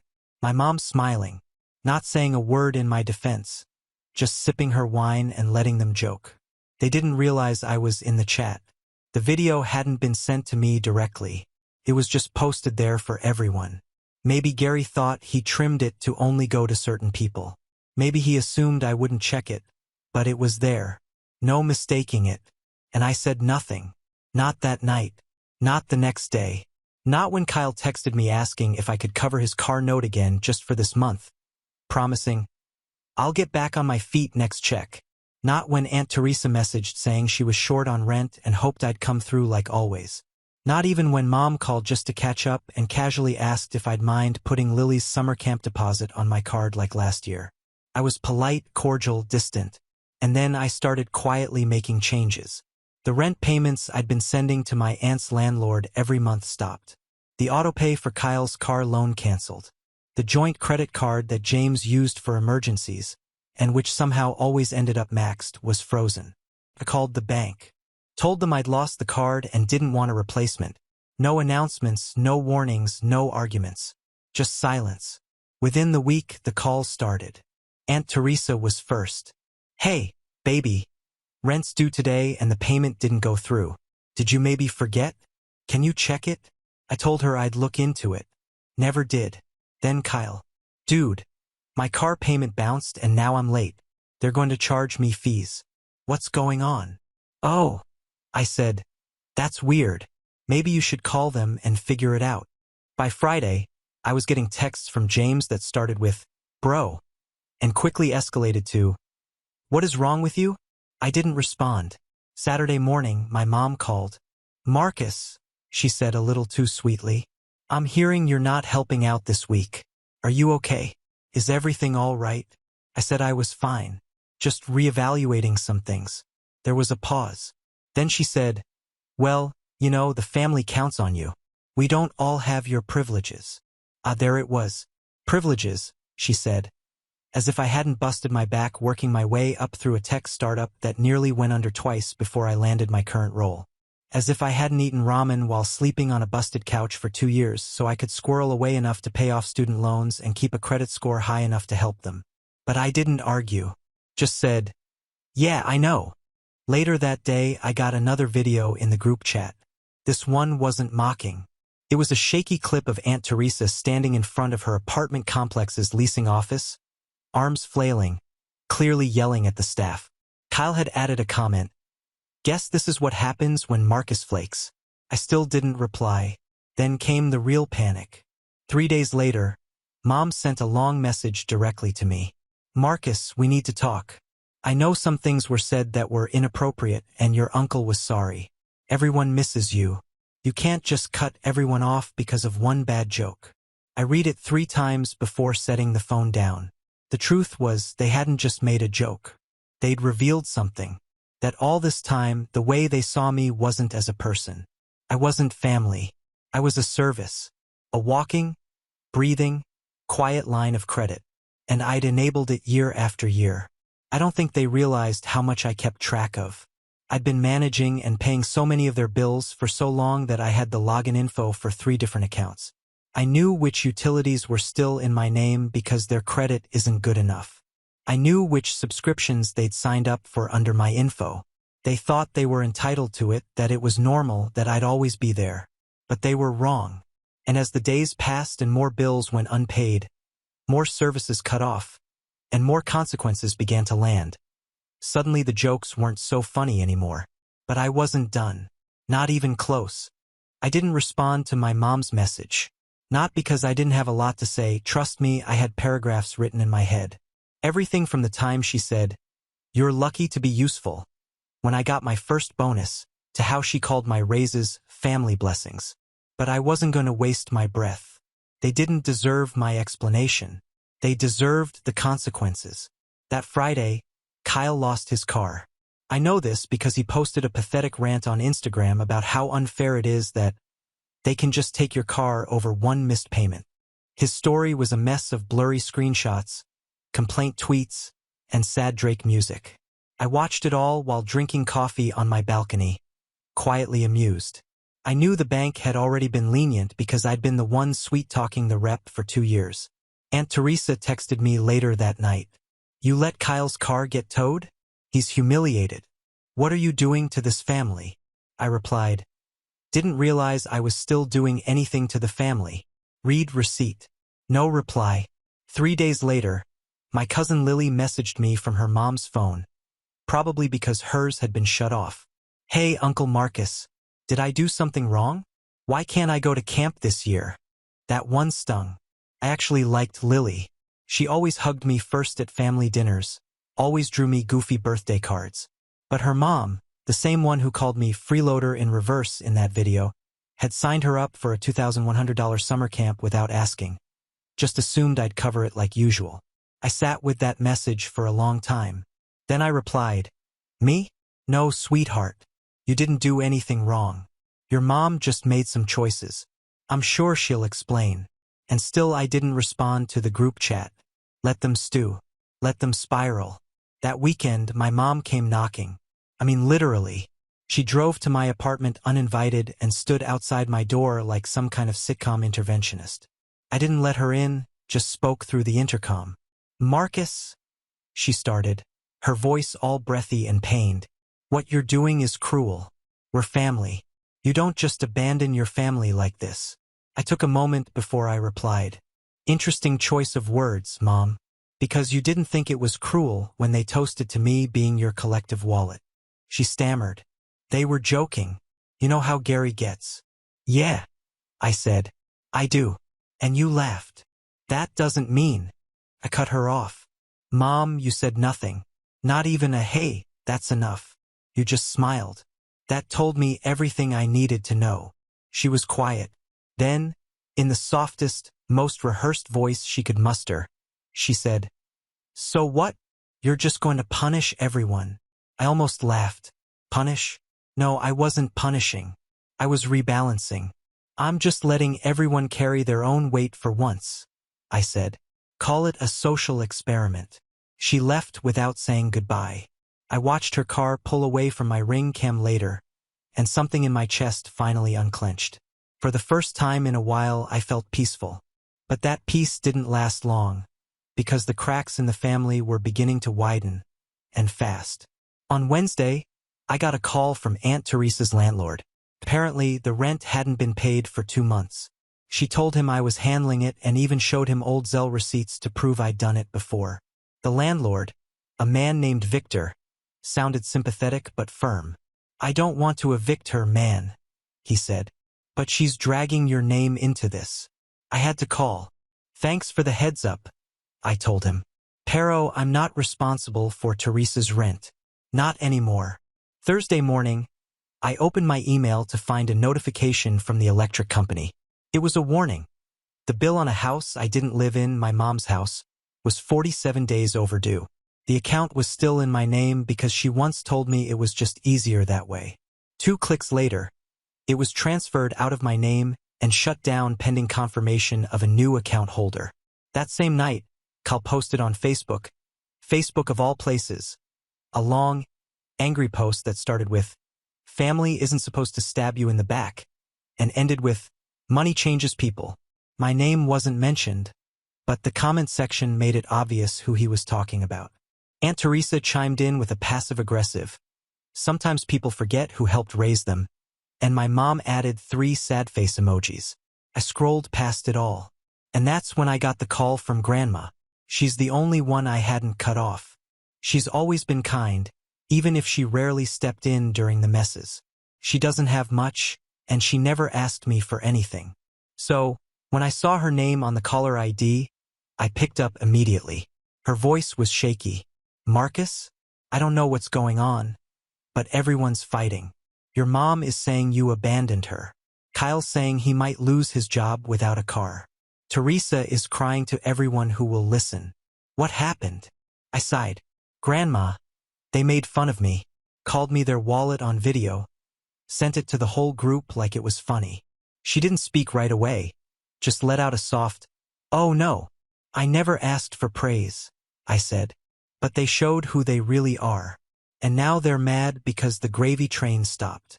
She took a breath. "You've always been good to this family, Marcus. Too good. But don't let this harden your heart. Just protect your peace." I promised her I would. But peace wasn't what came next. Because 2 days later, I got a letter in the mail. Not a text, not an email. An actual certified letter. It was from Uncle Gary. And it wasn't an apology. It was a notice. He was threatening legal action, claiming I'd knowingly disrupted essential payments on behalf of family members, resulting in emotional and financial distress, and that he would be consulting an attorney regarding possible restitution or civil claims. That's when I realized this wasn't over. Not even close. I stared at the letter in my hand for a long time, not sure whether to laugh or be offended. Uncle Gary, of all people, threatening me with legal action. The same man who once tried to claim a tax write-off for a consulting business that was really just him buying and reselling fake watches out of his garage. The man who didn't even have a working printer and once used his neighbor's Wi-Fi for 3 straight months until they changed the password. I read every word of his letter. It was printed on cheap, unlined paper, like the kind kids use for arts and crafts, and riddled with bolded phrases like legal consequences and breach of familial obligations. No signature from a real lawyer, no firm name, just his own signature at the bottom in unnecessarily large cursive like he thought that alone would make it legally binding. Still, I scanned the letter, took a photo of it, and called my own lawyer. An actual one. I've used him for years, mostly for contracts and finance-related stuff. His name's Ben. We met back when I did some tech consulting work for a startup he represented.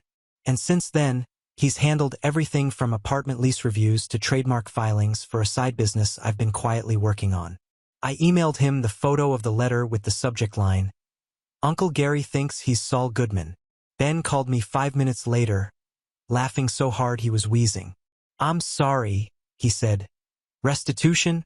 He managed to choke out. "Marcus, this is not a legal letter. This is an angry Facebook post in Times New Roman.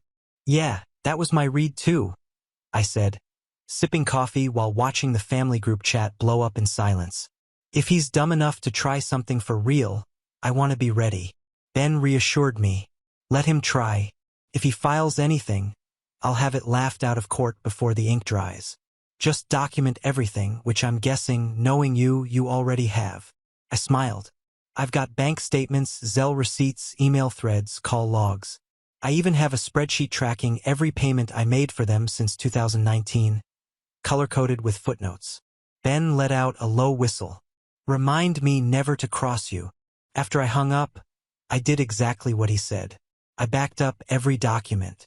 I exported PDFs of every payment I'd made on behalf of family members, rent, cars, utilities, groceries, even a few Amazon Prime memberships that I apparently was still paying for. I took screenshots of texts and messages where they asked me for help, especially the ones where they flat out admitted they couldn't manage without me. All of it stored in a neatly labeled folder on both a local hard drive and a cloud server, just in case. Meanwhile, the family drama was escalating publicly. Kyle's girlfriend, Amanda, who had been quiet through most of this, suddenly posted a TikTok titled, POV. Your BF's family cuts him off, and now you can't even DoorDash Chick-fil-A. It was meant to be funny, I guess. But then came a second video where she tearfully talked about how Kyle was abandoned by the brother who promised to always be there. She claimed I was acting like a corporate overlord and accused me of weaponizing money to manipulate people. The comments weren't kind to her. One person wrote, "Wait, your man can't afford chicken nuggets without his brother? Sounds like a you problem." Another said, "Girl, this ain't oppression. It's adulthood." That didn't stop the wave. More TikToks followed. Twitter thread. Even a Reddit post under r/family drama that was very clearly Aunt Teresa ranting under a throwaway account. The tone was unmistakable. My nephew cut off his struggling family after we made one innocent joke. Now we're facing eviction. Is there any legal recourse? And beneath it, hundreds of comments dragging her to filth. You made fun of the guy supporting you financially and are surprised he stopped? Actions have consequences. Maybe don't bite the hand that pays your rent. It was almost entertaining. Almost. But part of me felt numb, because deep down I knew something they still didn't. This wasn't just about money. This was about respect, about dignity. And they had none left. Not for me, and apparently not even for themselves. The kicker came the following week. A letter arrived, not from Gary this time, but from his so-called lawyer. It was printed on letterhead that looked suspiciously homemade. The email address listed was a generic Gmail account, and the return address was Gary's own street. The letter was a masterclass in legal nonsense. Emotional damages, familial betrayal, implied fiduciary obligation. I sent it to Ben. His reply, "This is either AI generated or written by a squirrel on Adderall. Either way, it's hilarious." But while Gary was busy playing fake lawyer, real consequences were piling up around the rest of the family. Aunt Teresa was served an eviction notice. Kyle's insurance lapsed. James' credit card was closed for non-payment. And then my mom's power went out during a heat wave. I got a voicemail from her that night. "Marcus, it's your mother. I know things have gotten out of hand, but you're really going to let us sit here in this heat? You know I have high blood pressure. Can't you just please call me? We need to talk." It was the first time I'd heard her say please in months. I sat on my balcony that night, watching the city lights blink and shimmer below, her message still playing in my head. Was it cruel? Maybe. But was it deserved? Absolutely. And then, just when I thought they couldn't get any more desperate, they showed up at my office. Not just one or two of them. All of them. Uncle Gary in his wrinkled blazer. Kyle looking like he hadn't slept. Aunt Teresa with her sunglasses on indoors. And my mother holding a Tupperware container like she thought bringing my favorite childhood cookies would somehow fix this. They didn't make it past reception. My assistant buzzed me with a tone I'd never heard from her before. "Marcus, I think you should see this. Your family's here. They're saying it's urgent." I stood slowly, heart thumping, and walked to the glass wall of my office. I looked down into the lobby and saw them all staring up at me, waiting. I stood there behind the tinted glass of my office window, staring down at them. They looked like a sitcom gone wrong, equal parts frantic, entitled, and pitiful. Uncle Gary was pacing in front of the reception desk like he was preparing to make some grand speech. Kyle kept checking his phone, probably hoping one of his side hustles had miraculously deposited money. Aunt Teresa stood like a statue, her oversized sunglasses doing a terrible job of hiding her red-rimmed eyes.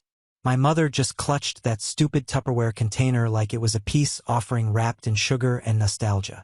I felt nothing. No anger, no bitterness. Just finality. I tapped the intercom button on my desk. "Tell them I'm in a meeting," I said to my assistant, Grace. "Then escort them out." There was a pause. Grace's voice came back, low and professional. "You sure, Marcus? They're being persistent." I stared at the people I once called family, then turned away. "Positive. I've got nothing left to give." Grace handled it like a pro. I heard her calm voice echo faintly through the hall as she told them I wasn't available. Uncle Gary tried to argue. My mom insisted she'd wait. Kyle apparently mumbled something about calling the news, but none of them made it past security. I sat down at my desk, powered off my monitor, and leaned back in my chair. For the first time in years, the weight was gone. The constant pressure, the unspoken expectation that I'd always be the fixer, the provider, the backup plan. It had all evaporated, and I didn't regret a thing. That night, I went home to silence. Peaceful, beautiful silence. No phone buzzing with desperate pleas. No emails from landlords or collection agencies. No guilt-tripping group chats or fake apologies. Just me, a hot shower, and a glass of wine I actually got to enjoy without interruption. Then something unexpected happened. Grandma called again.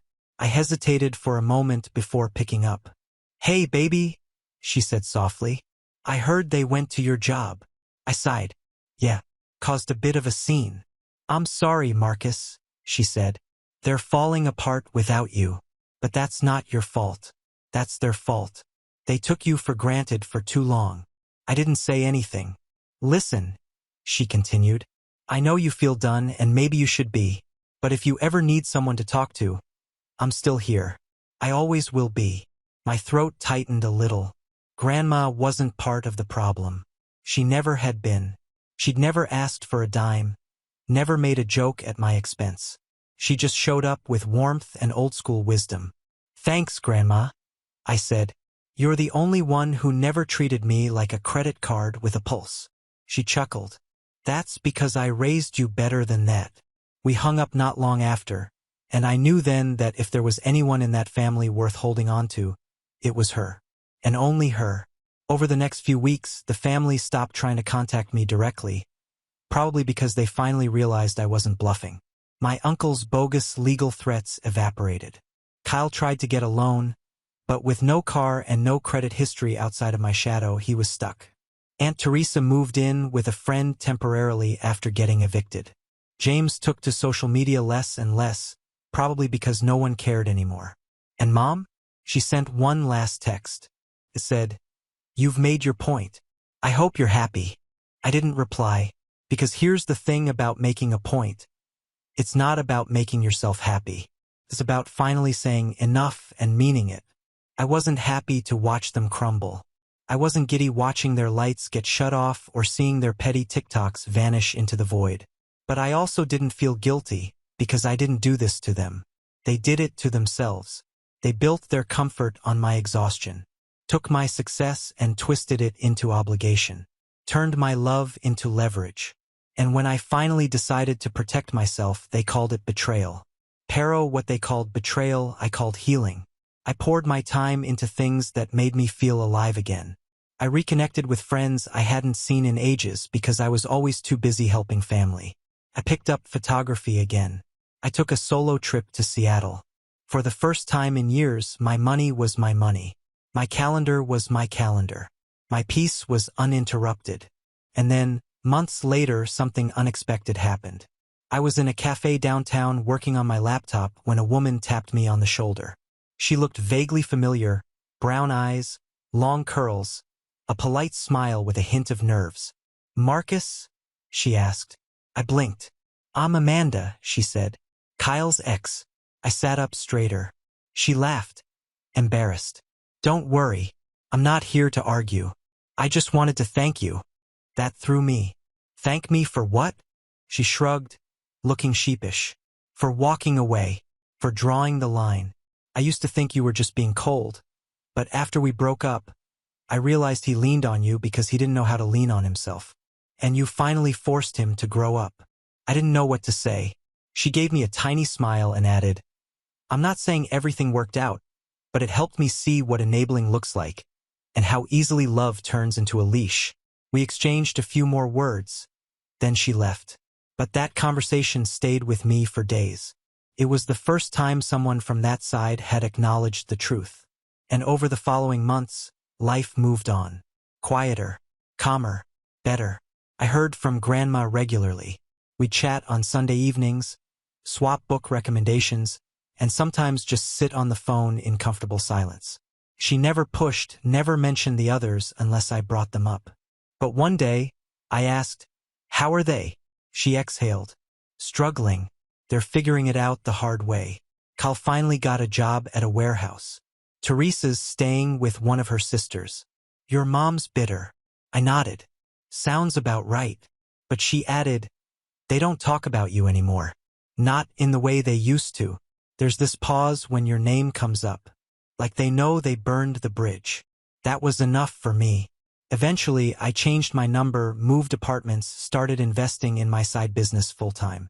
It's funny, when you stop carrying everyone else's load, you finally have the strength to build something for yourself. And I did. My story doesn't end with a dramatic reunion. No apologies over Sunday dinner. No heartfelt speeches about forgiveness. Just clarity, boundaries, and peace. Sometimes the best revenge is walking away and never turning back. We have reached the end. If you enjoyed this video, please be sure to like and subscribe to the channel for more videos like this, and give us your thoughts about the stories in the comments section. Thank you and see you in the next video.